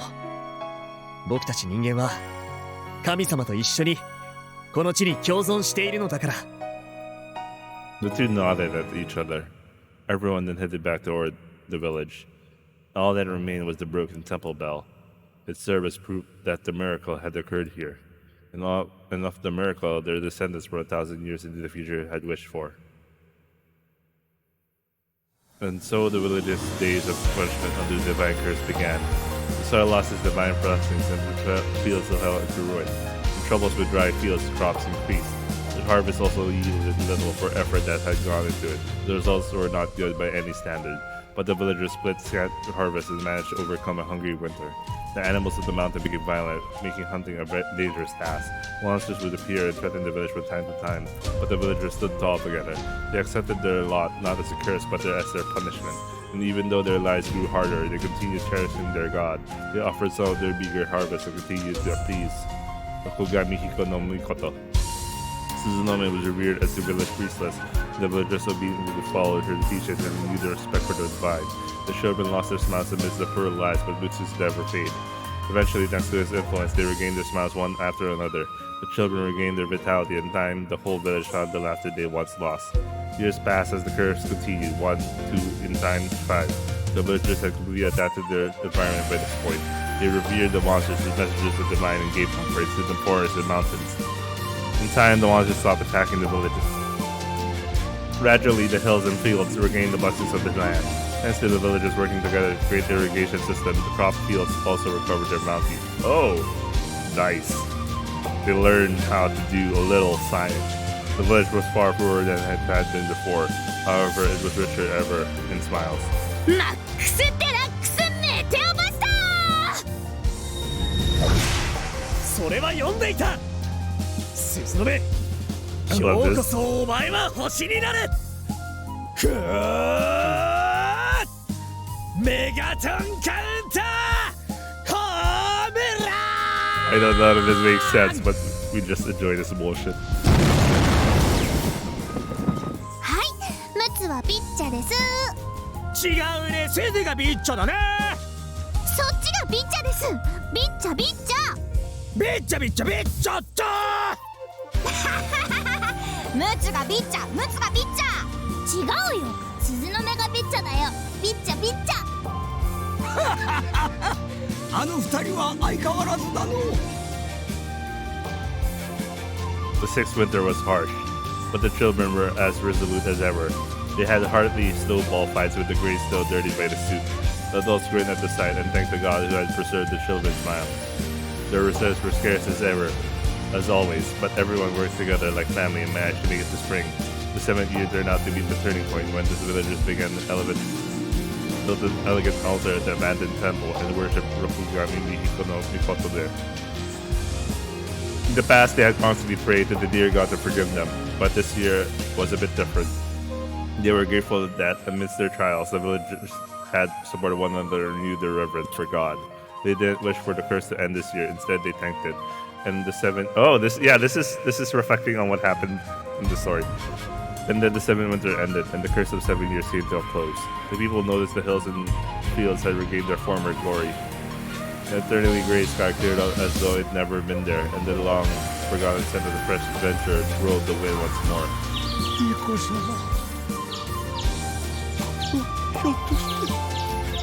Bro, they could have just endured 7 years versus a million for a millennium. What the fuck? はい、六神様のお声が聞こえます。これで村を覆う呪いは終わりです。敬いと感謝を忘れず、清らかに生きることを誓うならば、神は怒りを収めると仰せです。 The villagers shouted with joy. Sensing Kurokami no Mikoto on the other side of the beautiful sunlight shining between the clouds, they all offered their thanks and reverence. 口寄せだっけ。すごいね。いいえ、口寄せではありませんし、神の声も聞こえてはおりませぬ。じゃあどうして呪いが終わったってわかるんだい？それはここに知らせがあるのです。 With faint flush, Suzunome took Mutsu's hand and placed it. Oh, she got pregnant. Top her stomach. Mutsu was wide-eyed in shock for a moment, but soon understood and jumped with joy. He picked the Suzunome up and spun her around. The women and the children understood what that signified, and everyone celebrated. Ooh, they finally have a child together. And on the day the first flowers after the curse bloomed, Mutsu and Suzunome were married. It said those two were blessed with several children. They thanked the god who planted them with such wonderful days and gave them all names model of the seasons. The Sherman valued that deeply, and so the tradition was passed down through each generation. Eventually, the people built a magnificent shrine to worship the Rokugami Mihiko no Mikoto and named it Norimoto Shrine, so the future generations would never forget the trial of the divine curse they faced without any lies. And as proof of their god's miracle, they shrine the broken bell as the shrine's Shintai. On the day it was completed, Mutsu and Suzunome heard a voice from above. 我こそは六神彦の命の呪いなり。よくぞ我らの呪いを受けながらも神を敬う気持ちを失わずに我らを慰め祭り続け。兄上さん、ご本六神彦の御事は村人たちを正しく導いたそなたらに特別な褒美を与えよと仰せになられた。褒美など恐れ多くございます。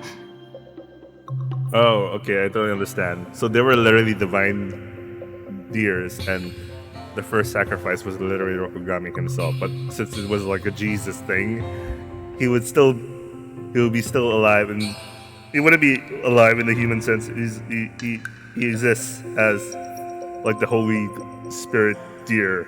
I don't get the spiritual shit. Okay.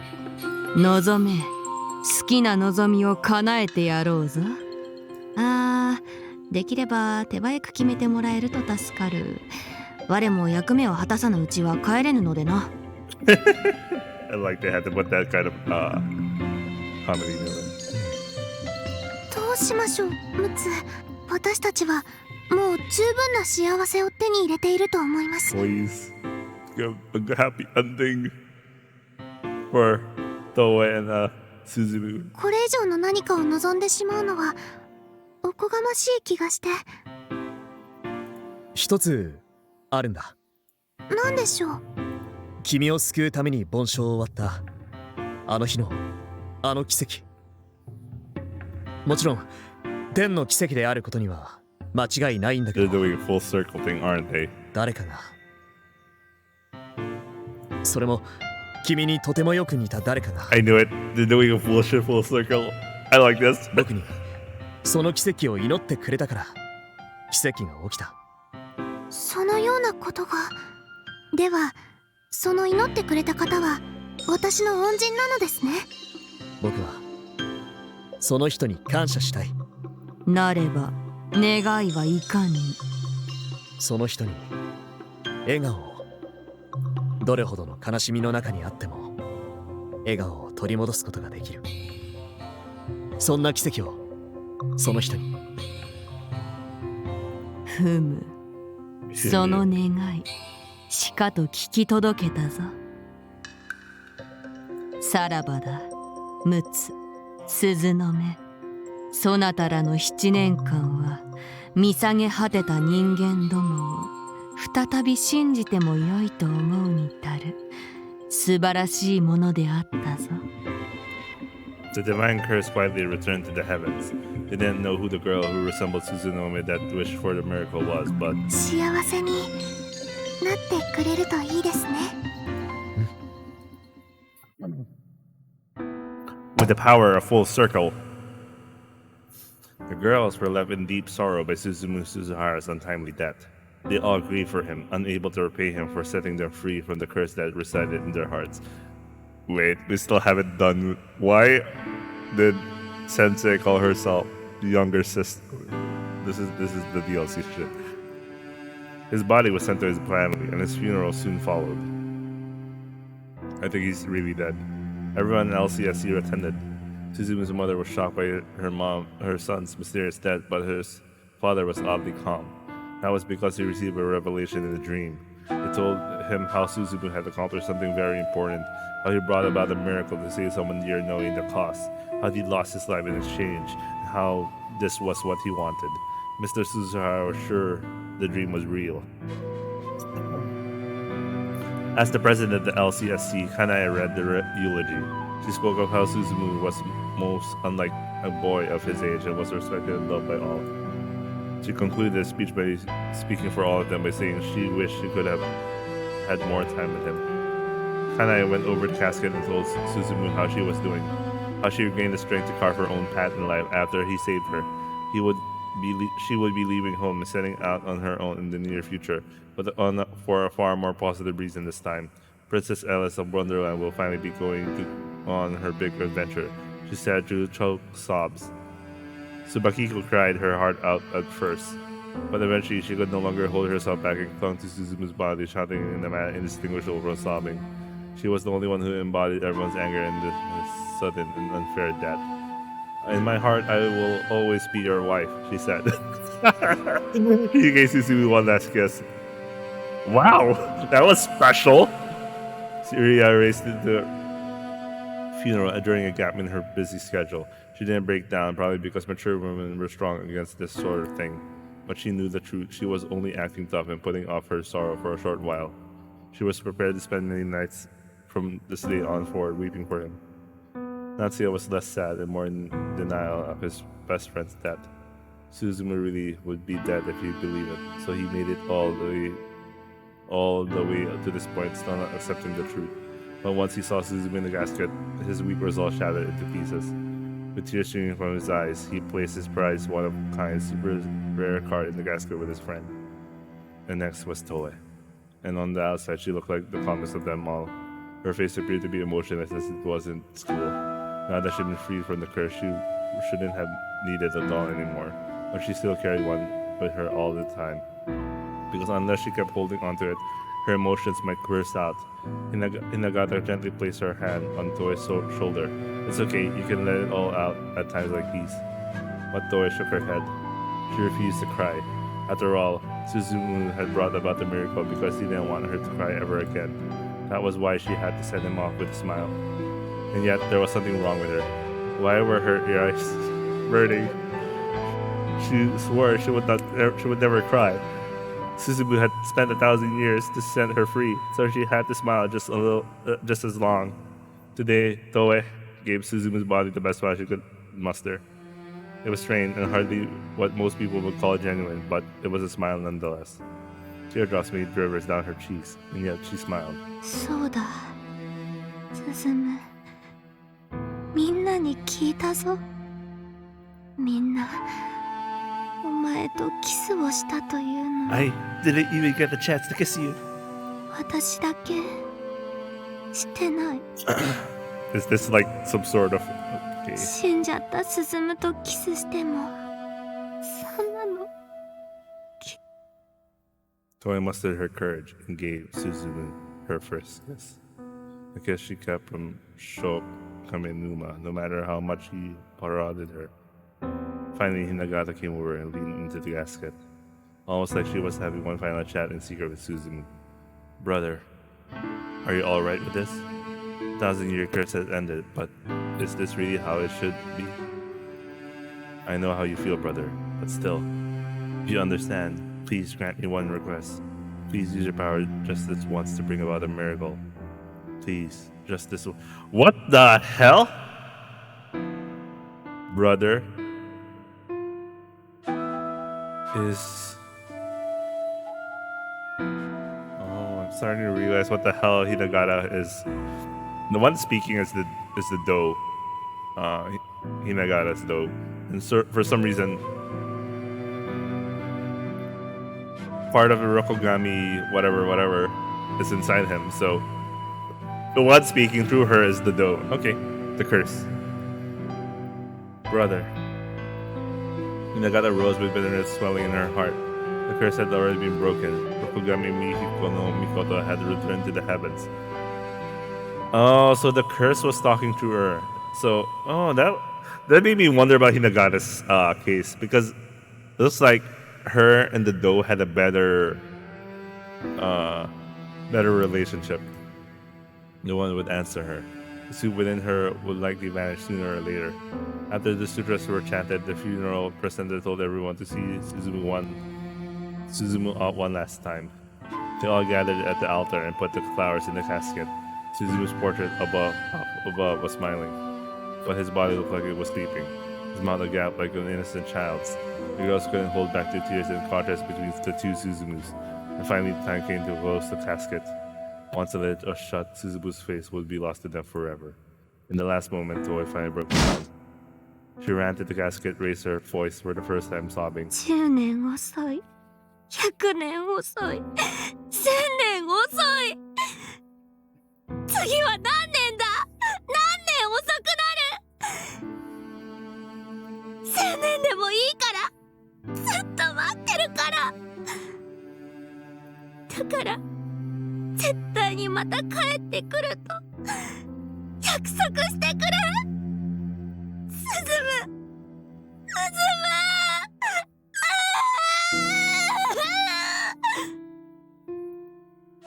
じゃあ今帰るよトエ。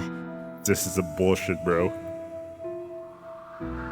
Toei jolted upright. She swore she heard Suzumu's voice. すずむ。話せ。私の気が触れたんじゃない。聞こえた。確かに聞こえたんだ。スズムの声がした。スズムは生きてる。生きてるんだ。 The Moors all gasped in shock as the flowers spilled out of the casket. He was resurrected from the dead. Ah, that's so bullshit! It's the power of bullshit! スズム生きてる。生きてるよ。何をぼさっとしてるんですか。先輩生きてるんですよ。早く棺から出してあげて。みんなここは葬儀場よ。あなたのね。え、誰の？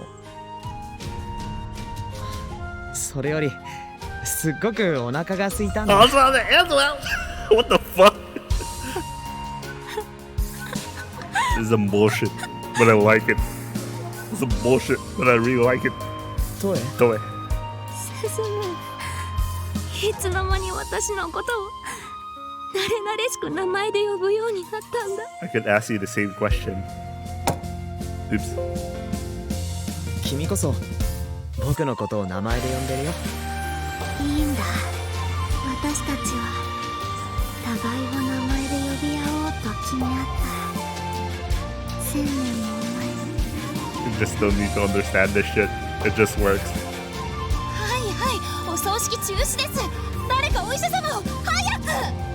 Thank God Rui is the most level-headed of all of them. お腹空いてるって。お供えの落軍あるけど食べる？食べる。私が食べる。だってもうお葬式意味ないし。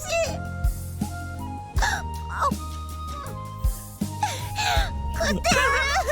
That's a weird for Kiko to do.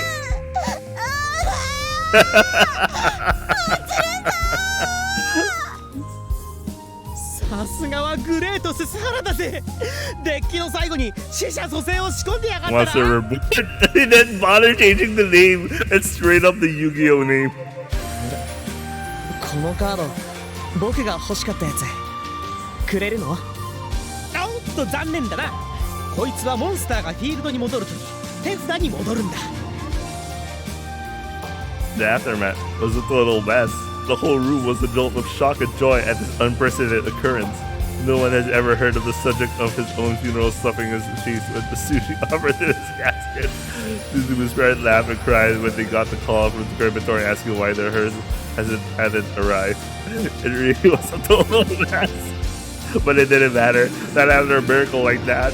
Afterwards, the doctor gave Suzumu a checkup, and with the exception of a minor atrophy, he passed with a clean bill of health. He kept him hospitalized for a few days to be safe, but by the next week, Suzumu had returned to his day-to-day life. 来たよ。それ。 Once Suzumu entered the club room, the members of the LCSC set off their party poppers all at once. Suzumu was literally bathed in colors from all the confetti. Soft drinks and tea sat on the table with the words "Welcome back from the dead" written on the blackboard. よ、墓場帰り。また墓場に行ったら血祭りだからね。こっちも大切な人がお葬式で蘇生しましたってツイッターにつぶやいたらお祭り騒ぎですよ。大切な人って誰のことだろうって、もう論点ずれてますよね。おいらもいろんな摩訶不思議を経験してきたけど、こういうのは初めてだったね。おかえり、進む。イエーイ。ただいま、トエ。それでね、今日は鈴原先輩と黒髪先輩にお聞きしたいことが山ほどございまして。クロッチとスズムン、先日以来どうしてチミたちは名前で呼び合う関係になったのかね。 For 1,000 years. スズム、私以外にそう呼んでいい人がどうしてもう一人いるわけ？むしろならば私たちにもその呼び方を解禁するべきだと思いません？ I mean, all of you girls are practically the same person. What the fuck? The broke my brain. スズムン、ことと次第によっちゃ今日この場でまた墓場送りだからね。いつからあんたたちはそういう関係なの？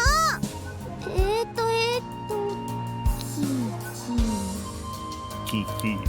クロッチ、ごまかさない。いつからなんですか、先輩。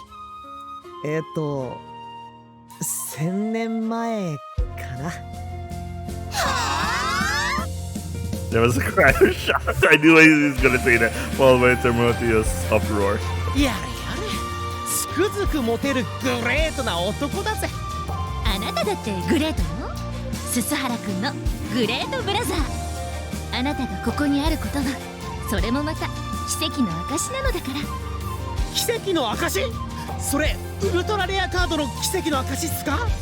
先生もやってたんですか、ゲーム？何の話？先生よくわかんないわ。 Oh, I like this. We finally got the full CG of her. This is the best. She's the best girl, to be honest. Brother, even this miracle is part of fate's design for the star, wasn't it? For there to be something even us, the fragments of the gods we're not aware of. Fate is quite a capricious one. Nagata's hair shone in the sunlight as she gulped down the non-alcoholic beer. Yeah, because she's working. By the way, guys, she's working. It almost looked like the antlers of a sacred deer could be seen from the radiance. これでよろしゅうございます。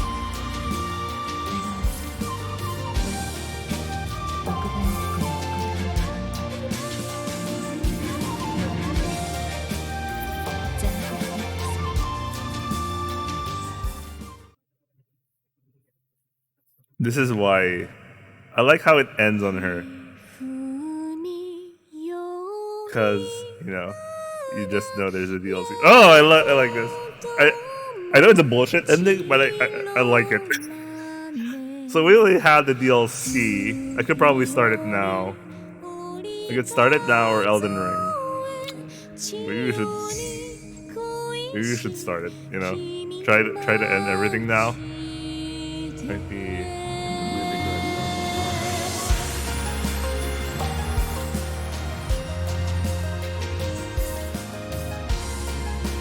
I'm glad I got to this, but you just know the ending was like, let's figure out how to end this. Yeah, let's just recircuit for the dead and call it a day. And that's exactly what they did.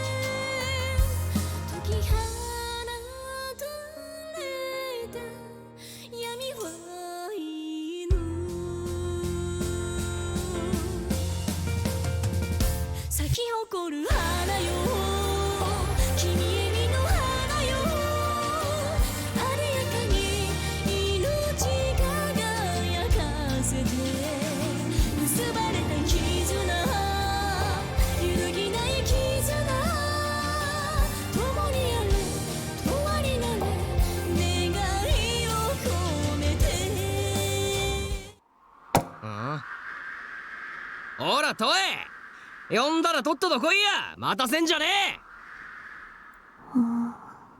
翔さん、さすがに30秒で恋は無理じゃないですか。それでも来て俺にお仕置きされんのがこいつの仕事なんだよ。それひでっす。Are they gonna give us like a satisfying ending? Like she says, "Fuck it." ほら、とっととこっち来いや。ああ。 Normally, Toei obeyed him without a word, but this time, she was staring at Sho with the dolls in her hands. たく、またわけわかんねえことを口走り出しやがった。嫌い。は？ There you go. お前嫌い。 There you go. The delinquent responded to see Toei glare at Sho and say that right to his face. It was less what she said and more she spoke on her own volition that shocked Sho. 私はもうお前の言い名付けはやめる。もうお前に絡ませてもらう必要がないから。 No one could say a word. Toei's voice and glare was fierce and full of fight. They couldn't believe this was the same girl who had acted like a soulless doll up until now.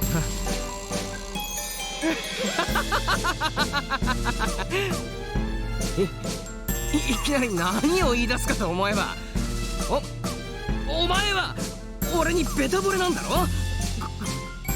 心にもないことは言う。 Oh yeah, he's getting fucked over. お前のことなんか最初から少しも好きじゃない。嘘つけ。お前が俺に一目惚れだから言い名付けにって話だったろ。あれは父上が適当なことを言っただけ。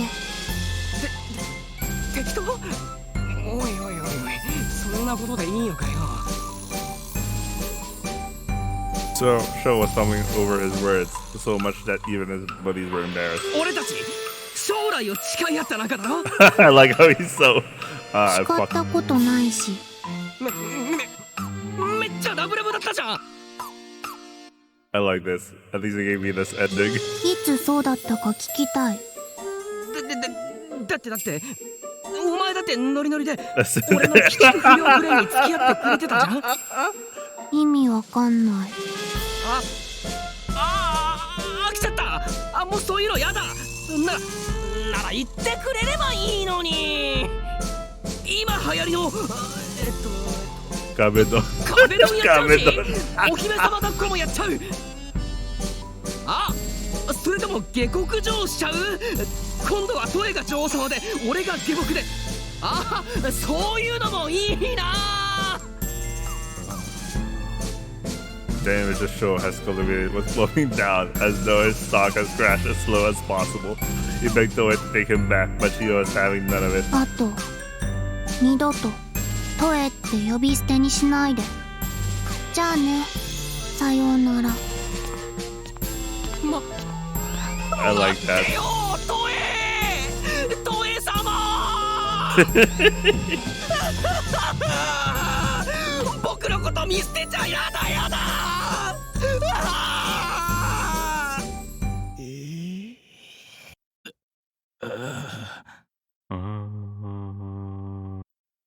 Sho was literally left kicking and screaming on the ground, but Toei was already gone. And so, on that day before summer break, the delinquent group that used the bike lot as its fortress dissolved.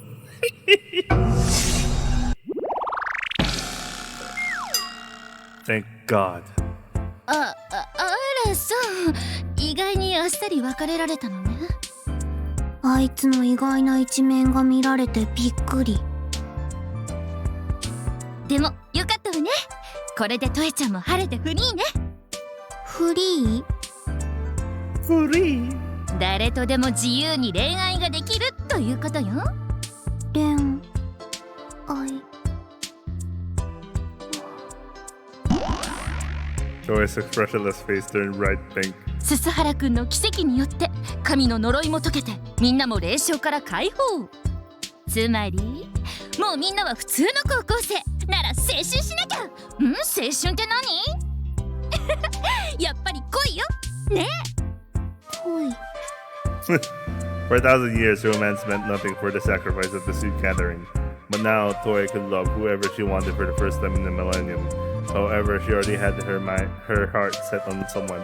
The past 1,000 years have been a tale of blighted love, so she had to make it come true this time. ムツと鈴の目は確かに恋仲だっただろうけれど、今のあなたたちは鈴原くんとトエちゃんという人間よ。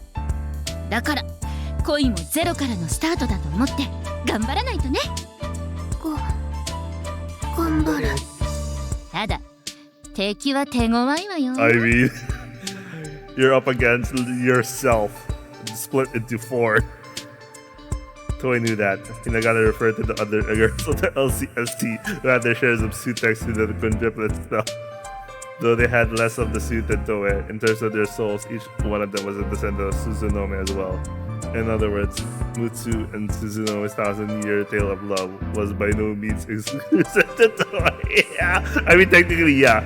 自分のことを正ヒロインだから大丈夫とか油断してると大変なことになるわよ。Doesn't that also mean Hinagata is also 正ヒロインって何？近年は正ヒロインよりもサブヒロインが人気上位に来るなんてよくあることよ。油断しちゃダメよ。I do not accept that fate. でもね、I do not. 最大の敵は他にいるわ。鈴原くん本人よ。どうして？ Toei had thought they had reached a mutual understanding when he saved her. In her mind, she believed all the flags were Suzu and just had to wait for the ending. However, she'd been a little too naive. No, I like how they circle back to this because they were like,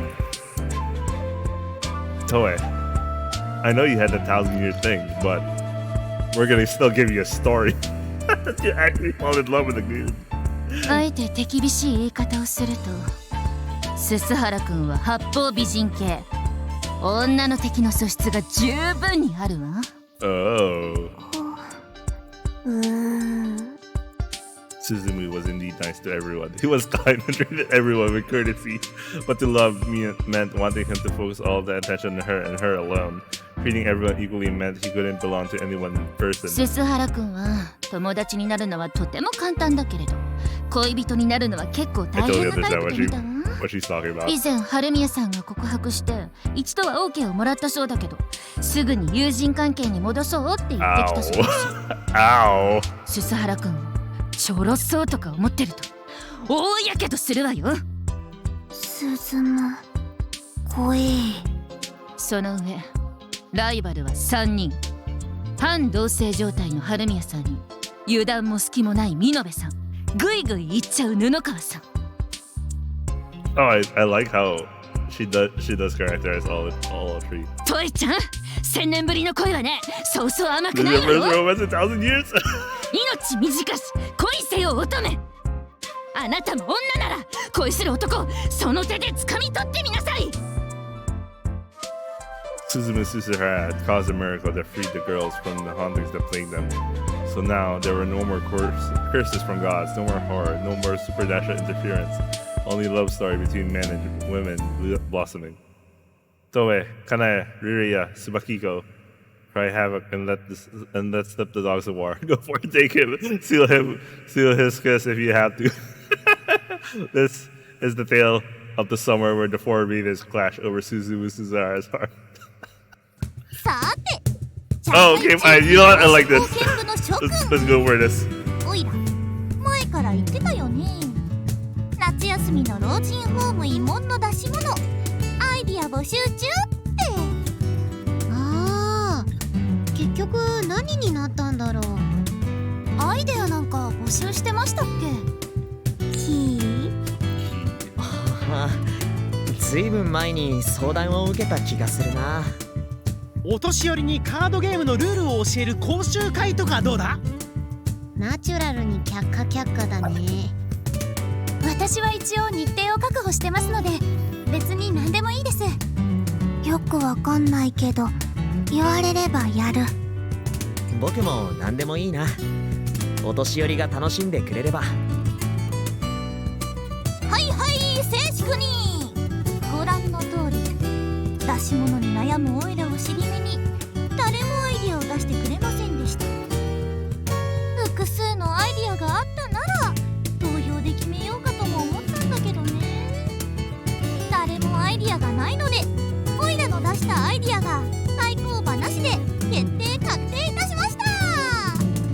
先輩が出したアイデアってな？あれすずも忘れちゃった？おー、全然覚えてないな。正直なところ結構な準備が必要だったんだよね。そしたら運よくその手の団体さんと連絡がつきまして、その団体さんと共催という形で前座でやらせていただくことに決定しました。 Everyone looked confused. Had she gotten in touch with the theater group to put on a play or something? The wrestling? I don't. 性別無差別6人タッグマッチ。 They were seriously going for the wrestling match. I like this. Everyone showed off their most flabbergasted expressions. 前にニュースで老人ホームで若者が And didn't think they were pushing through with this, but they actually did. でもプロレスってリングとかいろいろ準備があるでしょ。 So she got in touch with the local wrestling organization. They agreed to lend the LCSC a ring for the opening act of the visit to the retirement home. グレイト！プロレス男なら燃えるぜ！私は女だ！先輩、それってマジなの？マジマジ大文字。プロレスって何？動画を出しましょうか？検索したら出てくるかな。僕たちがプロレスをやるの？最初は6人全員でバトルロイヤルを Oh, that'd be nice, actually, the battle royal. 素人さんがやるとただの喧嘩みたいになっちゃうからやめた方がいいよって3人ずつに分かれてのチームマッチでバトルすることになったのだ。断固撤回を求めます。裏若き乙女がなんで老人ホームでプロレスしなきゃなんないんですか？ Too late, Kiki. It already said it still. Cackled Kanae. Meanwhile, Toei was watching a wrestling video on Riria's phone with the attention.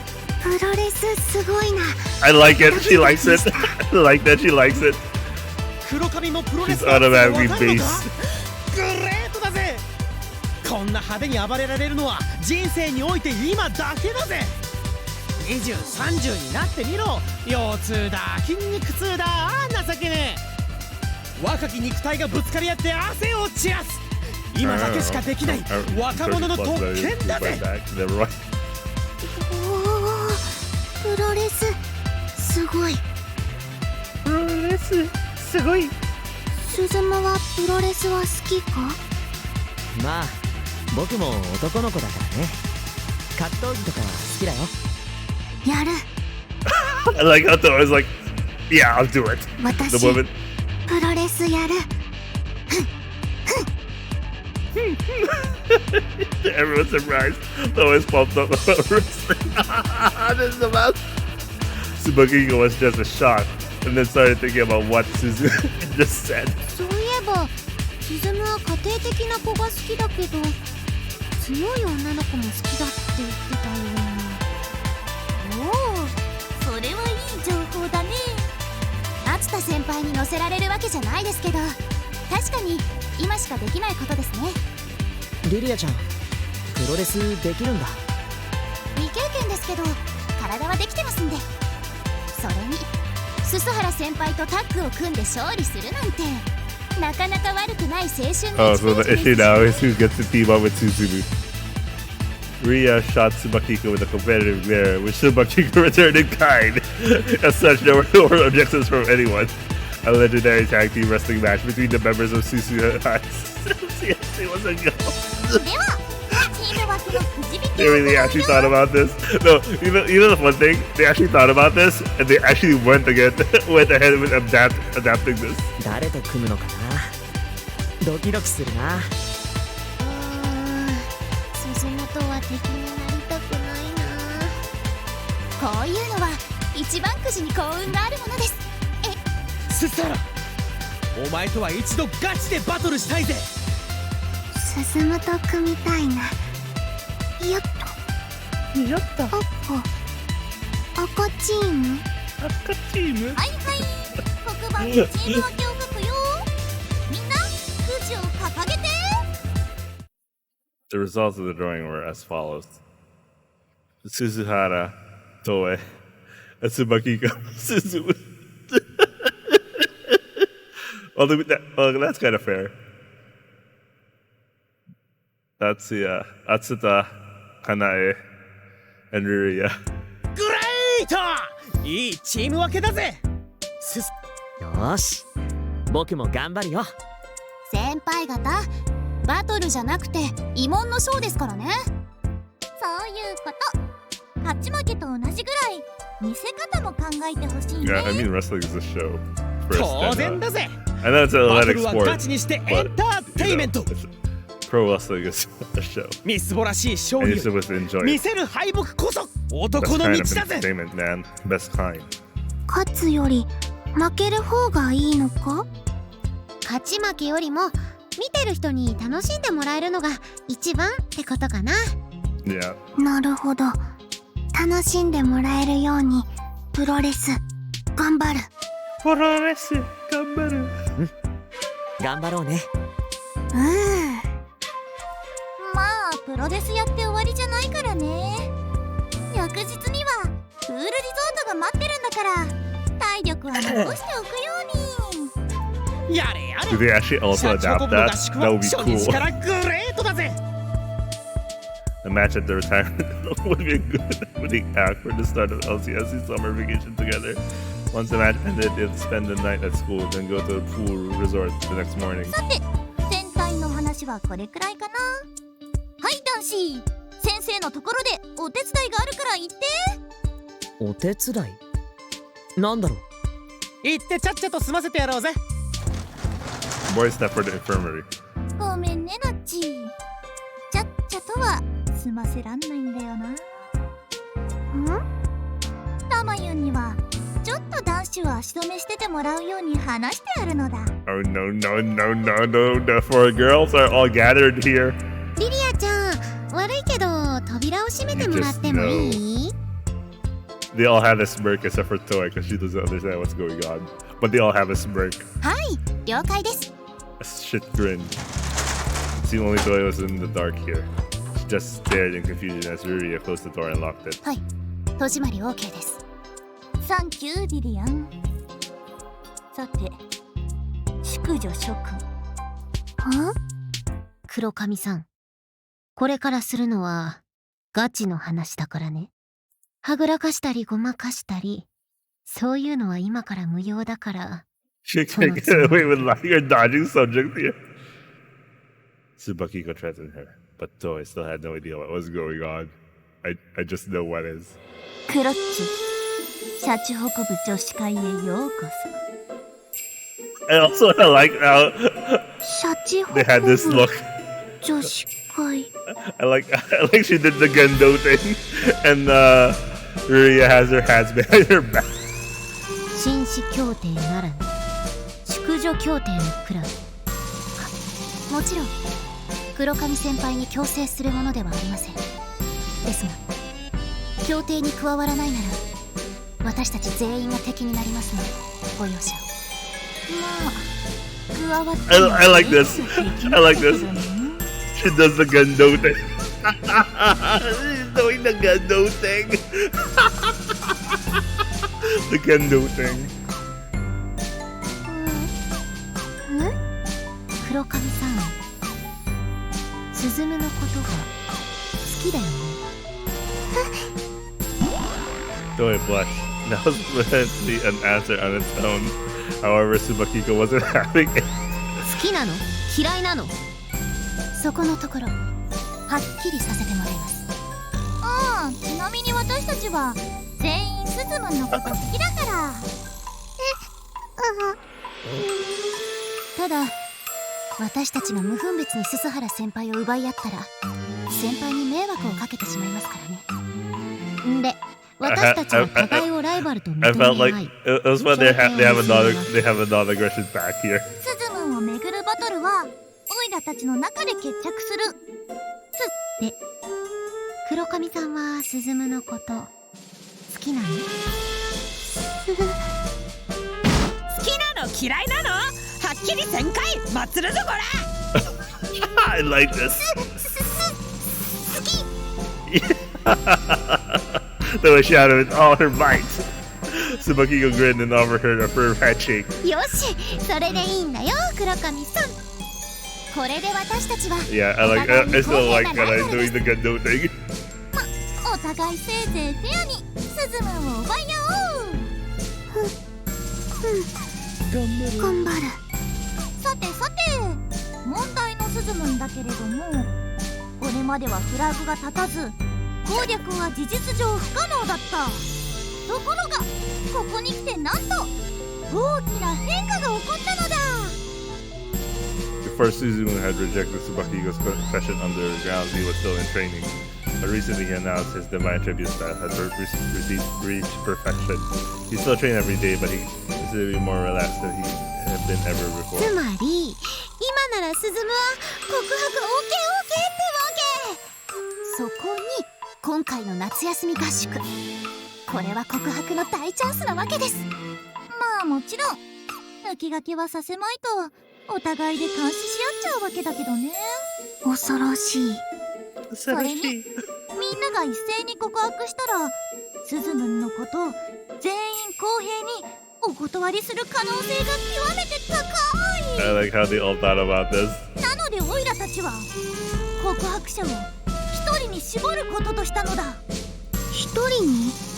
どうやって？今回の夏休み合宿、プロレスにお泊まり、プールリゾートと盛りだくさん。その最中、一番最初にスズムンとキスをした人が告白権をゲットするのだ。 Kanae said something truly outrageous. However, it seems Tsubaki got really upset the prove beforehand. 告白って十分なムード作りとじっくりかける時間が重要なんだよね。それを全員が告白し合ったらお互いの足の引っ張り合いになって全員自滅もあり得るわけです。 No, I really like this still gave like Toei like a completionist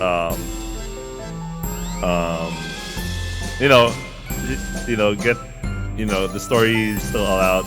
It's technically after story. This is an after story kind of thing, but this is kind of like giving Toei a chance to like actually demonstrate that what she's like and all. つまり告白は邪魔されるわけにはいかない。なので告白する権利を争うことにしたわけだね。なるほど。権利獲得者は鈴原先輩に告白するまで誰からの邪魔も受けずじっくり時間をかけてムード作りができます。 OKOK かごめんなさいか、それはもう時の。まあそれでも互いに足を引っ張り合って全員ごめんなさいよりははるかに建設的な協定なわけさ。 It seemed they decided on everything before Toei had joined. つまり合宿中にみんなで誰がスムとキスできるか、そういうこと。 Fighting for a man's list felt somewhat shameless. It is, but as they said, you couldn't confess without building up the right mood for it. If she had ill-intentioned rivals standing in her way, that could easily get ruined. Meaning it would be best to follow their rules and compete fair and square. It was the most efficient way of reaching his heart. Toei hesitated for a bit, but the others had already made up their minds, so she couldn't back down now. よし、私も頑張って告白権をゲットする。これはスズムを大好きな者同士の淑女協定。誰が勝っても祝福して応援しましょう。そして早く別れろと。I like Kanae so much. The four girls put their hands together and swore to fight fair and square, and thus unbeknownst to Suzumu, the curtains had risen on the bat for his heart. Who would be the one who got the right to confess to him? Who would be the one to claim the die has been cast? Wait, I'll be right back. Stupid shit.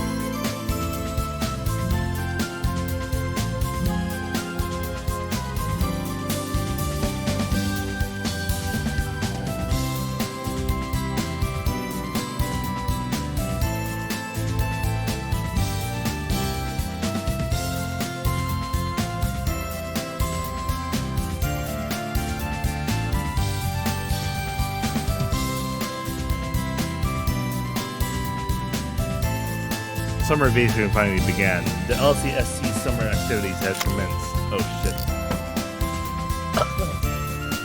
The retirement home, located on the quiet outskirts of town, was bustling with buses and trucks carrying materials. Assembly of the ring had begun. The recreation. They actually went ahead for that. The wrestling organization was taking care of that. Their members were as buff as one would expect. I didn't know the wrestling organization that I know.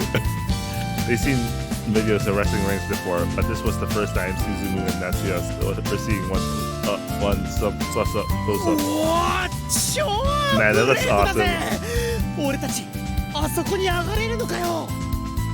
グレート。怪我しないようによく準備運動をしておかないとね。ススハラ、俺とお前はガチンコ勝負だからな。手は抜くんじゃねえぞ。I wanna see it. I wanna see their fight. I wanna see a steel chair, bro. Honestly, steel chair makes it perfect.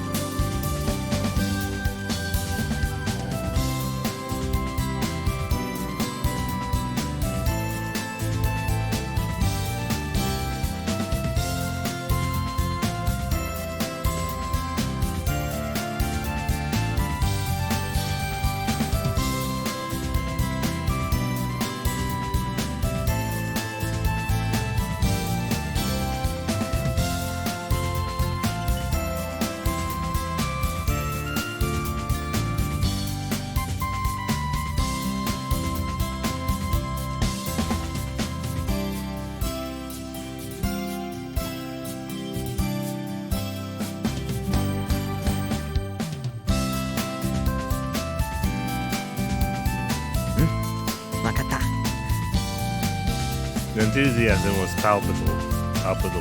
The event was public to outsiders too, and there was already a line being formed. There were all types lined up.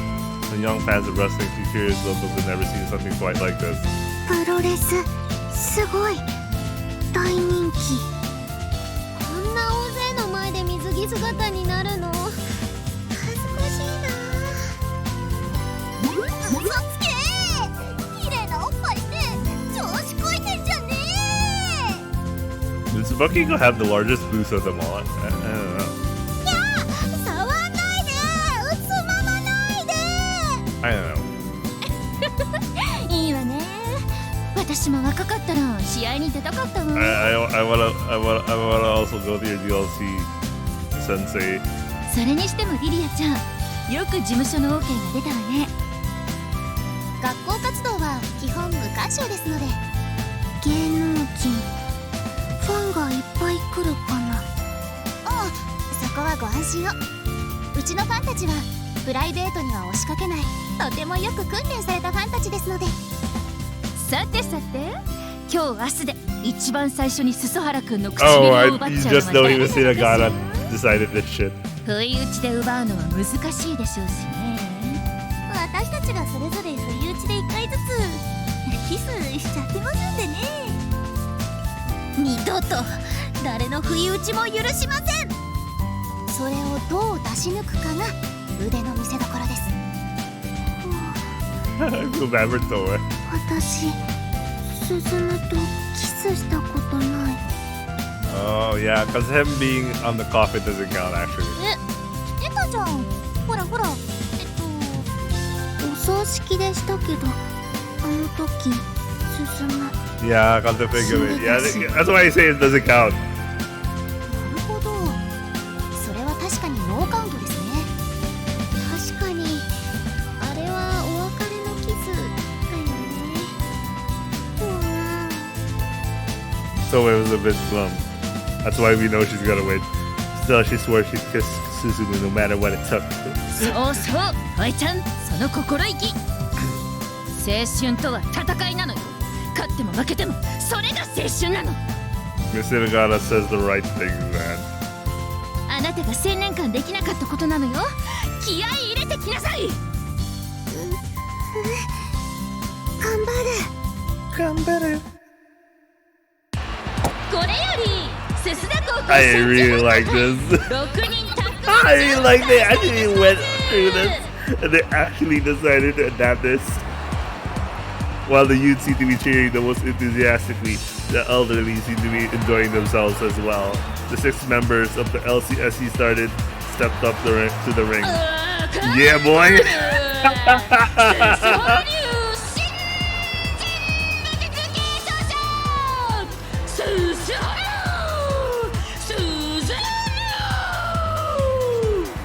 Kina, I tried to read this stuff with this. Suzumu waved bashfully to the crowd. He was skinny compared to the pro wrestler, but his arms and back were well toned. The strongest contender in the LCSC right off the bat.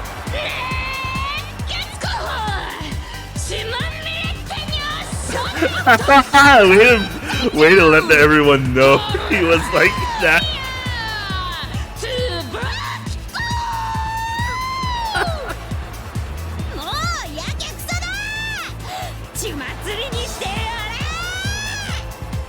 I like this. The most experienced battler of the LCSC, the cream of the crop. She would throw her heart and soul into the match to urge that Festus is the one she loves.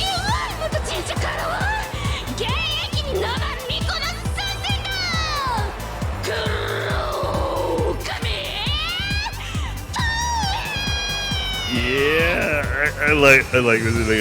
She really went all in.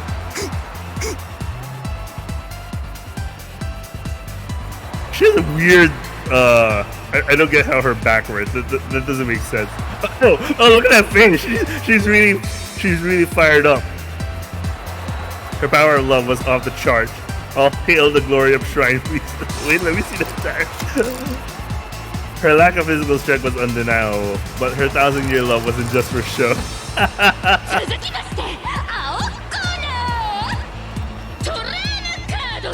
Unofficial open dual king.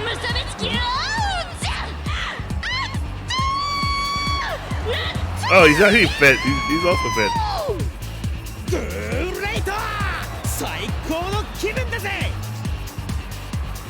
That's was his peak shape all along. Who would have guessed? Yeah, he's very fit.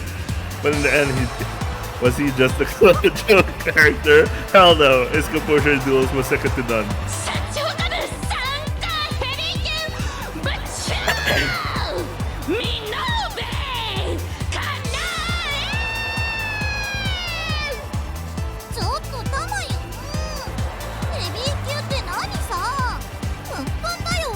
Yeah, you should call her like that.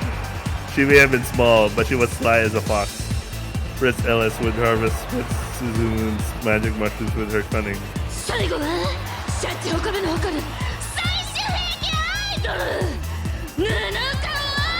I am still surprised they're going for wrestling.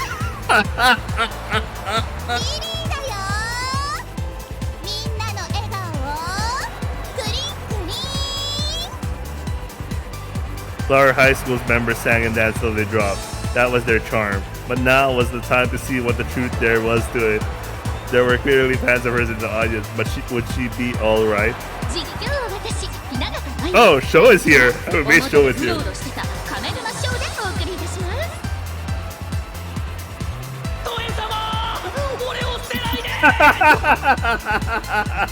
so butthurt about it.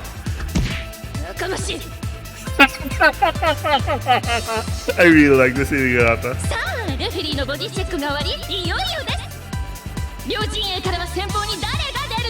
Hey, she's just perfect.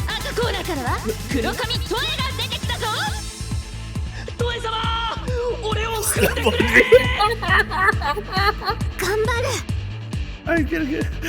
Yeah, there's something weird about her proportions. Look at that. That doesn't make sense.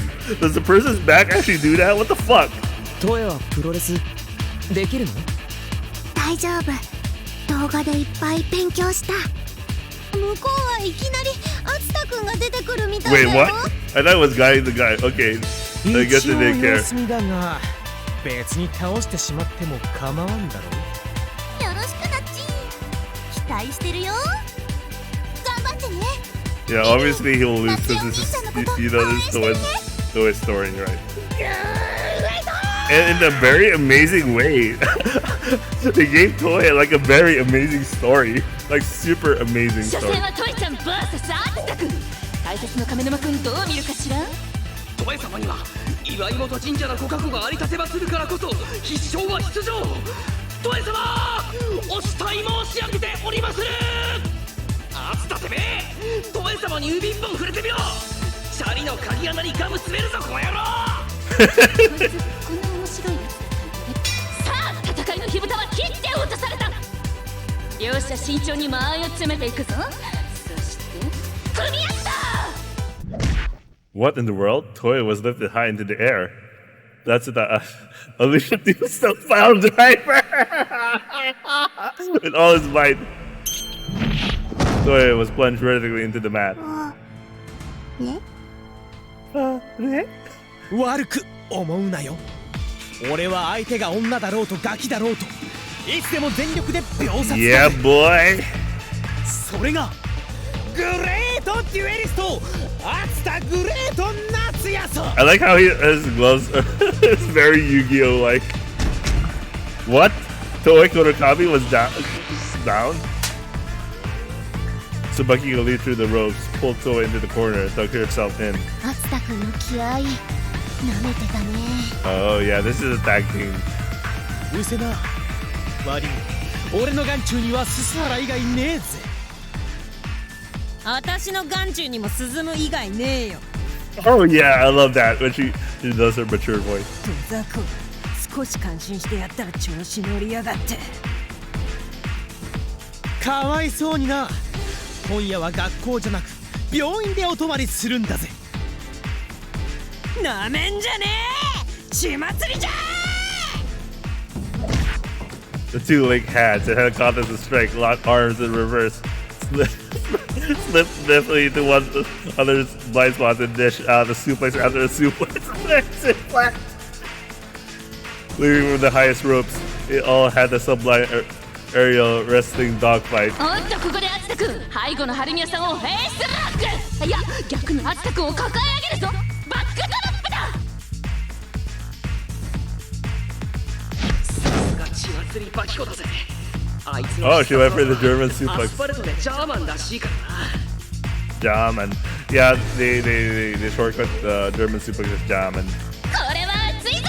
両者一歩も譲らない猛攻だ。春宮さんボディスラムサッカーボール。 Oh man, that sucks. おっとその足を取ってドラゴンスクリュー。アツタ君も負けないぞ。鈴原出てこいや。鈴むを出したかったら私を倒してみやがれ。鈴原女に戦わせて恥ずかしくねえのか。Like he's like, yeah, you know what? You take care of that. 煽りまく He るぞ doesn't ア care. ツタナツヤ。そして He doesn't 鈴むも care. 対象の感覚でスルーする。両者再び間合いを詰めたぞ。再びプロレス空中戦だ。 Young youth, adolescent fighting with all their might. The gleaming splatter of sweat drops. That was it. That was the blue sky greenhorn wrestling. Their audience was going wild, but they all literally found the fire in their hearts they've long forgotten. バキコのレジェンドホールの血祭りスープレックスだ。 Nice, very nice. ざまあみろアツタ。トエ様の仇じゃ。レフェリーがカウントに入るぞ。ワン、ツー。おっとカウント 2.5 で春宮さんが自分からホールド解いたぞ。 Yeah, it's typical in wrestling. They didn't let it. That's it was completely unconscious. She could have held him until the count of 3 easily. Yet Tsubaki kept herself from pinning him. Yeah, because that will finish the fight easy. And they were aiming for a good fight, right? This was a 6-member team. She had two enemies. But Datsuya wasn't one of her rivals for Suzumi's heart. 見延先輩にリリアちゃん、お次はどっちが来るかな。どっちから先でもいいぜ。 I like her 血 switch. 祭りで。 I like her switch. ああ、キコちゃんかっこいいな。よっしゃよっしゃ。 I like that she kept her awesome voice. ほんじゃ私から行こうかね。まずはさっくり春宮先輩を脱落させちゃいましょう。言ってくれるじゃないの、劣化リリーちゃん。I love that trash talk. その暴言、割と早めに後悔しますよ。That trash talk was そこのちっ unbelievable. こい先輩を血祭りにしたら次はあんただからね。首洗って待ってろよ。リングインするのは見延かなえだ。さあ盛り上がってまいりました。しかし相手は血祭りバキコ。見延さんに果たして勝てるのか。アスタとの勝負でだいぶ体力を減らしてるぜ。どっちが勝つかは分からねえな。だがどうでもいい。トエ様カムバーWhat the fuck, Joe? Tsubakiko and Kanae grabbed in the center of the ring, grappled. They were locked hand in hand, but Tsubakiko clearly had the advantage in terms of horsepower. She was pushing Kanae closer and closer to her corner. 力で私に勝てるわけないですよね、先輩。Bison? でもオイラに頭では勝ててないよね。何言ってやがるこら、祭るぜ。Oh, nice, nice, nice. ハリメさんのバックを取ったぞ。なるほどな。力比べに負けていると見せかけて、 Oh, 自 yeah, 分 that's のコーナー nice. に引き込んで2人がかりか。その隙に見延さんもコーナーを脱出。布川さんと2人でバックを取ったぞ。言いましたよね、割と早く後悔させるって。ふざけんな。じゃバイバイチコチ、いくよ。レフェリー、あれずるいよ。2人がかりで注意してよ。ススハラバカな男。スープラトン中は審判が空気を読むことを知らねえのか。春宮さんの体がコーナーポストに押し上げられてる。ああ、この技は Super double. Oh shit, that hurts. Double team brain bust. Yeah, that hurts. That shit hurts. つらきこゴーチン。見延かなえの計略と布川リリアの息の合ったコンビネーション。 God damn, that was a good move. となるといよいよ大将のススハラの登場か。俺は断然見延かなえを応援するぜ。トエ様はススハラにはやらん。 Suzuhara finally entered the ring. The king himself had emerged. But Kanae had barely had a scratch on her, while Rurio was still in reserve. 赤チーム、ここは2人抜きで逆転するのか、それともこのまま終わってしまうのか。むしろ終われくたばれススハラ。2人の敵は I love the boat. スズメも怖い顔できるんだね。お姉さんうずうずしちゃう。おお、意外に見延さん身軽だ。早い。大締めタックルから足を取っただと。やるなあの女。Nice. ごめんねスズム、ちょっと痛いよ。あ、あいたたたたたた。 How is he losing? 躊躇なく4の字固めに行きやがった。あの女できるぜ。 Wow, yeah, that hurts. ここで見延かなえのプロフィールを見てみましょう。おっと、これは新情報。子供の頃父親と一緒にテレビで見ていたので、プロレスは詳しいとのこと。ほらほらほら、痛いよ。ギブした方がいいよ。クロッチもチコチももうダウンしてるからね。助けはないよ。でもスズムは我慢強いから、これくらいじゃギブはしないよね。じゃもうひとひねりいっちゃおっかな。なんだ体を返して STF だと。見延かなえのステップオーバーとホールドウィズフェイスロック。驚いた、さすがは芋虫粘着系。とんでもないサブミッション女だ。 That's a good move. Suzumu laid on his belly with his neck and one leg painfully because that really hurts. You know the move. Yeah, I don't know how to describe the move, but I have no idea what that move is. Mockingly, Kanae squeezed harder as Suzumu drove for the ropes. there would stop the lock if you could only reach ど them. んな屈強な男も関節技の前には無力だぜ。ざまあみろ、ススハラ。トエ様の言い名付けは俺だ。足首2箇所同時攻撃にススハラ君の陥落寸前か。見る目ありませんね。2箇所じゃないです。 Ruria understood Kanae's plan. She aimed not to win the wrestling match, but the true battle she and the rest of the girls were fighting. First of all, Suzumu was about to have as much libido as the same. No question there. And even if he did happen to have a little, it was probably no better than the panda seeking to be once a year. Trying to confess a close kiss out of someone like that was pointless. So first things first, they had to awaken the red-blooded man sleeping inside. That's an interesting idea. They're trying to make him horny, basically. 女の子とこんなにも肌を密着させちゃったことある？ This is a good plan because he had a really poor libido, and they were like, yeah, you know, before we could even get that chance to kiss with this guy, we gotta awaken the dragon with it.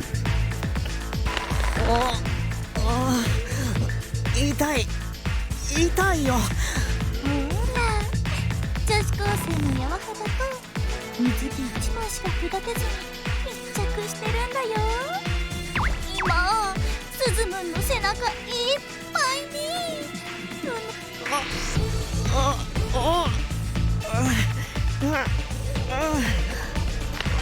ズムンの吐息 I like how Ruria's face is reacting. もっと来たいな。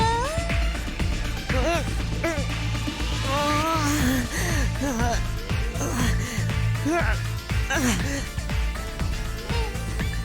っともっとさドキドキすることしてみな。 Right.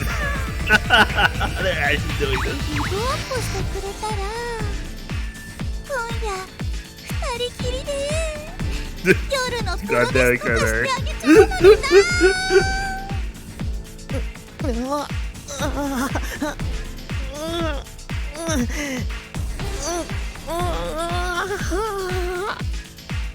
やりますね。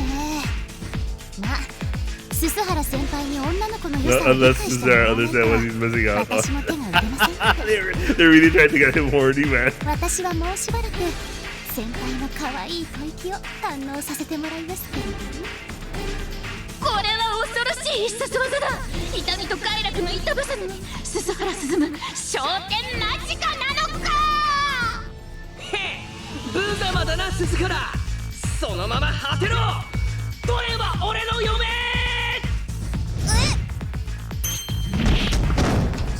Tsubaki, a super low altitude dropkick, caught Kanae in the face and sent her flying. Oh, she's back! 進むわ。 Oh, this is nice! It's a good thing because I hate for it to be like still one-sided. これは驚いた。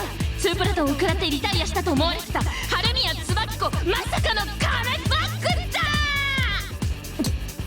キコちゃん。進むわ。休んでて。 I'm surprised how she has so much vitality. みなべかなえゴーチン。布川リリアが自己のまで引きずり戻し Nice. I was waiting for this fight. 死に損ないが最後の力を振り絞ったってところでしょうか。うっせー。血祭りじゃー。 Tsubaki mustered all the power she had in her left and grappled with Ruria. She kneed her in the gut. Ow! Grabbed her by the head as her opponent pitched forward and got her in the front face lock. What was this? She barely straight into the No, Ruria was hanging in there. She was resisting with all her might. 倒れるまで視力を尽くす。いいですね。春宮先輩、ダンスできたらフラハイに推薦してあげられますよ。やかましい。脳天リングにぶち込まれて生きやがれ。 Damn, Tsubaki go, man. あ、 That's something. ダメですね。その軽減さではアイドルは無理みたいです。アイ私みたいに鼻がなくっちゃ I would want to see something like this animated, man. This fight. フロントフェイスロックを食らった体勢から布川リリアそのまま春宮つば Oh yeah. Oh my god. She was like, yeah. Shit. The Northern Lights super. Oh my god. I'm surprised she was able to do that. 春宮さんの両腕をがっちりホールドしてからの受け身不可能の大技だ。春宮つばき子今度こそ立てない大破ゴッチンだ。いい感じで見せる試合展開になってますね。さあ鈴原先輩、大将戦といきましょう。残り時間もわずかですし。そうだね。引き分けにはしたくないよ。ナイス。いい根性です。では行きますよ。行きそう。勝負だリリアちゃん。 Nice, nice, nice. Neither Suzuki nor Ruria took a step back. Retreat was not an option here, not when they were comrades to be a finish or with exchange of backhand chops and grappling. Ow! Backhand chop! Ow! Swinging from their ropes, missed clotheslines, and the excitement couldn't be any greater. やりますね、鈴原先輩。ではラストは予定通りお願いします。かっこよく決まるように頑張るよ。It went without saying, but this wrestling was purely entertainment. Nearly all moves were done only with the consent of their opponents. And the first dance, their striker appeared to be dashing out major damage, but that wasn't. Yeah, this is actual wrestling. That's how they do it with wrestling. Pro wrestling. They weren't nothing more than welcome strategy fakes that owed themselves to built-in sounds in the mat and clever landings. The whole thing was booked script in advance. Of course, this climactic background music that kicked in when time was running out was part of it too. Nagata was controlling the audio from where she sat. There would be no point to the match if the audience wasn't having fun, so Ruria had written the script to ensure an interesting match. Now the time for the grand finale has come. Ruria hit Suzumu with a toe kick, grabbed him as he reeled from the blow. Then she lifted him up in one swift motion.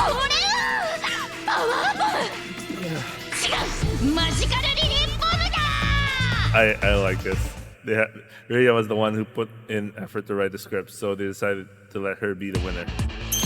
リリーボブからそのままエビ固めに入る。これは脱出できないか。ざまあねえぜ鈴原。そのまま3カウント取られろ。 The referee had started the count.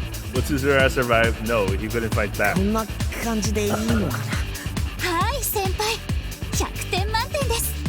リリアちゃん、少し緩めてくれない？あと数秒ですから我慢してください。ああ、いったたたたたた。Ruria bent forward and put her weight onto the hold. Her face was practically glued to. Oh, she was trying to kiss him now. This is part of her tactic. Oh my god, I knew what she was trying to do. I knew what she was trying to do. But what Suzumu didn't realize was that what an erotic pose they were in. Not only was Ruria holding his legs, her hips were practically touching his. It made it look like she was forcing him down. Yeah, she's trying to kiss him. This is a good tactic. I knew it. This is dirty. You're trying to win. Ruria's plan was finally coming to fruition. With the rest of the LCSC pretending to be unconscious, they had no idea what was happening in the ring, so she could steal Suzumu's list without interference. A perfect plan of striking intellect.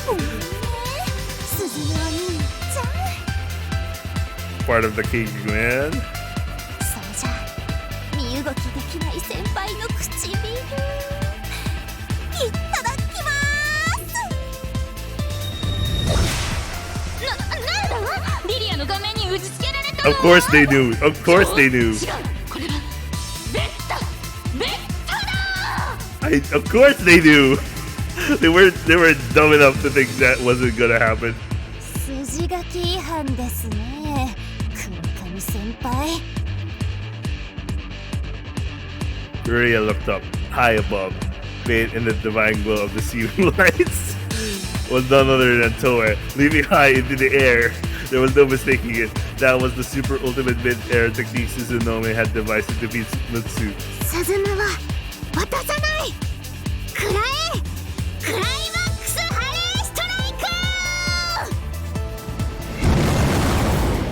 ク。 Wow, the oversized meta stroke. Like,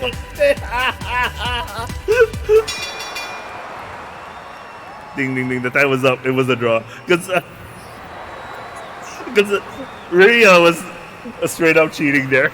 I like how she made all the script and be like, okay, our position would be face to face. So he could hit yourself. It took till I realized that shit. スズム、大丈夫？ありがとう。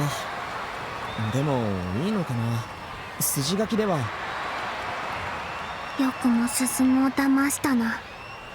許さない。 Nice story, nice catch. Ria was trying to win there. いやー、怖い。もう試合は終わったよ、トエお姉ちゃん。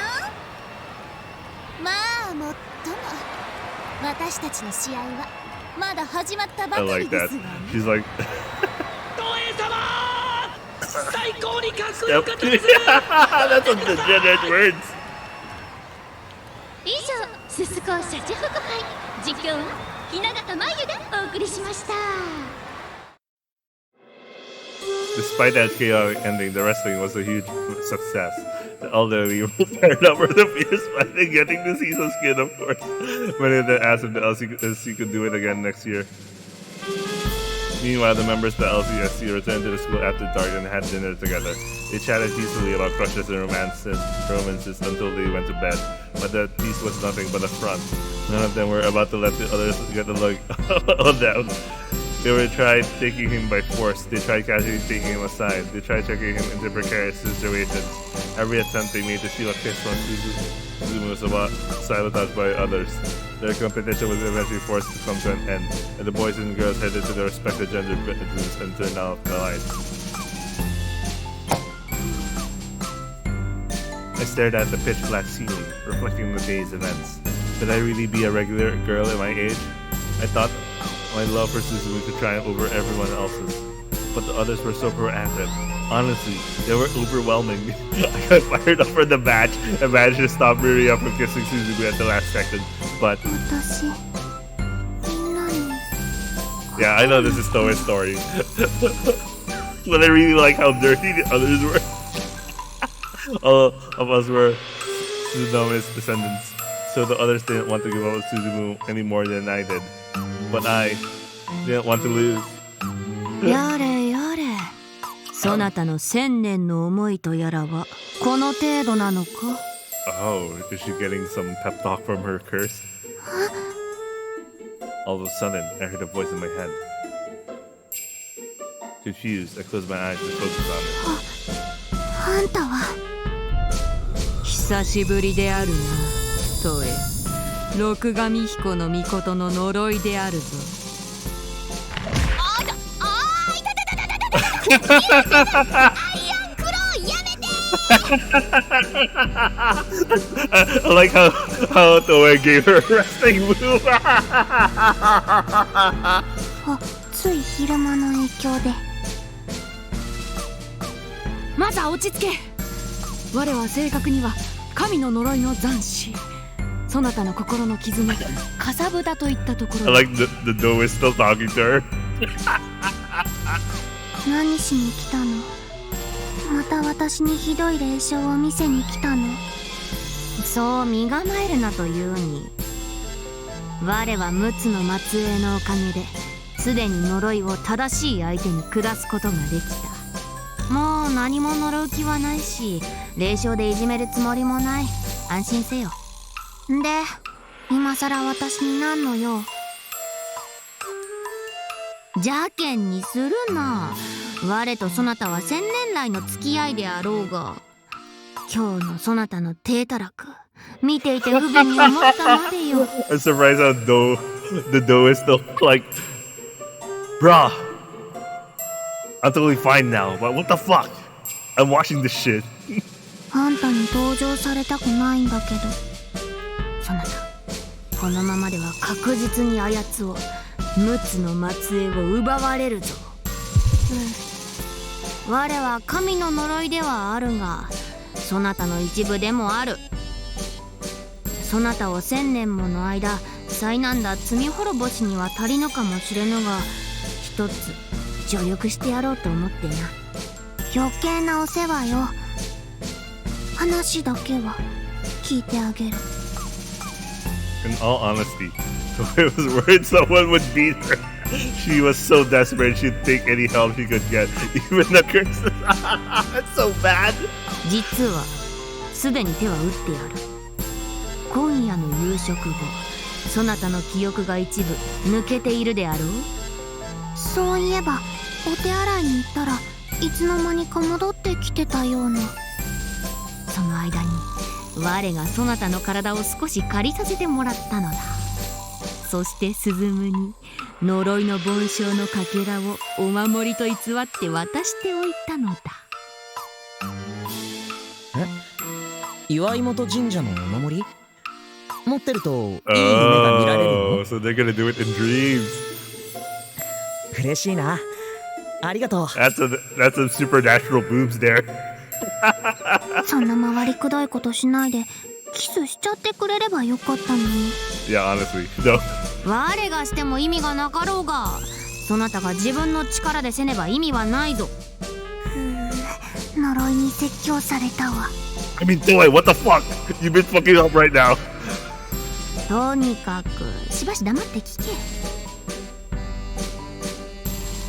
I had suffered constantly from hauntings for so long. What were hauntings? Daydreams showed to you by evil spirits. In other words, it was like they forced you to watch the home videos they crafted themselves. Okay, that's a good way to say it. つまり呪いのすすには夢を自在に見させる力もあるわけだ。自分の見たい夢を自在に見られるってこと？そういうこと。今夜そなたが見る夢はそなたの思い通りのものになるであろう。夢の中でスズムとデートをするもよし、キスをするもよし、好き放題であるぞ。ちょっぴり嬉しいけど夢だけじゃダメなのよ。話をせくな。そしてだな、そなたは自分の見た夢を我の力で他人に見せることができるのだ。例えるなら、そなたが悪霊となり霊障にて他人にそなたの望む悪夢を見せられるということか。Was it a nightmare? What the fuck? 霊障やられてた時はマジふざけんなって思ってたけど、いざ逆の立場になるとすっごいワクワク。 Freaking Toei, man. I like that. 我の力でそなたはこれより好きな夢を見る。そしてその夢は呪いの梵鐘のかけらを持つ者に送信さ Yeah, れる。 what if someone else got the curse bell though? That would be funny. スズムとラブラブになれる夢を見て、それをスズムに送信できたなら、同じ夢を I think the joke would be if someone else got the curse bell. ラブラブな夢を見させれば、明日からスズムもそなたをついつい意識してしまうというもの。他の娘たちよりもスズムのハートに大きく近づけるに違いないぞ。素晴らしいじゃない。じゃあ早速梵鐘のかけらをスズムに渡さないと。I already did that for you, bro. で、そのかけらはすでに渡し済みであるというのだ。あんた、すっごい気が利く、使える、呪い最高。 Normally psycho. I got the feeling the two of us were acting extremely out of character, but decided it was the best not to look deeply into it. I had suffered at the hands of hauntings for 1,000 years now. I wanted to do haunting for a change. Of course, I would never force it to a horrid nightmare like they did. Instead, we'd share a dream of being on a day so sweet and wonderful. It'll bring our hearts closer together. Good job, 呪い。 Good job, 呪い。ではトエイ、夜は長いが我らには短い。早速始め There's る two わ。 ways this could fuck up. Someone else got the cursed bell, or Suzume never slept. で、どうやればいいの？当たり前だけど、真っ暗で何も見えないわ。そなたが自在に決めればよかろう。適当に教室にでもしてみたらどうか。おう、すごい。教室になった。あと鈴むも。Oh, wow, Suzumu showed up too. ここは教室？おお、勝手に動いた。そなたの記憶などからアルゴリズムを抽出してある。どうだ、あんた呪いのくせに変な横文字知ってるの。You do have some interesting vocabulary. Honestly. Oh well, I wasn't gonna get too hung up on little anachronisms or two. With just 2 stats, I had Suzumu in the classroom with me after school. The scene was already set. これってもう鈴夢の夢に転送されてる？されているぞ。まさに生放送オンエア状態だ。For an ancient curse, you really do have like a modern vocabulary. 我は姿を消すぞ。素敵なラブラブドリームを鈴夢と共有して Have a nice tomorrow だ。 Have a nice time. As it was even the great curse picked up a thing or two on TV or something over the past 1,000 years. Oh well, I could save my admiration for later. I had to set the mood for a perfect dream with Suzumu. Suzumu's image of me had to be a crazy girl who made strange sounds all the time. At worst came to worst, he'd think I was into animal releases or take me to the zoo or something. I like how she's so self-aware about how weird and creepy she was. But I could imagine it's because she was in pain all those times. Wait, what? Now the classroom had gone dark, was being replaced by a zoo filled with no Jews, just classroom, one classroom. Classroom reunited, returned. It seemed anything strange I thought would immediately be reflected in the dream. 結構コツがいるのね。まあいいわ。気を取り直して。I had to elevate myself from crazy girl to gorgeous lady. But how was I supposed to rate myself in that way to Suzumu? No, stop. The other girls will kiss him first if I wasted time without window dressing. This was all for the sake of kissing Suzumu. 私の体が勝手に。 My body suddenly ran forward, grabbed Suzumu with the shoulders to push him against the wall. 何？キスさせて。That's That's very aggressive. What? What was I saying? It seemed like in this place I was another character. In other words, since anything weird I thought would be immediately reflected in the dream, they translated to my own actions as well. ちょっとどうしたの？キスさせて。キス。キス。そんなめちゃくちゃだよ。キスして。いいからキスして。そういうのはさ、お付き合いしてからだと思うんだよ。順番がおかしいよ。あべこべだよ。I gripped Suzumu with all my strength and tried to steal a kiss from him. If this were a movie, the audience would think this is a coming of age drama would come turn into zombie film. 何をやっているのか。 I like how Doe is watching and be like, the fuck? 仕方ないでしょ。初めてだから容量がわかんないのよ。鈴むにそなたのことを意識せずにはいられなくなる甘い夢を見せるのが目的であろうが、こんな無理やり唇を奪おうとする夢など見せた日には、明日から私鈴むには虫を見るような目で見られるというわけね。さらに言うと今もオンエア中なわけだが。 So he's seeing it too. この夢どうやってストップするの？落ち着け。心を落ち着けて頭を空っぽにするのだ。空っぽ。空っぽ。空っぽ。大丈夫？なんか様子。Sorry. 空っぽ。空っぽ。この手離してもらってもいいかな。ちょっと痛い。よしよし、動きを止めたな。ここから頑張ればよい。トレンディードラマのような甘い素敵シーンを思い浮かべるのだ。トレンディードラマ。トレンディードラマ。Wham. A folding fan flew forward and hit right on the hand, loosening my grip on Suzumu. 何やつ。男の唇を無理やり奪おうとするその所業、断じて許せん。 Wait, what the fuck? A man in old-fashioned garb stood in the doorway and waited. Huh? The man in old-fashioned garb entered. He was well built and sported a top knot. なんだ貴様、ここを黒髪とへの夢の中としての牢敵か。黙れ、世の顔を見忘れたか。上様。Shogun. Suzumu and I were stated before the show. これのどこがトレンディードラマだ。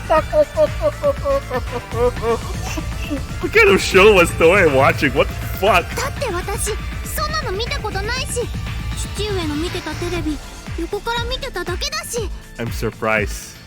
The spirit knows more about the modern world compared to Toei. だからってどうして時代劇ならぬ。潔くこの場にて腹を切れ。 Time to do Sudoku.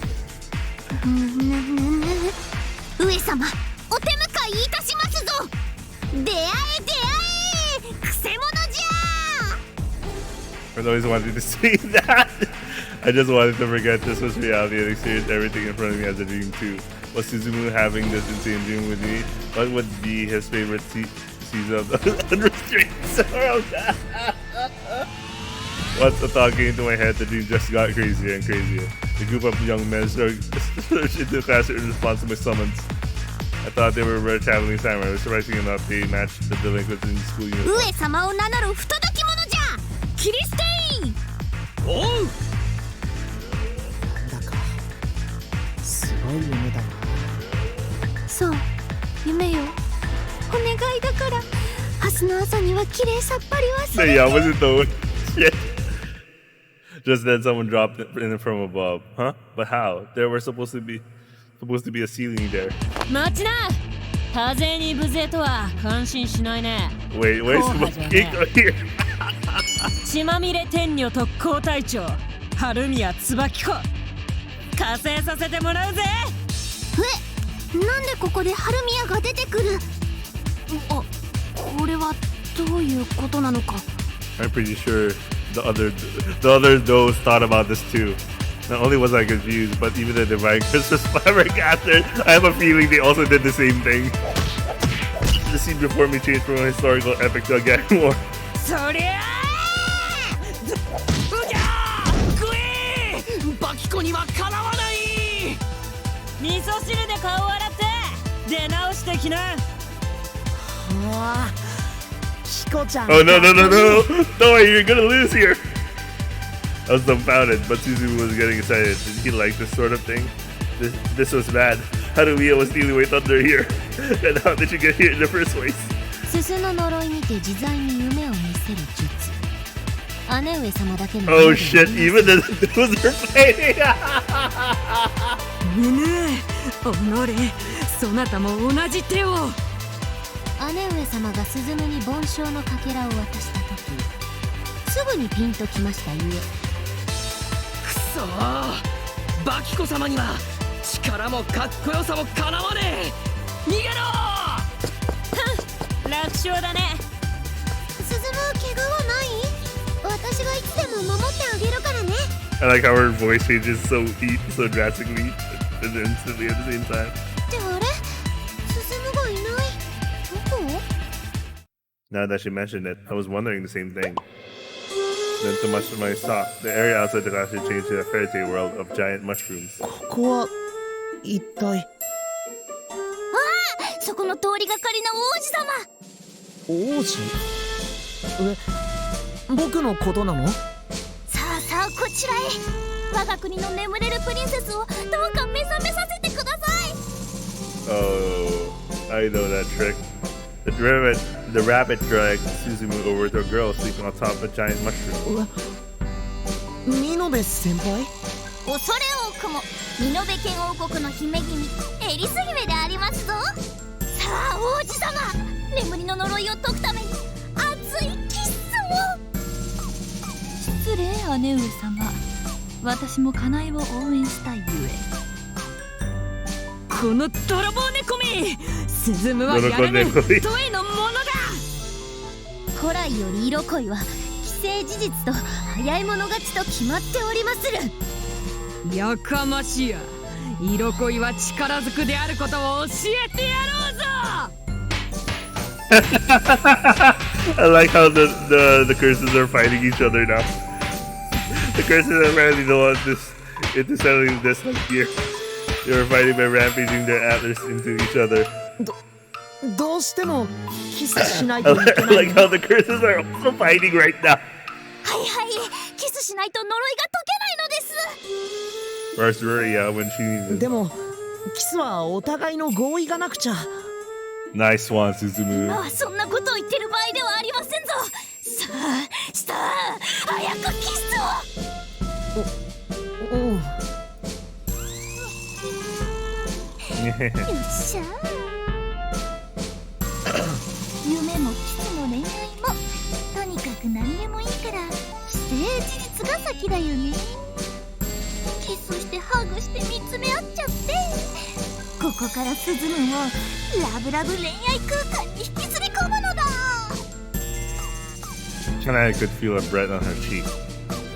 Excited, she sniffed the air. Her heart pounded like crazy at the thought she was taking in Suzumu's scent. Oh, too bad for you. いただきますですよ。 The siege king leaned over and Kanae and gave her a kiss as a passionate present. Serves that caterpillar girl right. 間一髪で間に合ったわね。なるほど、やっぱりここは私の夢の中なのね。主導権は私にあ Yeah, るわ it's け her だ main わ。 dream. すすの量は我が一番多い。よって妹たちの好きにはさせぬのだ。 A little too late for that, if I said so myself. Wait, Suzumu vanished again.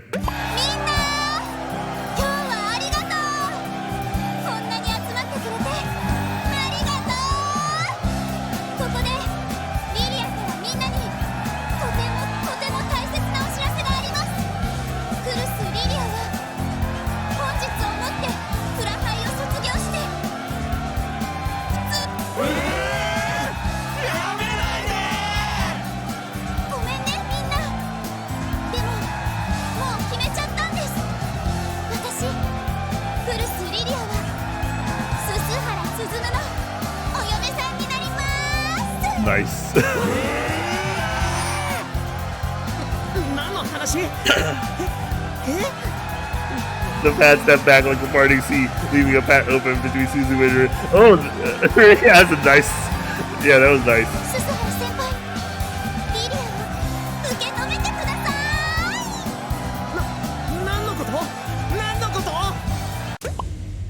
Just then, Kanae again the rash slide between Suzumu and Ruria. The blades dropped down, leading to a strategy and mass panic. この泥棒猫め、スライスされてトマトとチーズに挟まれろ。人の夢をよくもめちゃくちゃにしてくれます。いでよ、私のスタンド。マジカルプリンセス。The power. Someone who stand. Resurrection says someone who stand. 恋ヶ崎をクリンクリン。え、二人？クリクリクリクリクリクリクリクリクリクリクリーン。 Stand rush. I like it how they did a stand rush right just now. I was caught between the two Rurias and pummeled by their squeaky clean rush attack. Stand rush. The combo kind of stand at soft at 99, but I'm sure it was much more than that. At this rate, I couldn't stop her now. She was having such a good time having a ball. いでよ、私の呪いの鈴。破壊力 B、スピード D、持続力 S、精密動作性 D、成長性 C。 This is straight up JoJo, man. わあ、我の評価微妙であるな。消えた。上？ロードローではないぞ、凡勝だ。Roll the roll. They're just having fun at this point.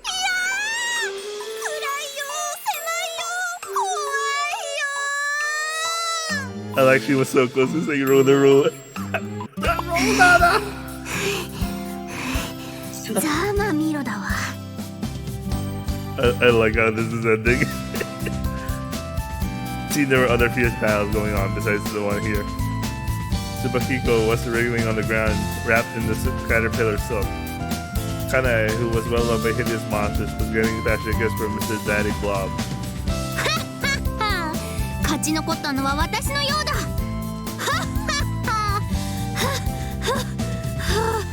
She's getting dark.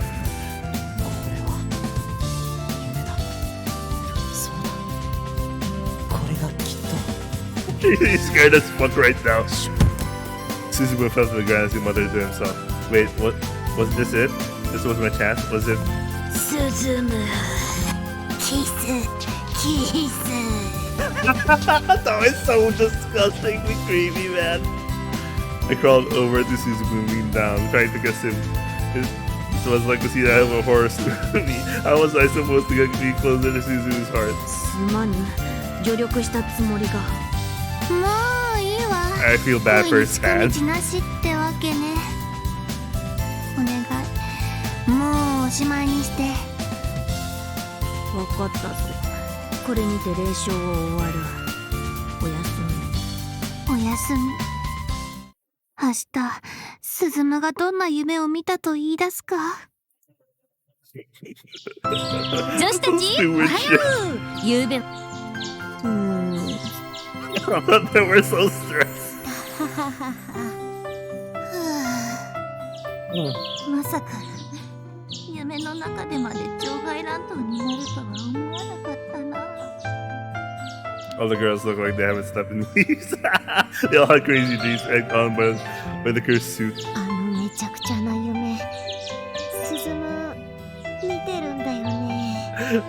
No, I really love that how they had like a all-out fight. それはもうバッチリと。あんな夢を見たら普通はガイドフォビア女性恐怖症になりますよね。ああ、呪いの言うことになんか耳を貸すんじゃなかった。All girls sighed, much to Hinagata's confusion. The boys came in at that point. 鈴原くん、あつたくん、おはよう。おはようございます。みんなもおはよあれ、意外と爽やか。どうしたの？僕の顔をじーっと見て。いや、なんでもないなんでもない。スズム、ゆうべは夢見た？夢？僕は多分見なかったと思うな。Oh, you forgot about it already. あつた先輩は Oh no, he got the bell. ああ、俺か？まさか。Yeah. スズムは昨日渡した梵鐘のかけらのお守りはどうした？ああ、昨日のお守りだよね。今はナツくんが持ってるかな。Yeah, I knew it. All the girls turned in shock. 実は男女で部屋に分かれた後。へえ、岩井本神社のお守り。持ってるといい夢が見られるんだって。いい夢か。俺もグレートな夢が見たいぜ。なあスサラ、俺とデュエルしようぜ。俺が勝てたらそのお守り貸してくれよ。僕がもらったものだけど一晩ならいいよね。グレート、早速勝負だぜ。3本勝負といこうぜ。ここでワニャンを生贄にしてナメクジドラゴンを特殊召喚。それに割り込んでナメクジいらっしゃいを発動。フィールドのすべてのナメクジモンスターを破壊する。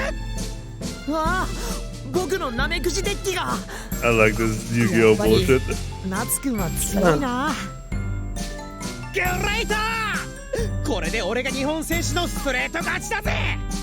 じゃあこれ約束のお守り。どうしたらいい夢が見られるんだろうな。枕の下に入れるのかな。そうじゃないかな。じゃあ電気消すよ。おやすみ。 In other words, the one who's seen that insane dream was. 黒髪がいきなり迫ってきて将軍様が出てきて不良が乱入してきて、思い出すだけでもめちゃくちゃでわけがわからねえ。ひょっとするとそれは霊障かもしれないよ。かわいそうにね。あまり気にしないですぐに忘れちゃうのがいいわよ。そうそう、忘れちゃうのがいい。そうか、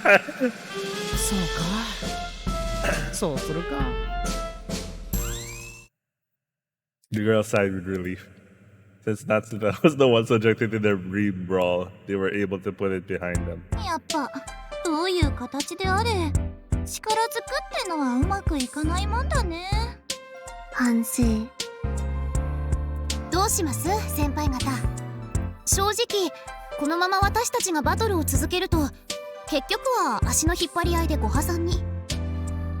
それどころか鈴に幻滅されてみんなで仲良く自滅ってとこだよね。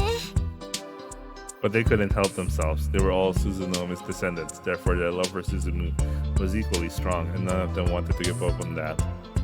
It was all the quadruplet spell's fault, but there was no point getting mad about it now. やめる？シャチホコ女子会のバトル。今回は勇み足だったってことで引き分けにしようかね。ピコーン。クロッチは今抜け駆けしようと思っただろう。してない。プルプル。プルプルプル。先輩方、一つ提案が。はいどうぞリリアン。私たちはまだ競い合う段階にないと思います。というと、鈴原先輩は素晴らしい男性ですが女の子への関心が欠落しすぎています。女の子への関心って？わかる。鈴間のベッドの下エッチな本一冊もなかったし。エッチな本。Oh, I like her look. What does that mean? なるほどね。リリアンが言いたいのはこういうわけだ。 What's up with that look? I don't understand what Toei is thinking. 今の状態では誰がキスして告白権をゲットしたところで討ち死には確実だと。鈴原先輩のハートに異性へのドキドキが芽生えない限り私たちだけが大騒ぎしても空回りもいいところだということです。確かに。プロレスの時もオイラのドキドキ攻撃にスズム全然反応しなかったもんね。まさか熱田と BL That's the worst. ありえるね。ナッチ×スズム。いやスズム×熱田。 Where did Toei gain such knowledge of boy love subculture when she had been played by Haunties for so long? Details. See Suzumu and Natsuya being so happy and friendly with each other made the girls want to sigh. でリリアちゃんの考えはいずれは先輩の唇を閉して戦うとして今は一度休戦しませんか？むしろ私たちで一丸となって団結して立ち向かうべきです。立ち向かうって何に？連れ戻す鈴ムを BL の世界から連れ戻す。 The world of BL. イエス。黒髪先輩、察しがいいです。なるほど。みんなでスズムンが男子として健全な道に戻るよう教育するわけだね。教育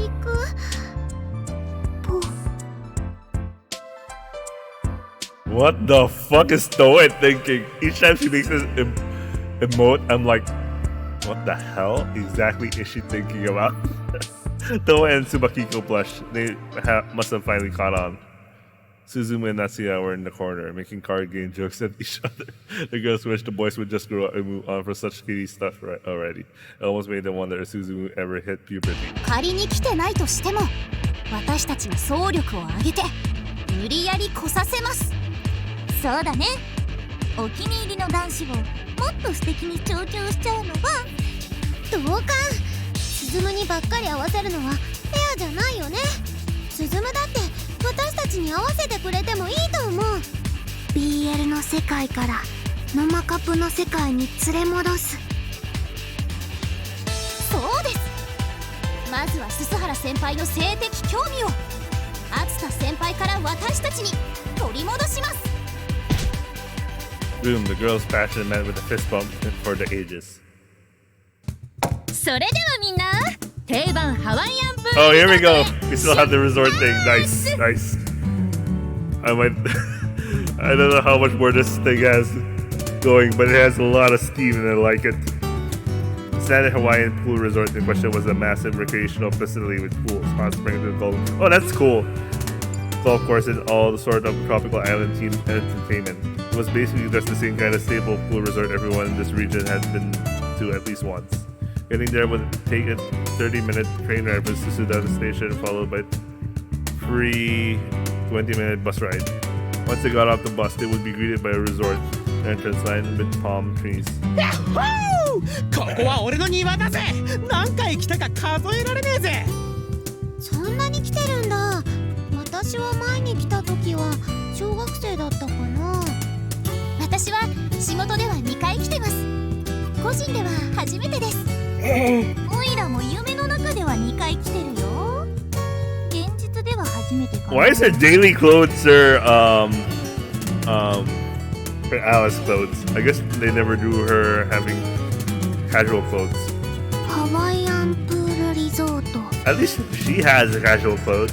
ハワイってこんなに近かったのか。多分違うと思うけどな。やっぱり夏休みはプールよね。プールサイドで素敵な出会い、ひと夏だけの情熱的な恋。あなたアラブの石油王なの？ないないないない。いや、ねえとは言えねえぜ。なぜならデュエル王はここにいるんだからな。はいはい、あんたの自慢のデッキ、プールに放り込まれたくなかったらさっさと行くよ。さあ行くわよみんな、いざプールリゾートへ。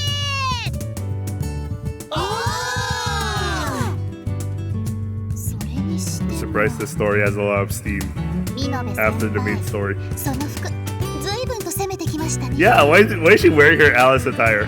あんだよ、似合ってて可愛いでしょ。こういう服はあんたみたいなおっぱいモンスターには似合わないからね。こっちー。 Is that how people think that flat justice works? Okay, I might actually believe that. How? 私も巫女服に狐耳とかで攻めればよかった。黒髪さんはそういう知識をどこで仕入れ Kurokami? You're coming up with much weirder stuff. So let's chill out. Let's chill out, okay? Let's just chill out. うわー、広いね。さすがハワイ、アメリカ、広い。 No, I think that's true. Yeah, actually that's true so far. At least as far as I know. The US is really big. どっちはボケか天然かわからんね。それより鈴原先輩、私たちの水着姿を見て何か感想はないんですか？みんな可愛いと思うよ。 Oh, that's the bad また answer. プロレスやんのかって思っちゃうよな。昨日はみんなかっこよかったよね。あちゃー、女の子の水着姿を見て Yeah, that sucks. Consider what they're trying to do. 私もまたプロレスやるみたいな気がしてた。黒髪先輩、しばらくお静かに。とにかく鈴なら重症だよ。焦らず、まずはじっくりと女の子になじませていこう。おお、あれやりたい、あれやりたいぞ。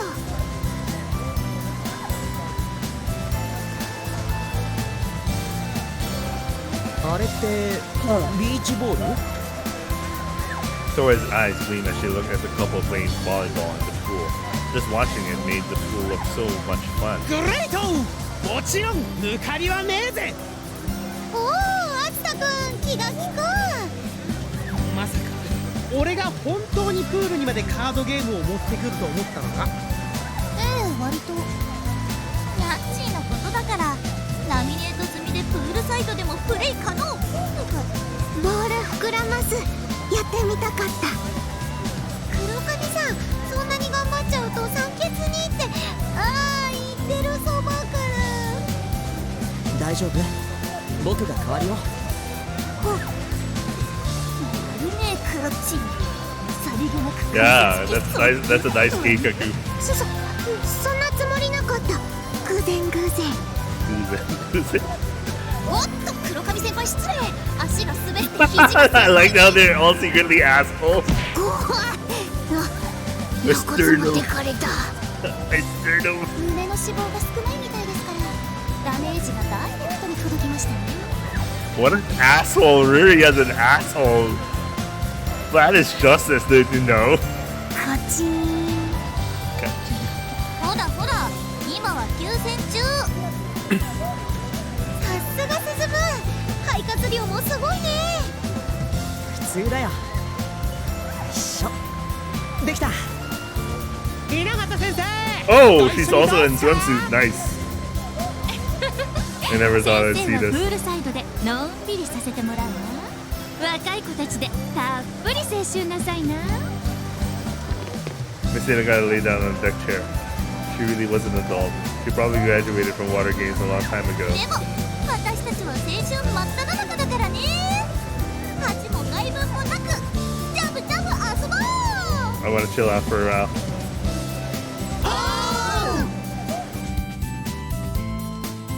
それ。 Oh, that's a nice CG. Oh my god, Kurokami jumps really high. What the fuck? How did she jump that high? Like, her feet is on the same height as, like, Atsuta right now. And I don't think that's a perspective thing. She just jumps really high. ほいきた。そりゃそりゃ It's a really high jump. What the fuck? おお、黒髪さん案外やる。てっきり運動は苦手な方だとばかり。グレイト、こりゃ手加減がいらなさそうだぜ。ちょっとバトルじゃないってば。あいだ、ルミア先輩、今私の顔面狙いましたね。顔面ってのはこう狙うのさ。ダークシュート。え、わ先輩やる。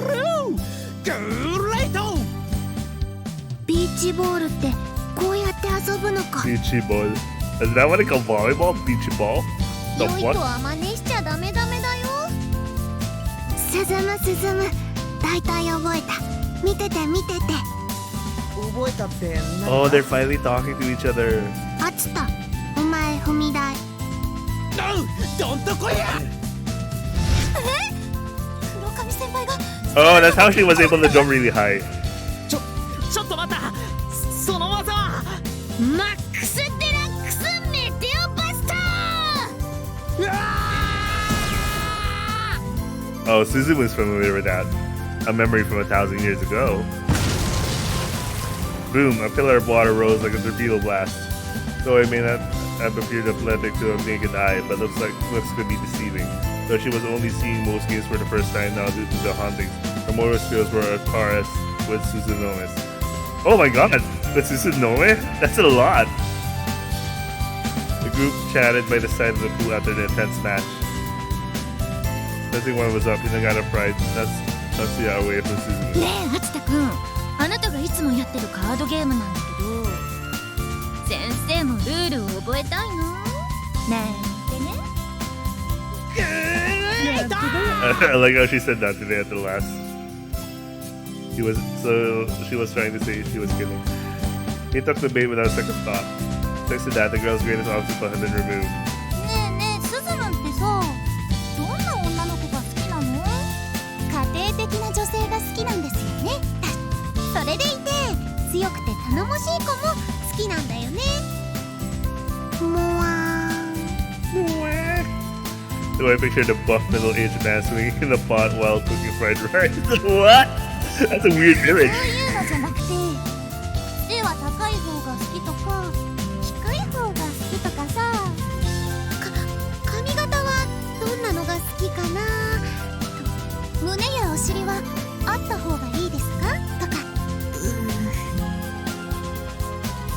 Oh yeah, it's always kind of weaker now, but who cares? She's Yamato the Deshko man.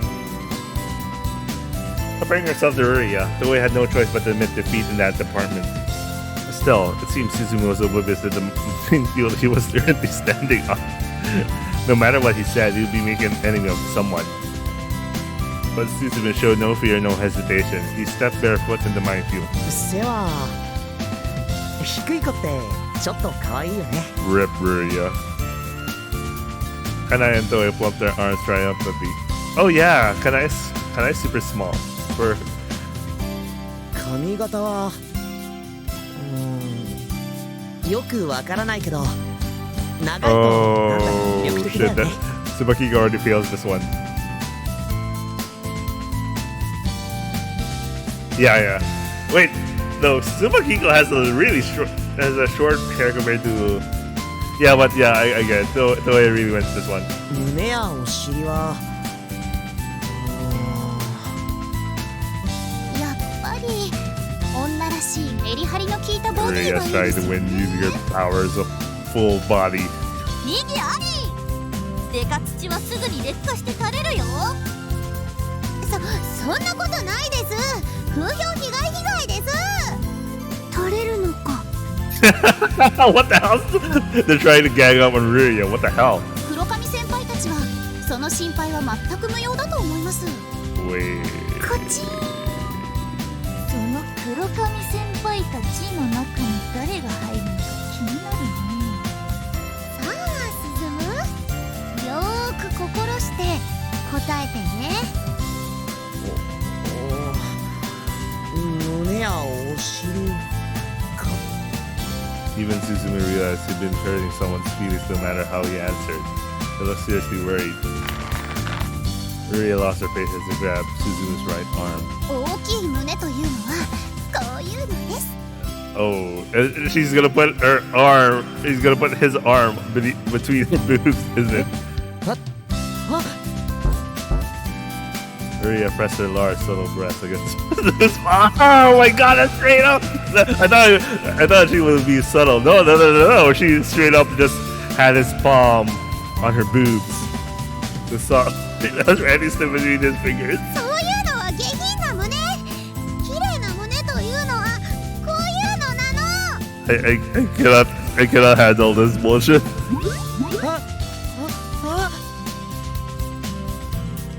Desperate, Tsubakiko blushed. He pressed her breast against Suzumu's other hand. それで恥じらいを知る大和なでしこの胸が。 Yamato the Deshko. She described herself as Yamato the Deshko? Really?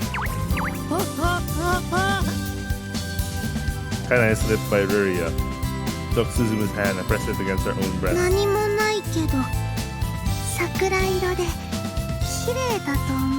The weird fact she mentioned Rosie was the worst. Was the worst because she literally mentioned what her.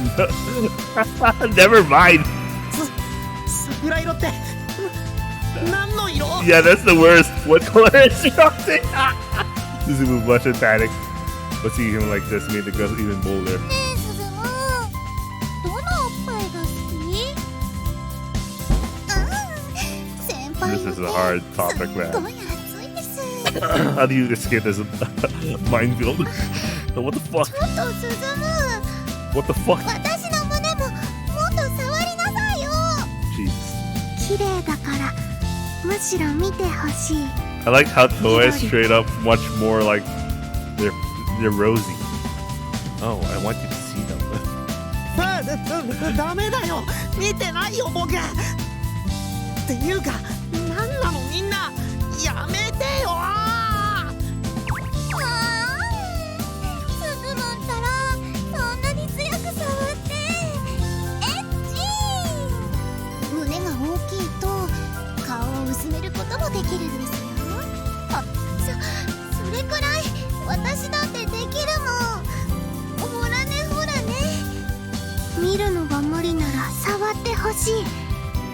直に。 Damn, Toei is so bold. What the fuck? 助けて。 It wasn't rare for people to drown in the pool. But this was the first time in the resort's history someone was drowning. Okay. どう進む誰の胸が好きか決まった？胸だけでは決まらないとオイラは思うね。そうですね。バランスの取れたボディにこそ美しさは宿りますから。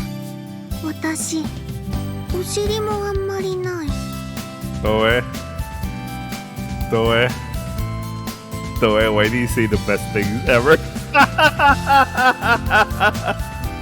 でも弾力はあるかも。 Okay, so my ranking for Toe is the same as this in Nagata, basically. Top tier. Oh my god, what the fuck am I watching? What the fuck? This 黒髪先輩ばかり独り占めでずるいです。クロッチ大胆。オイラもやっちゃおう。私誰にでも触らせるわけじゃないよ。布川も一緒にグリグリする？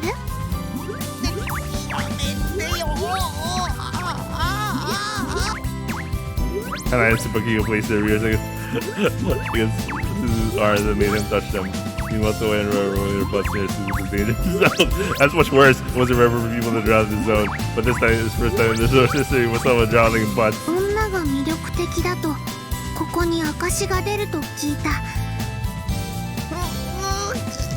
やめてやめて。ねえスズム、私たちってそんなに魅力ないかな。そん This な is starting こ to と get ないよ。 embarrassing for me, Bryce. 十分に魅 What 力。 the fuck? あれ先輩の声なんだか甘ったるくなってきましたね。いいんだよスズム。体をみんなに預けちゃって。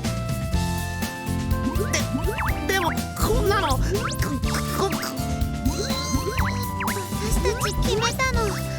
スズムがちゃんと女の子の魅力に気づいてくれるまでみんなでスズムをいじめ続けることにした。いじめってそんな。いいんですよ先輩。その感情に素直になってください。女の子のこと気持ちよく思うのはそれともまさかタマヤみたいに大人のボディじゃないと。それは許さない。この中から選べ。選べ。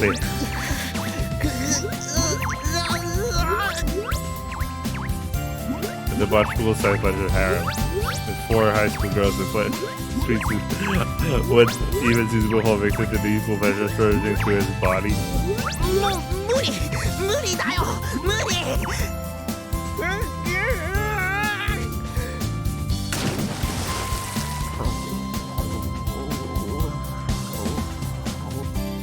沈む？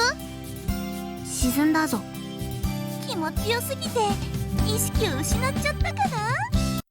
溺れてるんじゃない？早く引き上げましょう。そっち持ってください。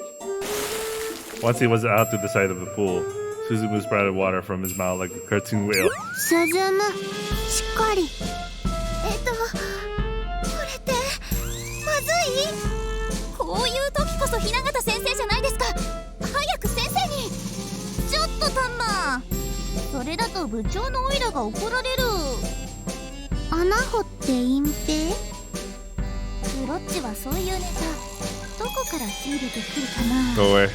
10 out of 10. これって多分人工呼吸とかした方がいいよね。 Oh shit. 私できます。リリーの頃番組の企画で練習しました。布川がスズムにキスをすると I thought you guys were involved with that. あれそうなっちゃう？ The ceasefire went in place. I knew it. I like to always look. The LCSU's advisor was the school director, Dr. Hinagata, so naturally all of them knew how to perform CPR. Even Toya had managed to learn it on a day when she conveniently wasn't plagued by hauntings. Toya was grateful. Had she practiced a divine tribute style, she would have thrown an offertory punch right then and there. You're that grateful, aren't you? Thank me with a watermelon. Thank you for leaving me alone that day, curse. あらあら、プールでプロレスごっこは危ないわね。良い子のみんなは絶対に真似しちゃダメよ。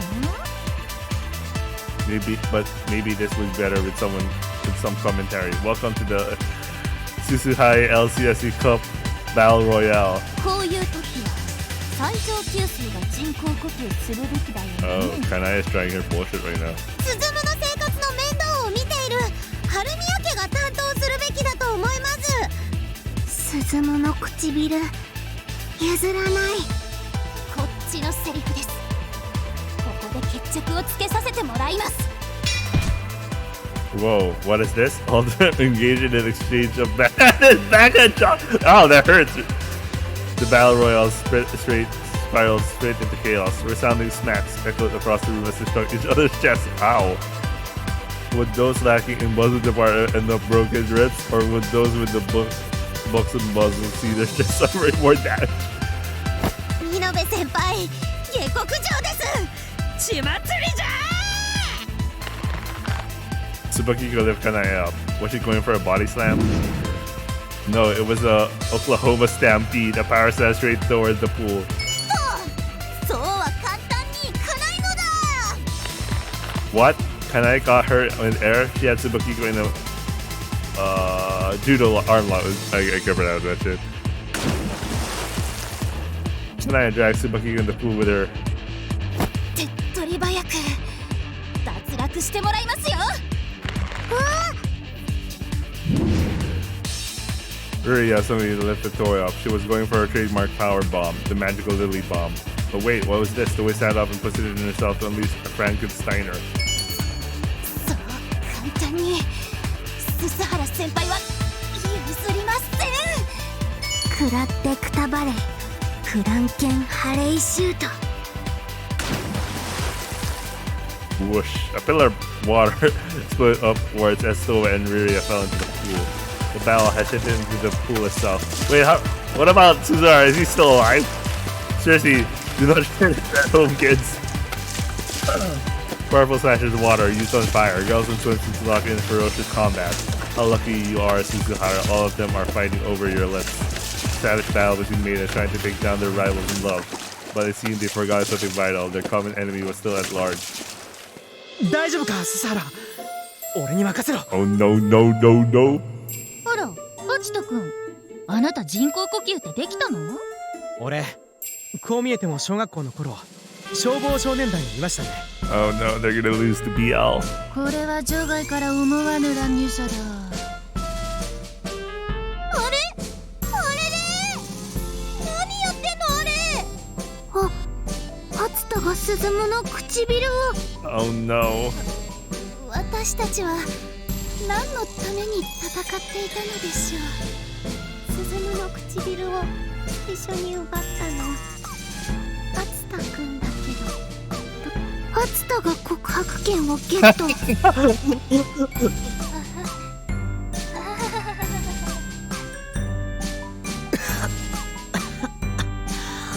I was wondering why the teacher didn't start that.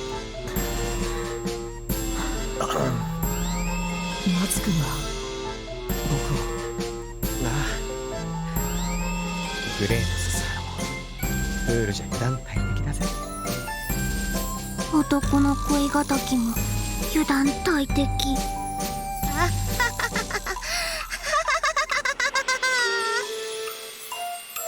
アチト君、あなたが告白しないと他の子が告白できないそうよ。あ？告白？もう白黒はっきりつけてほしいです。とっとと鈴原先輩に告 I like 白 how して they're くだ so さい。 angry right now. じゃないとオイラたちはずっと待ちぼうけだ。 Natsuya had absolutely no clue what the girls were ganging up on him. Suzumu couldn't help but laugh, and the laughter spread amongst the others. After that, the battles ended, and the members of the LCFC played together in harmony. Everyone enjoyed themselves, but especially Toe. She hadn't had this much fun in 1,000 years. Afterwards, everyone went to the mixed open-air hot spring, and the swimsuits basked in hot and warm water. Still fired up even after they got out, they headed for karaoke room to sing their hearts out. That made them hungry, so they went to an old-fashioned dining room to feast upon traditional Japanese meal. Oh man, it's so good. Oddly enough, all this alone made them feel like they were on a vacation, like a 3-day vacation away from school. Once they were done eating, they all kicked back and relaxed as they chatted for hours on end. The fun times were there to stay. Hinagata gulped her beer as she took in everyone's smiles. Smiles of girls free from the 1,000-year curse. Smiles of the boy who saved them after a 1,000-year journey. The smile of the boy at the end of a thousand uncursed years. Perhaps being the role where she could have seen that happen was a bit of side benefit.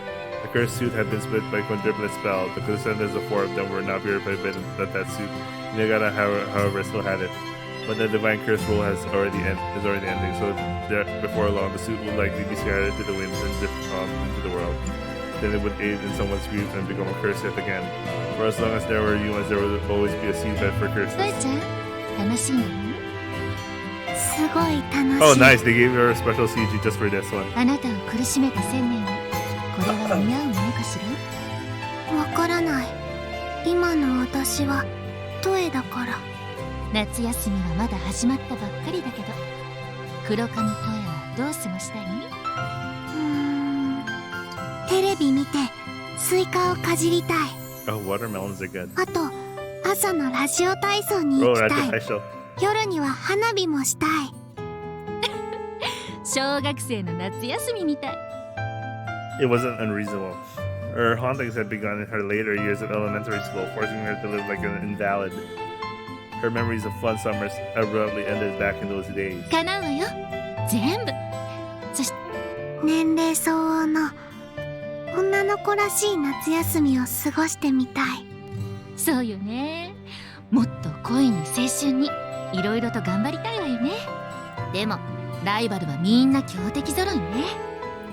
みんながどうとかじゃなくて、高校2年生の黒髪トエとしてやり残しのない夏休みを過ごしたい。いい決意よ。高校2年生の夏休みは誰にも等しく一度しか訪れないのだからね。Toei had her eyes on Suzume, of course. Having overcome 1,000 years of blighted love, they had the right to try their hand at love once more. ドエちゃんに先生から夏休みの宿題ね。この夏休み中に鈴原くんにキスしてもらうこと。無理やり唇を奪うとかそういうことじゃないのよ。わかるToei's cheeks were bright a rosy hue. They had quite the skin-to-skin contact back in the pool earlier, but the kiss truly was something special. Hinagata giggled and gave a wistful smile. 命短し恋せよ乙女それが青春よね。青春。頑張る。頑張れ。 And so Toei Kurokami summer vacation began. As planned, I started doing morning radio Taisho, let's just say the Japanese. During summer break, Iwahime Shrine would hold Raja Taisho with the local chillabrous groups on the shrine grounds. I like how 3/4 was the main story and then 1/4 like a after story kind of thing. でも早起きすると一日が長く使える気がして嬉しいよね。進む、こっちこっち。おうこら、私だけのけ者か。 We watched TV and ate watermelons. Watching TV with others turned out to be much more fun than doing so alone. I like how Toei is always hanging out. 黒髪さん、スイカの種ボロボロこぼしてるよ。でもこんなに喜んでくれるとは思わなかったね。テレビはニュースと時代劇しか見なかったから何を見ても面白いんだ。あれおかしい。We went to arcade too, tried many different games. They were all so different yet all so fun. It made me happy. 勝った。進む、私が勝った。勝った。 I'm so surprised. Like, I totally understand why they're still hanging out because they're kind of family-ish. this very distant relatives. But Toei is like, it's how, すごいな。キコちゃんに勝てるようになるなんて本当にすごいや。いやいや、覚醒援助ならレバガチャでも勝てるって。もう一回次は本気キャラ出す。むふ、どんとこい。叩き潰してやるぞ。調子乗りやがって。次がマジだよ。進む、両替してきて。 I also played that card game thing. I was surprised. She also played Yu-Gi-Oh! I was jealous of how Suzume and Natsuya were always playing it together. ブーチブーチ。5のナメクジドラゴンを召喚。召喚酔いなしで即アタック。なんだと。そんなグレートウルトラレアをなんで持ってるんだ。パックを買ってビリリと破いたら出てきた。すごいな。僕の買うパックはいつも外れカードばっかりなのに。It's super hard to gacha your way to this. 幸運、ずっと使わないで溜め込んできたから。I also went to a fast food. Oh man, burgers make me like that. Anyway, I also went to a fast food joint. French fries were the best. I never got tired of them. そうそう、ポテトには S、M、L のサイズがあるんだよ。少ないの S にまあまあの M。 それでも間違ってないかな。じゃあ L は何になるんだろう。ポテトラブ。 Potato love. That's so cute. We went to karaoke as well. I never enjoyed it when Sho dragged me along with his people, but I had so much fun with my friends. はあ？なんで本人が本人の歌を歌って81点なんですか？これ、採点おかしいです。How do you lose their own song? 次の歌は何だろう。それ、私だ。黒髪先輩、中の人は一体何歳なんですか？1000歳。We went to amusement parks too. I won on rock, paper, scissors, allowing me the chance to be all alone with Suzumu.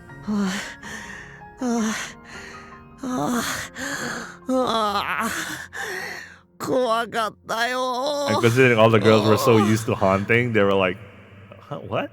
スズム、弱虫だった。私、へっちゃら。私、へっちゃら。 Yeah, because they all had experience of haunting. He never had to deal with that shit. また並ぼう。もう一回入ろう。絶叫戦慄ダンジョン、もう一回入ろう。もう絶対に嫌だよ。話してよ。スズム、ホラー系弱かったんだね。 Meanwhile, the girls were so used to it. We went back to the pool again. I got craftier over the break, and so I managed to sneak in a visit with Suzumu under the other side. 私、水着を着られるようになっただけでも嬉しいんだ。 Wait, what the hell's that supposed to mean? 今までは体中に気味の悪い呪いの斑点が浮かんでたから。そうだったんだ。自分の醜い肌が嫌いだった。でも今は違う。スズム、私の体。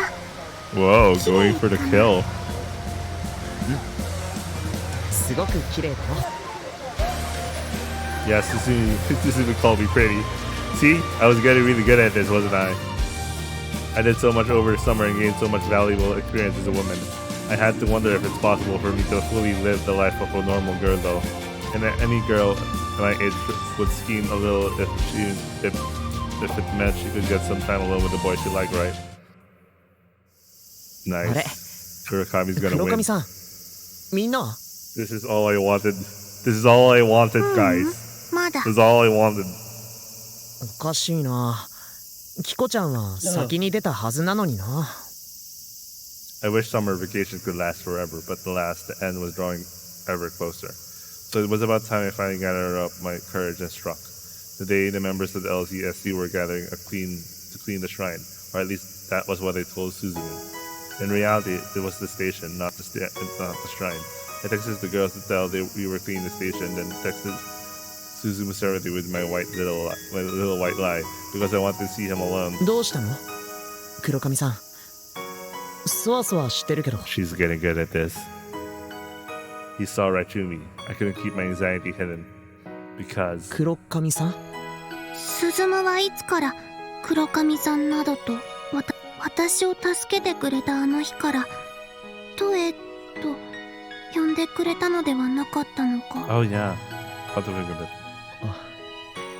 ごめん。なんだか気恥ずかしくなっちゃって。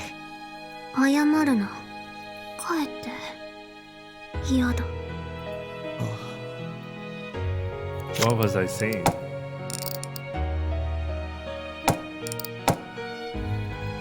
That wasn't what I wanted to say.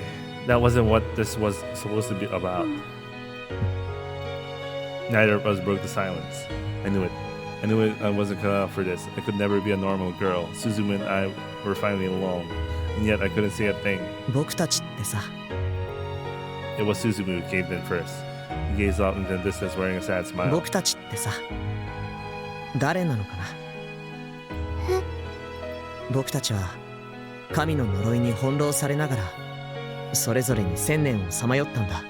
Oh, that's a nice question. だから君は鈴の目で僕は陸奥。それは間違いないことだと思う。 I wasn't sure what Suzume was getting at, but I felt the pang in my heart and my chest tightening as though some part of deep down already knew. でも僕は鈴原鈴夢で君は黒髪トエなんだ。僕は誰なのかな。鈴夢なのかな。陸奥なのかな。別にそんなことは重要じゃ。 It doesn't matter to me if you're Suzume or Mutsu. We finally crossed paths after 1,000 years. That's good enough. That was what I wanted to say. でも僕は鈴夢なのか陸奥なのかと聞かれたらやっぱり僕は鈴原鈴夢なんだ。 In my mind, I didn't understand what Suzume was implying, but in my heart, I did. After all, why else would it be aching this so hard? 君は誰なのかな。黒髪トエなのかな。それとも鈴の目なのかな。その両方なんだっていうのも立派な答えだと思う。教えてほしいんだ。君が誰かじゃないと僕は君のことをどう思っていいのか。 Oh, here we go. Suzume had handed me a choice. Where the wrong actions could lead to a horrible outcome, I had an answer. I was both Toei, Kurokami, and Suzume at once. But if that wasn't the answer he was looking for, then I wanted to be with him. After all, I loved him for 1,000 years. I suffered for a millennium just to see him again. I was prepared to lie as much as necessary if it meant we could be together. I changed into whatever he wanted me to be. So in my heart, I begged for him to tell me what he wanted to hear. どうしてあなたは陸奥じゃないの。だってあなたは私のことを覚えていてくれた。そして私の呪いを解くために1000年間も修行を続けてくれた。そのあなたがどうして陸奥じゃないの。 Answering a question with a question, I knew I was being childish. But perhaps the question itself was my own answer. もちろん僕にも1000年前の記憶はあるんだ。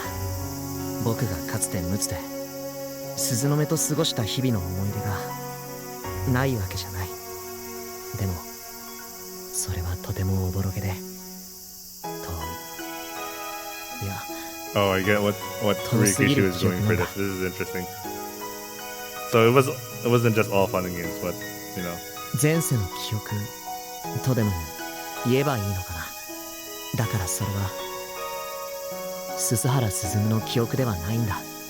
僕がかつて今の自分とは違う陸奥という人間だった時の記憶だから。それは今の自分とは切り分けるべき記憶だと思うんだ。 Suzume didn't have to say anything further. I understood.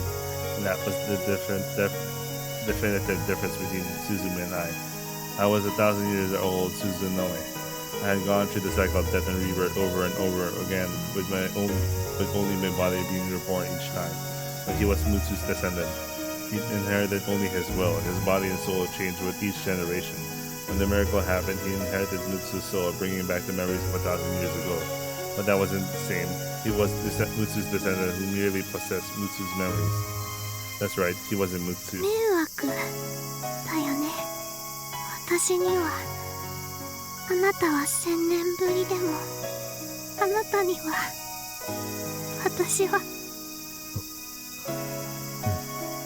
僕にとって君は僕じゃない大昔のムツという人の記憶の中では知っているけれど、僕にとって君は1000年ぶりじゃない。 My heart was tearing apart. The irritating cries of cicadas rang in my ears as if to torment me. だからもう一度だけ聞くよ。君は誰？ I felt heat rush into my eyes, but I had to hold it back. People who used tears to dodge questions were the worst. I knew that, but I couldn't keep the tears from flowing. ごめん。泣かせるつもりなんてなかったのに。いいんだ。いいんだ。この涙は私が悪い。 Part of me wanted to ball my eyes and bear all my emotion in a jumbled mess, while another part of me simply understood without a fight. I had to acknowledge it. The miracle he brought about was simply freeing me from the curse, not reuniting us after 1,000 years, not by any means. He dedicated millennia to breaking the divine curse. I couldn't thank him enough for that. So what right did I have to cry in front of him because of my own selfish dream didn't come true? All I was allowed was gratitude. I had to thank him from the bottom of my heart. I knew that. Therefore, I had to make that clear and give his thanks, so he too could be free from his 1,000-year curse. Thus, I mustered the best smile I could. I couldn't stop my tears from pouring out in droves, but I still gave him the greatest grin I had. あなたの質問。私は誰か。 Oh, sorry. I remembered this. I remembered Umineko episode 4. 答えるね。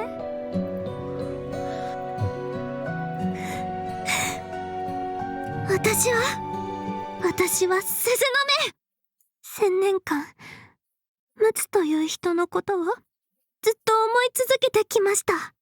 ムツというのはあなたの1000年前のご先祖様のこと。そう、あなたのことじゃない。 Oh, but thematically, yeah, that's right. ないんです。私、ごめんなさい。あなたのこと勝手にムツだって思い込んでました。本当にごめんなさい。あなたはムツじゃない。鈴原鈴という全く別の人。だから勘違いして勝手に好きになって私の呪いを解いてくれて本当にありがとう。このご恩は生涯忘れません。1000年経っても忘れ。 I lowered my head after I got all my feelings out. I didn't have the right to look at him in the eye. The two of us were strangers. He just happened to be the descendant of the man I loved 1,000 years ago. The bond between us was just too thin. 分かったよ、鈴の目。 Called me Suzuno, and so the illusion known as story Kurokami would fade away. The Suzumu who called me Toya would never return. But that was fine. He had to let loose. Much like he freed me from a 1,000-year curse, I had to release him from my own. 鈴の目。はい。僕は鈴む。あなたの1000年間の辛い呪いも記憶も何もかも。だって僕は鈴むで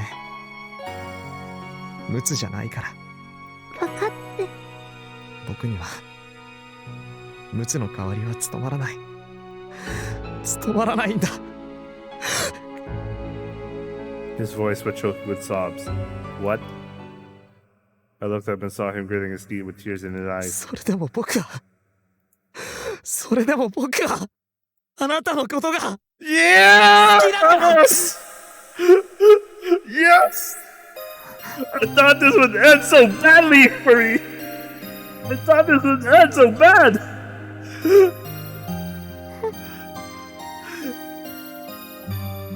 But I totally understand what's going on. I totally want. Oh my god! Yeah. No, this is the kind of this is a good kind of confession. Because they had to like clear up things, you know. They had to clear things up. They couldn't just like be, you know, displacing each other's love. If they wanted to love each other who they are right now in this moment, you know, they had to clear that up. I was taken aback and didn't know how to interpret his declaration. Suzu's eyes widened as though he made up his mind once he saw that. He then looked at me in the eye and said it again. あなたのことが好きです。僕はムツじゃない。ムツの記憶をおぼろげに受け継いだだけの遠い末裔に過ぎないけれど、それでもあなたに初めて会った時からずっとあなたのことが好きでした。あなたは鈴の目で今もムツを待っている。あなたはそう言った。その時僕の心に確かに悪魔がささやいたんだ。ムツのふりをすれば、あなたを偽れば、あなたと結ばれるんじゃないかというささやきが聞こえたんだ。でも僕はスサーラスズムでムツじゃない。ムツの記憶を持つ遠い末裔なんだ。あなたのことも黒髪トエとして好きになった。鈴の目としてじゃないんだ。だからどうしても確かめなくちゃならなかった。あなたが誰で僕は誰なのかを。 Yeah, they said it was Suzunami, and he said he was Suzumu. Normally that would have been the end of his love for me. でも好きなんだ。あなたを好きだという気持ちを抑えたくない。進む。僕は鈴原進む。ススタ高校に通ってる。あなたとは部活で出会いました。あなたは鈴の目、1000年を生き、その果てに僕とすれ違っただけだけれど、あなたが好きなんです。 Though he said he could never replace Mutsu, he still had a selfish dream. どうか僕と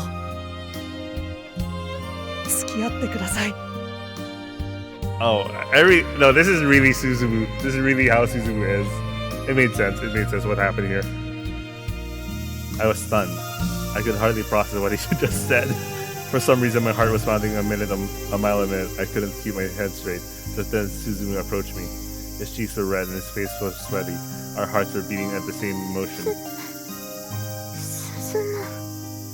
鈴の目、君の瞳が僕の向こうにまだムツという男を見ているのなら、ムツから君を奪い取ってやれ。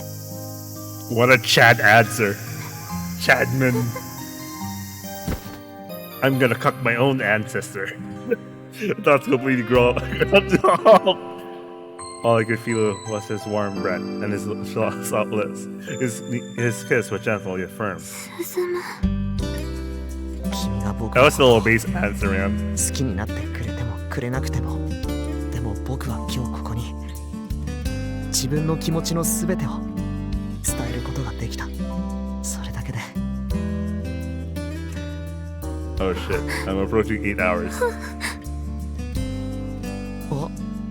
私も鈴の目。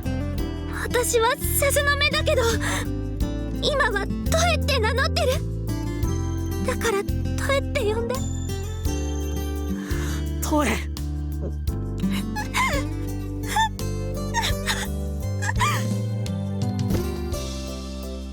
I couldn't take it anymore. I plunged into his arms and wailed. Not from sorrow, but because he could not restrain all the feelings within. A wild jumble of emotions all emerged and fierce torrents within my sobs. 僕たちはこの春から知り合ったばかりで。 I mean, yeah. Yeah, Kanae, a lot happened within just like a really short span of time. これからゆっくりお互いのことを教え合えたらいいな。 But yeah, you know, I really like the approach. They tackle this kind of. They tackle this. This wasn't just like a straight up. This wasn't just a straight up. Oh, there's the main story where we have like a curse and all that. So the curse is over. You have an after story. You see their lives after. You see Toei getting like a normal life, and then this isn't just like some magic love story where they just because they're descendants and all that. I like how they're approaching this. ごめんね。おかしな質問で声を泣かせてしまって。いいんだ。もう何もかも許す。でも抱きしめてなきゃ許さない。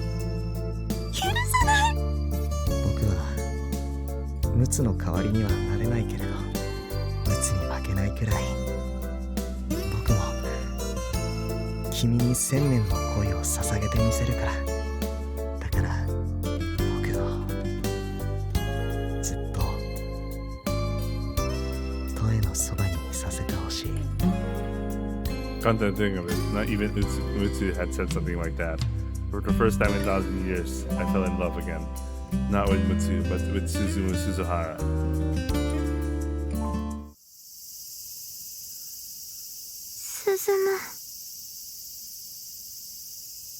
進むってば。 I wanted him to call me Toei again. I tried coaxing him over and over, but he didn't answer. Almost like he was pulling a cruel prank on me. Slowly but surely, his body. Oh my God! He dies. 進む重いという Oh のに。 no. So you can only give like he dies. Unable to support his weight any longer, we fell to the ground together.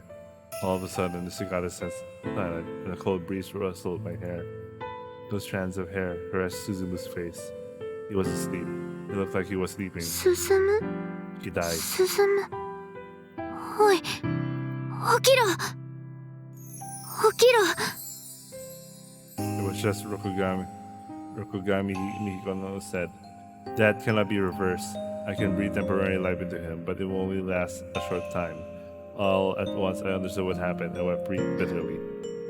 ひと夏で終わる奇跡だと知っていたら、あなたはこの夏を幸せに過ごせたかしら。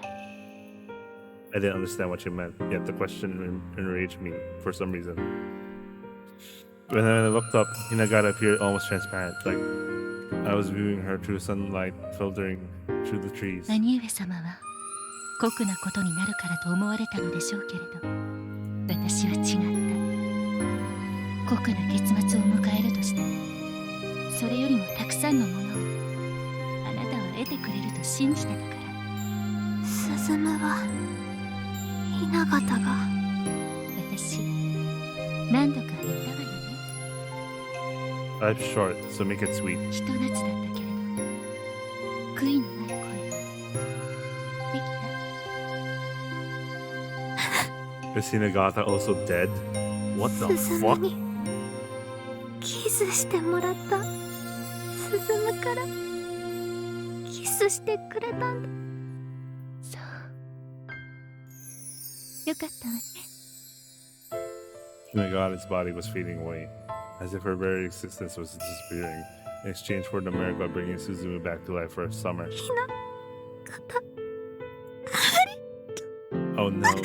She sacrificed her life, so at that point I broke down to sobs and could speak no further, but I believe I got my gratitude across. I tried to tell her something else about her body and all, but completely vanished. I spoke so quietly you couldn't even hear it.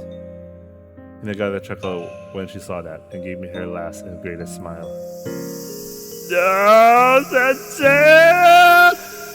That was the final expression she ever made.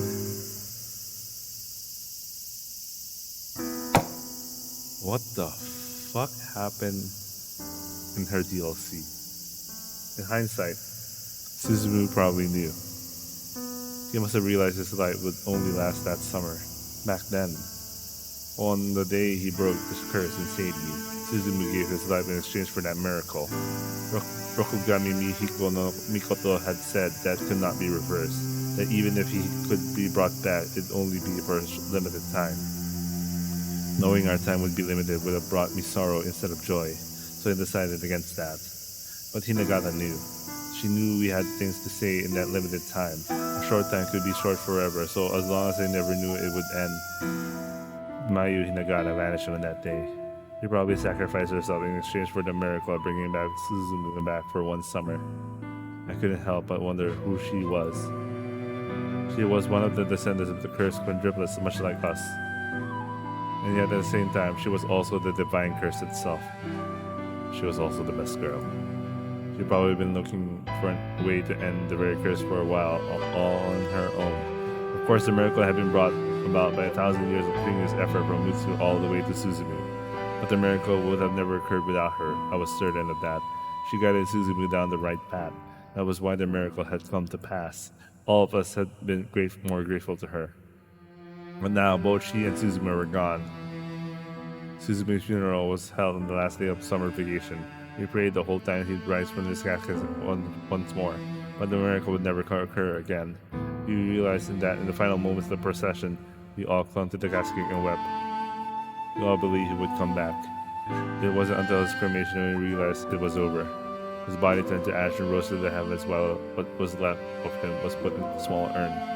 How long had it been taken Suzumu to bring about that miracle? 1,000 years. Then Rokugami Mihiko no Mikoto granted me a miracle while Hinagata granted me another on her own. I had been granted 3 miracles in such a short time, each a reward for an entire millennium of persistence. How selfish was I to be wishing for a 4th one on top of all that? The curse had been lifted. You know what? I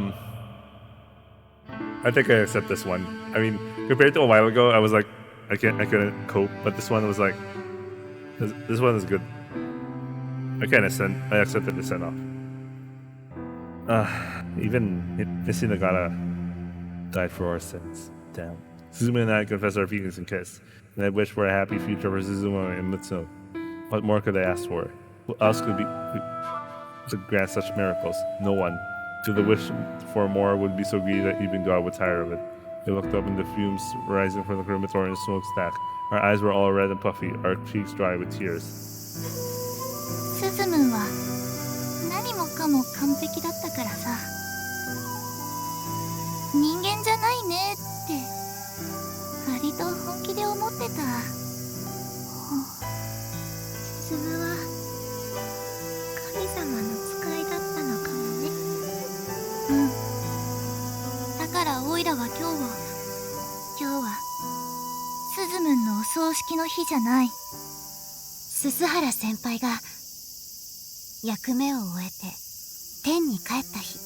Man, this is a roller coaster of an experience, bro. スズム、ありがとう。ありがとう。スズム、ありがとうございます。鈴原先輩。私たちみんなをスズムが助けてくれたこと、私たちはずっと忘れないからね。クロッチはあの日さ、スズムにキスできたの？告白くらいしたんでしょ？とぼけなくていいですよ、黒髪先輩。私たちみんな知ってますから。I was dumbfounded. For some reason, they all knew I sent Suzumu a misleading text so we could have time to ourselves. だって黒髪さん、スズムへのメール、部のメーリングリストに返信で送っちゃったでしょ。Group chat. メーリング？黒髪先輩が鈴原先輩に送ったメール。オイラたち感動しちゃってたよ。あのクロッチが男の子のためにこんなことをできるようになったんだなって。Oh my god, yeah. 私たち不意打ちではあるけど、みんな進むとキスしてる。でも黒髪さんだけはまだ。前回のお葬式でのキスは恋愛なキスではな That か was った honorable of them. Holy shit. These are good friends. だからオイラたちはクロッチをあの日一日だけ応援することにしたのさ。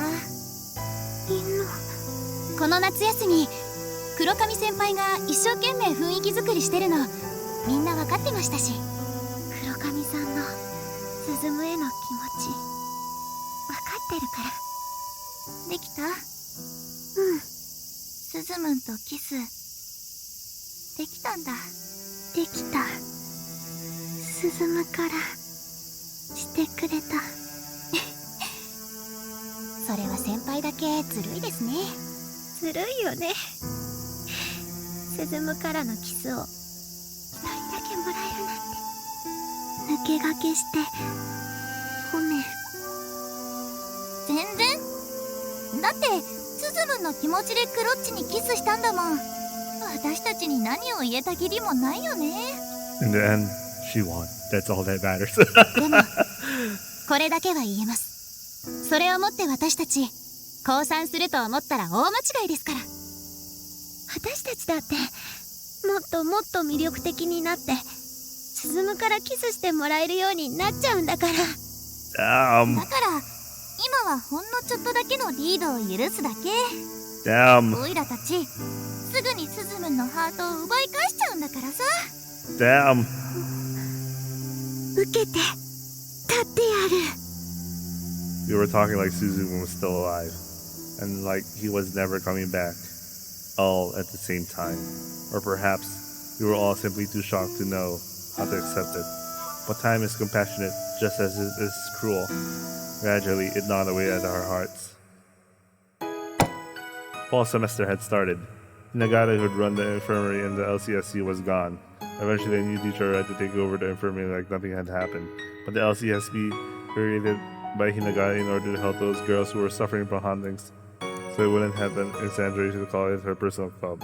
The school had a meeting with Kanae to discuss whether the club should be shut down or not. In the end, club activities were suspended until a new advisor could be found. However, all the other teachers were too busy. With so few teachers with no trophies or certificates involved, their teacher was an eccentric enough to take on the club under top of their other duties. With the club's bonds couldn't be severed by the whims of the schools alone. Not ever. みんなオイラの力が及ばずで本当にごめん。仕方ないっすよ。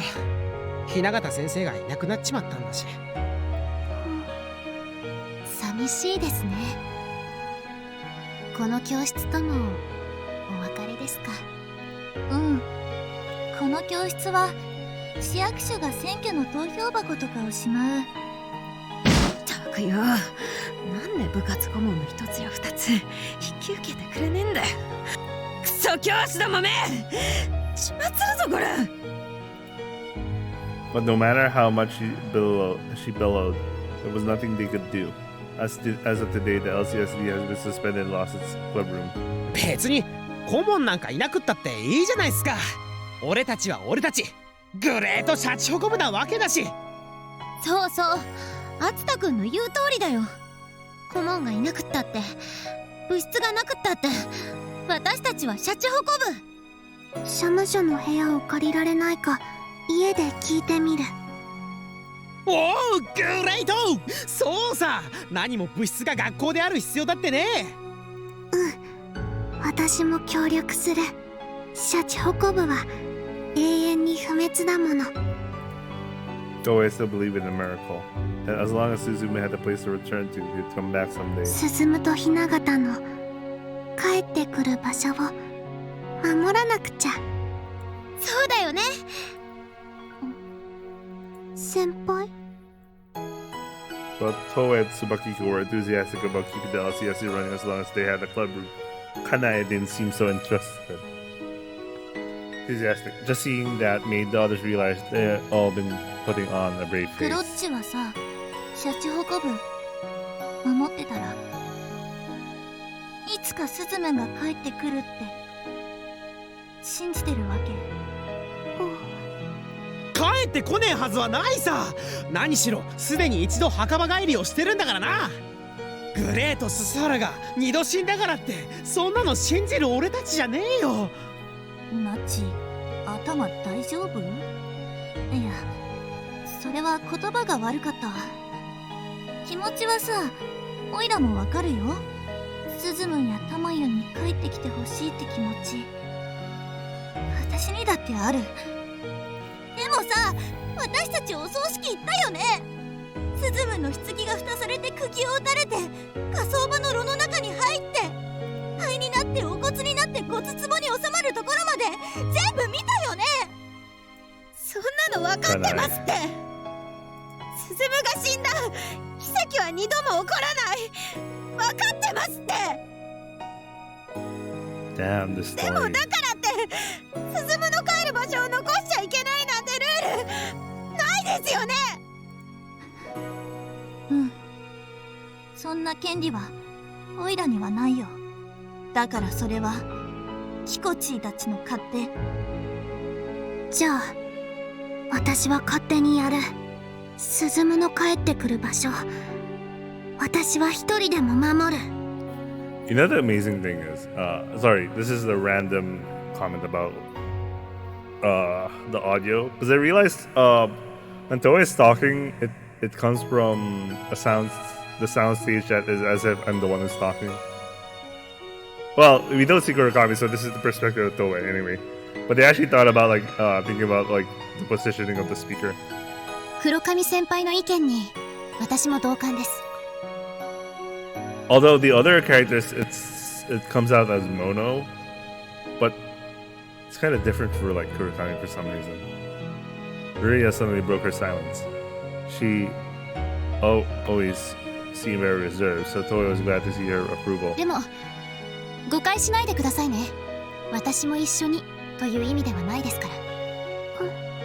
鈴原先輩が帰ってくることを信じてシャチホコ部を守り続ける、一人でも。だからそれをやりたい人だけでどうぞご自由にという意味です。リリアちゃん、それはちょっと冷てえんじゃ。温度差があるようならすみません。でもこれだけは誤解しないでください。鈴原先輩のことが大好きで、みんなに負けないくらい私も悲しいのは同じだということです。でもその悲しみとの向かい合い方は人それぞれだと思います。そういうこと。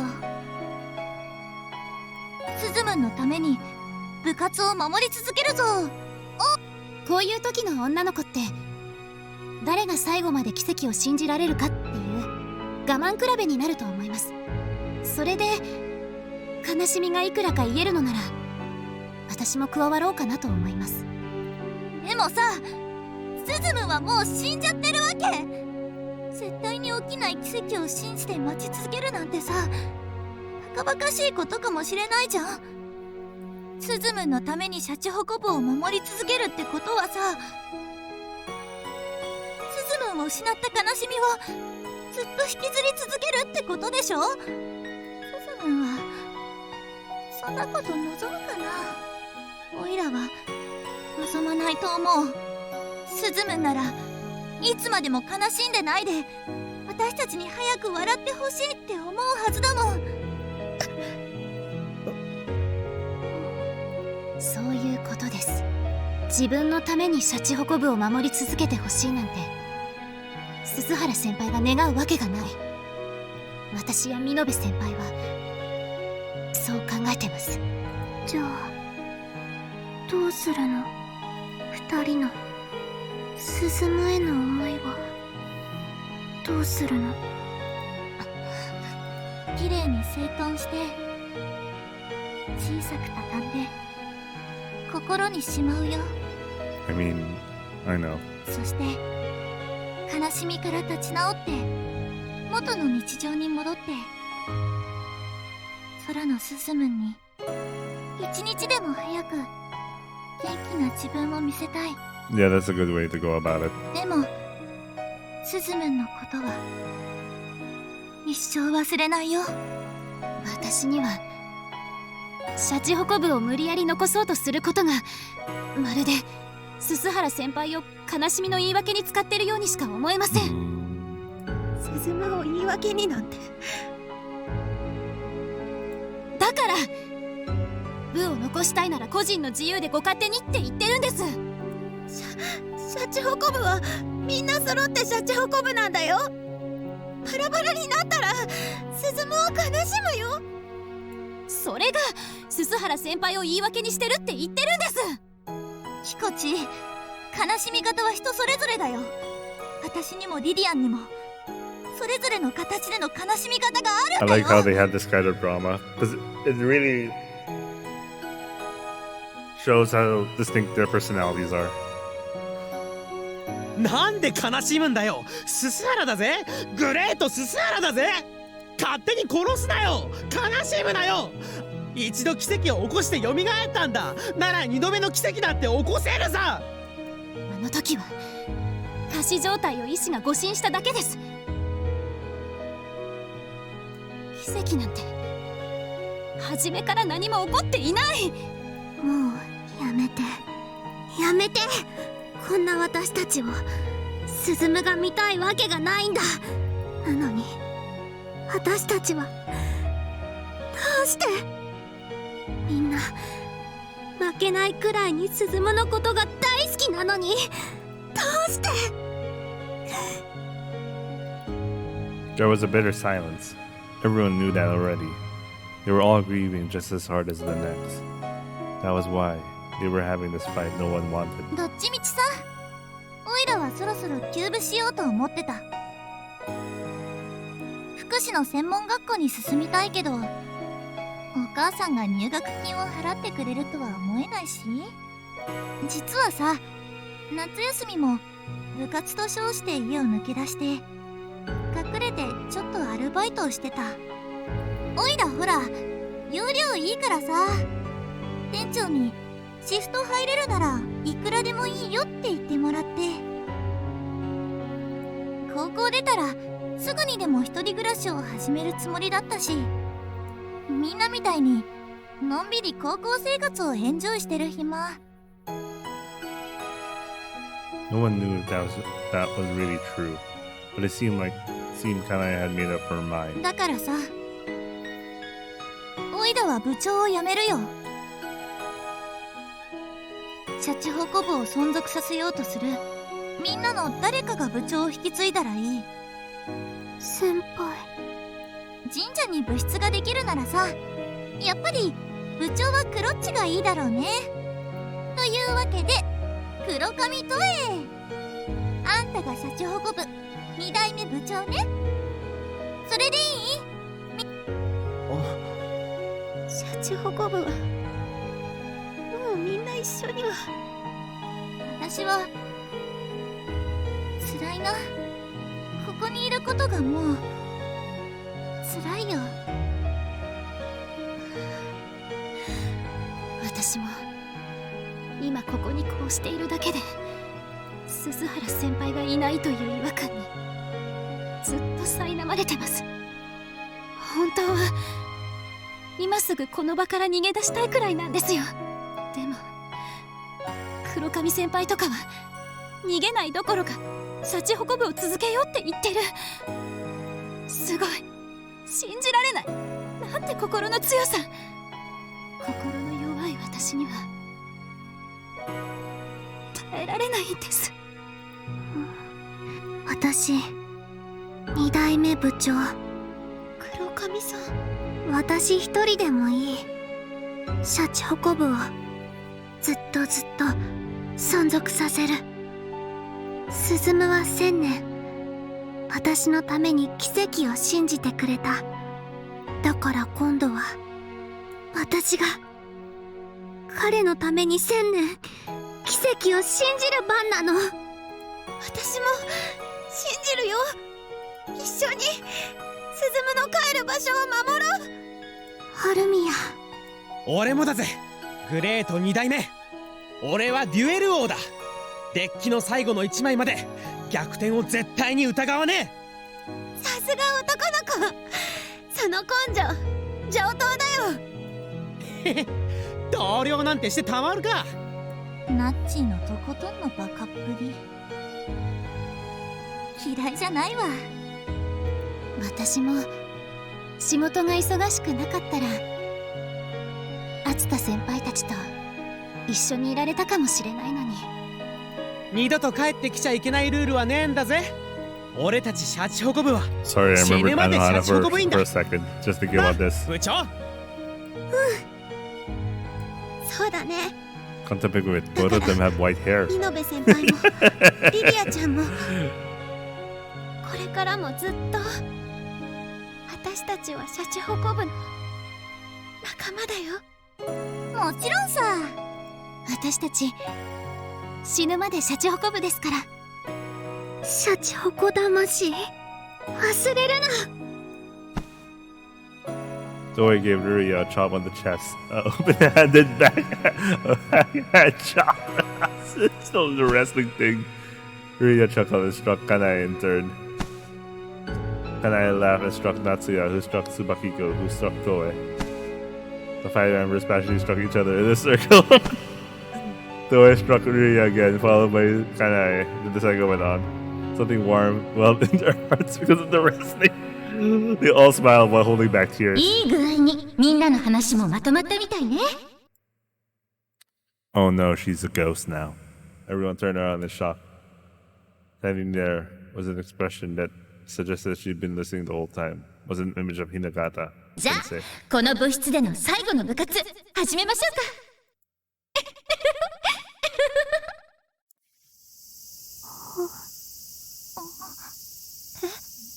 She's a ghost, man.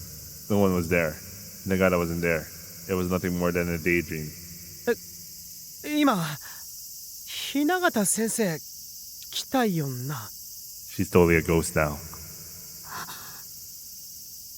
見た気がします。 Yeah, everyone saw her, so you know. 白昼いつものわけのわかんない白チュームか。いやいや、白チュームなんかじゃねえだろ。 Because he also saw it. 俺は見たぜ。みんなも見たろ。なあみんなで一緒に見る白チュームなんて聞いたことねえよ。トイちゃん、2代目部長の就任おめでとう。新しい部室の件申し訳ないけどよろしくね。雛形先生よかった。先生がいないからシャチホコ部がキューブになるところだったんですよ。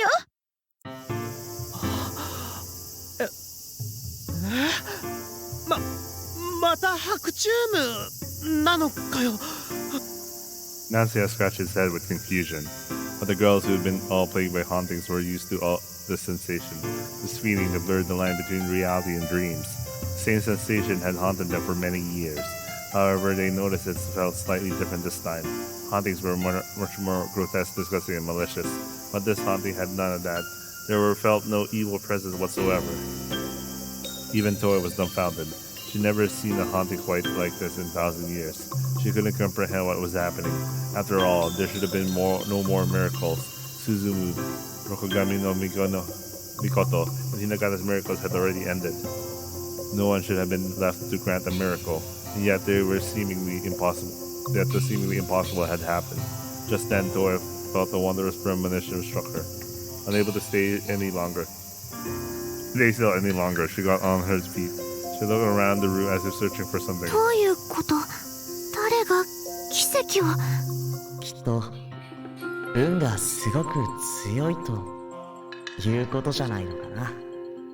Oh, she has a ghost husband now. 声が自分で言ったよ。幸運をずっと使わないで溜め込んできたからだって。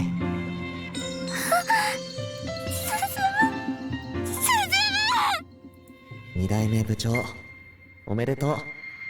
僕も部長をしっかりと応援していくよ。 She's a ghost now.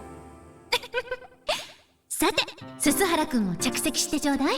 The real winner was Miss Hinagata, because he gets to keep Suzumu all. 今日はこの部室でするシャチホコ部の最後の日になるんだから。スツ。でもこれはいつもの白チューム。 Yeah, but all you guys are having it at the same time. 白チュームでも本物とと区別のつかない白昼までも十分だよ。みんなしばらく来られなくてごめんね。でも僕も雛形先生もようやく落ち着けたんだ。 I knew it. She did it so that they could be together.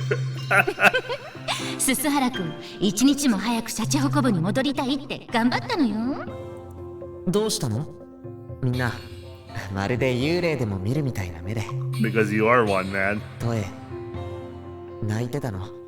それが僕のせいだとしたらごめんね。僕は帰ってきたよ。そしてこれからはずっと君と、そしてみんなと一緒にいるよ。 So she has a ghost lover now. Everyone knew this was a daydream, a haunting. Though it was no exception, of course. But even so, she and Suzumu had been reunited. It was a kiseki. Then who had wished for this? Mutsu. No, to be exact, Mutsu from a slightly different world. Oh, this is where the other miracle happened. I'd like to thank her. This was the miracle wished for by the Mutsu who saved Suzunomi. Mutsu was so grateful, he wished that the one who created the miracle for him, Toe, would have a miracle of her own. Let her smile. Bestow upon her a miracle that would bring back her smile, no matter how much sorrow she had to bear. And then, when Miss Hinagata vanished at the shrine, the cursed suit that was sealed within her was released and scattered to the winds. It was split among the members of the LCSC. The cursed suit had the power to remove one's spiritual defenses and render them susceptible but to interventions by spirits. So everyone in the LCSC was capable of receiving hauntings again. That was why the club's departed could interpose themselves among the others. Of course, normally this would have meant evil spirits were free to terrorize them all nightmares again, much like they used to. But they wouldn't be the case here. As for why? 約束するよ。トエ、僕はもうどこへも行かないよ。 Oh, he's now literally their spiritual defense. 常にみんなを見守っていて。 Why yes, I turned into a creepy ghost. How did you know? みんなと一緒にいるから。ずっと。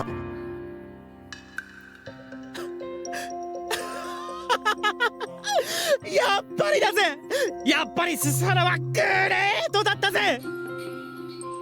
夏くん、これからもずっと僕の友達でいてくれる？ I'm friends with a ghost. 当たり前だぜ相棒。俺たちは生涯グレート親友だぜ。ヒコちゃん、僕を心配してくれてありがとう。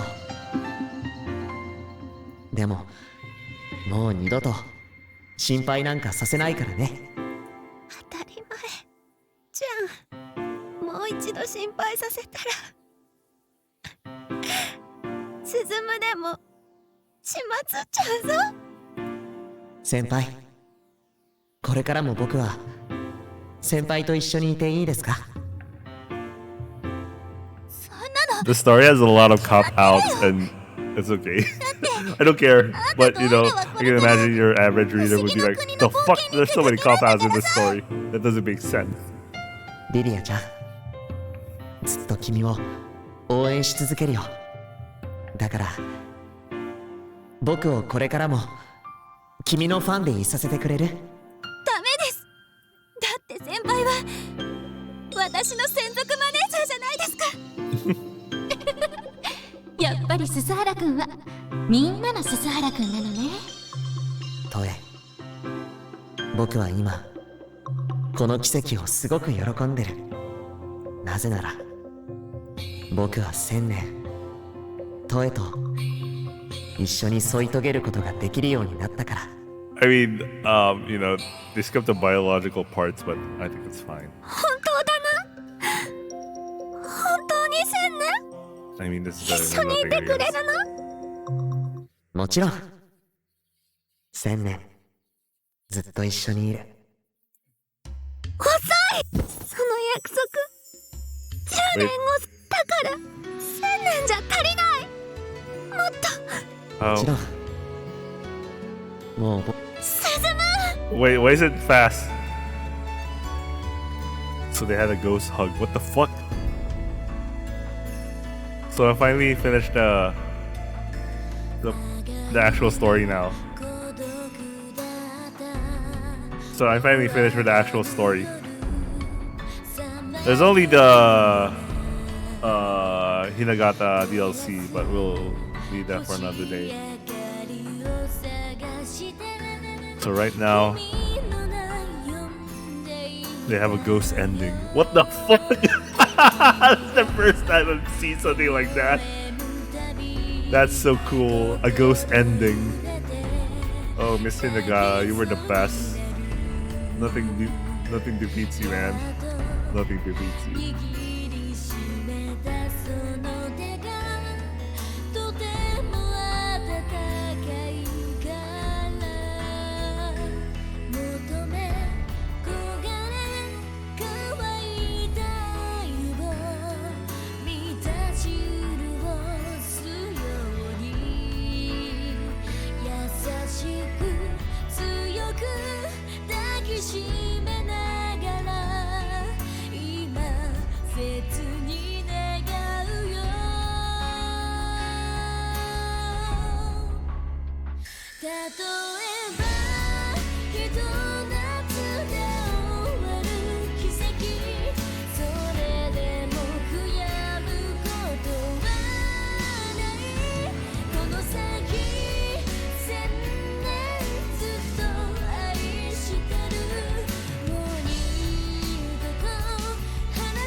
Oh, she had to have this super special CG, man.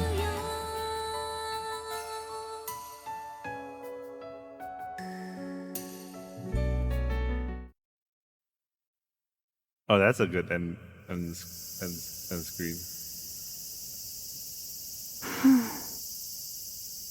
兄上様、今年も入道雲が大きゅうございます。おや、誰か来たようで。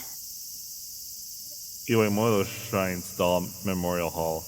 Once a user on a certain occult forum had reported that when they prayed at the shrine for a curse on a hated enemy, that wish had been granted. The place had become so cachet ever since. If you made top 10 lists of Japanese occult hotspots, then this place would be on every single one.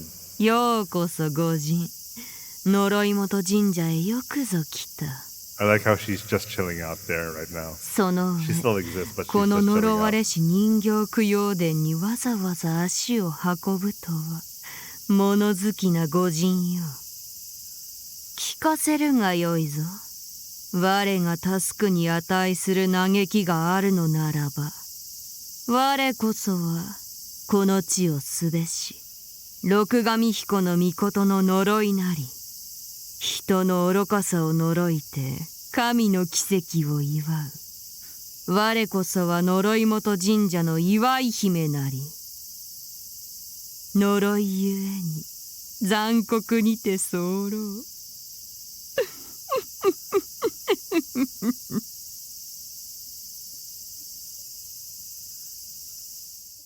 Well, that's that. I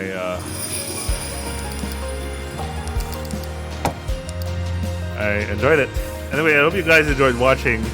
I'll be doing Hinagata's route some other day, not tomorrow. I'll be going back to Elden Ring for a while. I hope you guys enjoyed watching, and we finally finished the main story of Iwahime, and I really loved it. So yeah, I'll be talking more about this soon. Anyway, I hope you guys enjoyed watching, and I'll see you guys on the next stream. Ciao.